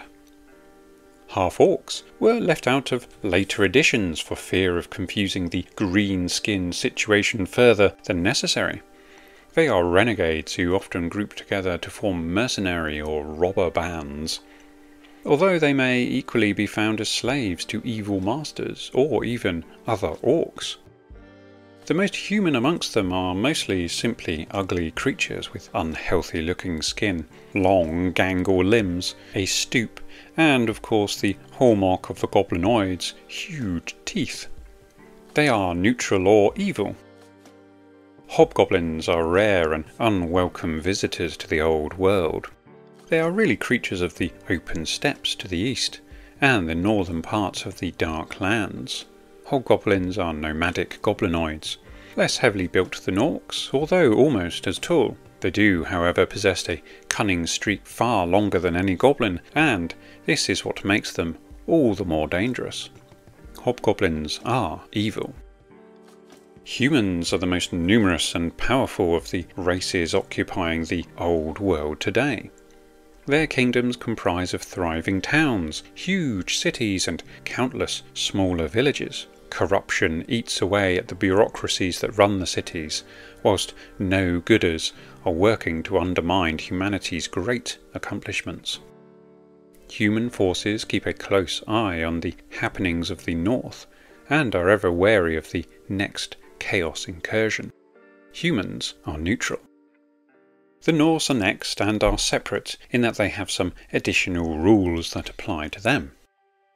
Wares are creatures of human origin, except that they are able to assume the form of a wolf, either wholly or partially. What is of particular note here is that there is so much space dedicated to something I don't ever recall anyone ever fielding.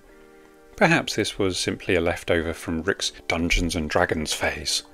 Wares are neutral. As you might expect of a world doused in warpstone, there are a significant cohort of chaotic humans. We have chaos cultists, chaos warriors and chaos sorcerers. We then go into evil warriors and evil sorcerers. A distinction between chaos and evil here being a slight difference in the access to chaos armour. Note, chaos armour does not inhibit the casting of spells like other armour. Far more in-depth information of everything covered in brief here can be found in the Realm of Chaos books. The lizard men are a race of humanoid reptiles related to troglodytes, with this distinction going the way of the dodo in later editions, and the omission of troglodytes altogether. In this early edition, the lizard men live in the deep dark caves under the delvings of the dwarfs and goblins.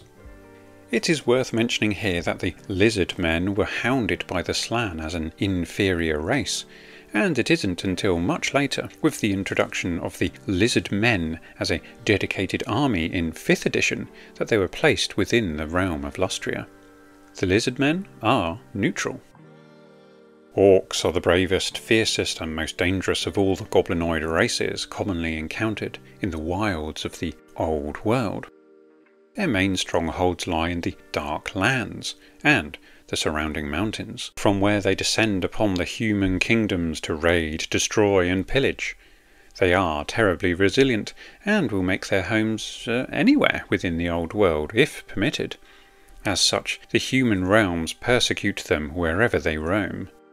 Orcs are for the most part evil. Pygmies are the smallest of the human races, with some Old World scholars denying they are human at all.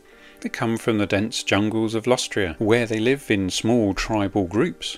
Nominally they are subjects of the Slann Emperor, although their relations with the Slann are not always good. Pygmies are neutral. Skaven are a race of chaos beastmen, combining the physique and mental outlook of man with the low cunning and problem-solving skills of lowly rats. They owe their warped nature to the power of warpstone, one of the greatest sources of magic in the world. They reside in the Underdark, a series of tunnels that extend for many leagues under the great cities of the Empire and beyond.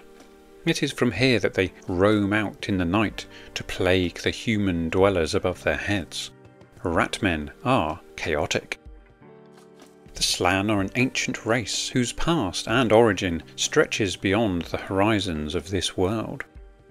Once they roamed the stuff of chaos in great fleets spanning the cosmos, and today the long isolated remnants of those Slann who settled on the Warhammer World live in Lustria, the vast southern continent far to the southwest of the Old World. The Slann are considered neutral.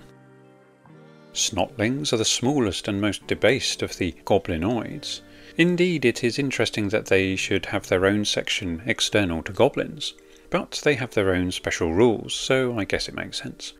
Also, having witnessed a snotling army descend upon a hapless halfling village at Bring Out Your Lead, I can understand their inclusion.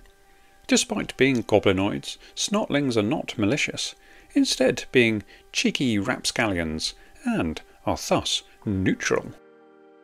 Finally, for the intelligent races we have the noble Zoat, sometimes called Zote, but I don't like that as it sounds like some sort of weird ailment. Anyway, Zoats are semi-legendary creatures who are rarely seen in the Old World. Everything about them is mysterious. No one professes to know how they came into the world, nor what they are doing upon it. It is rumoured that they have occasional dealings with the Wood Elves. Zoats are neutral.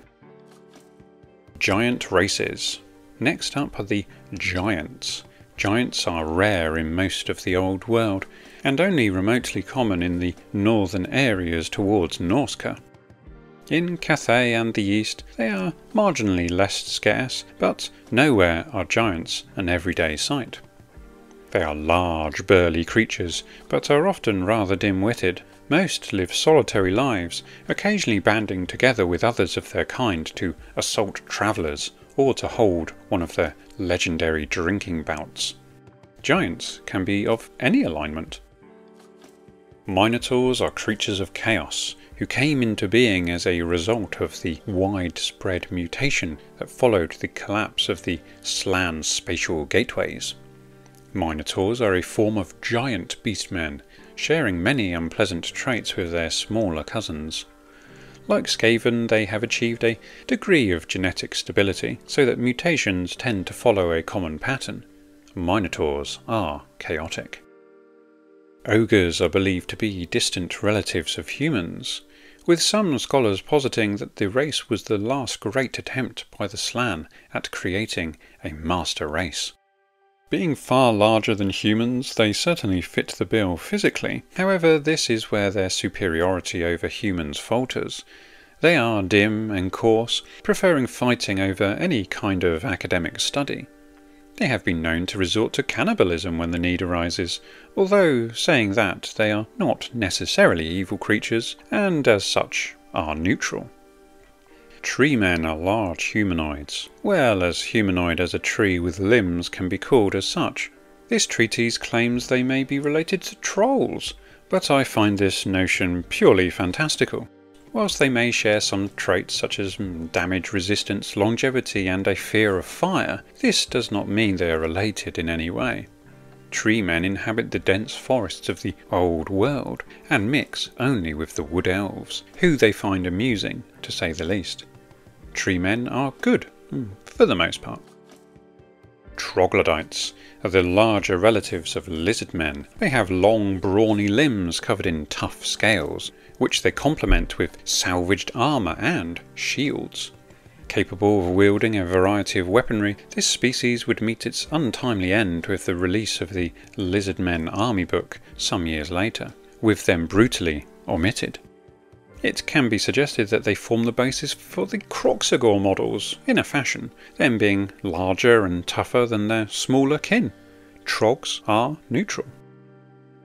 Trolls are foul creatures that inhabit the northern wastes beyond the Linsk River, although they are occasionally seen in the forests of the Empire.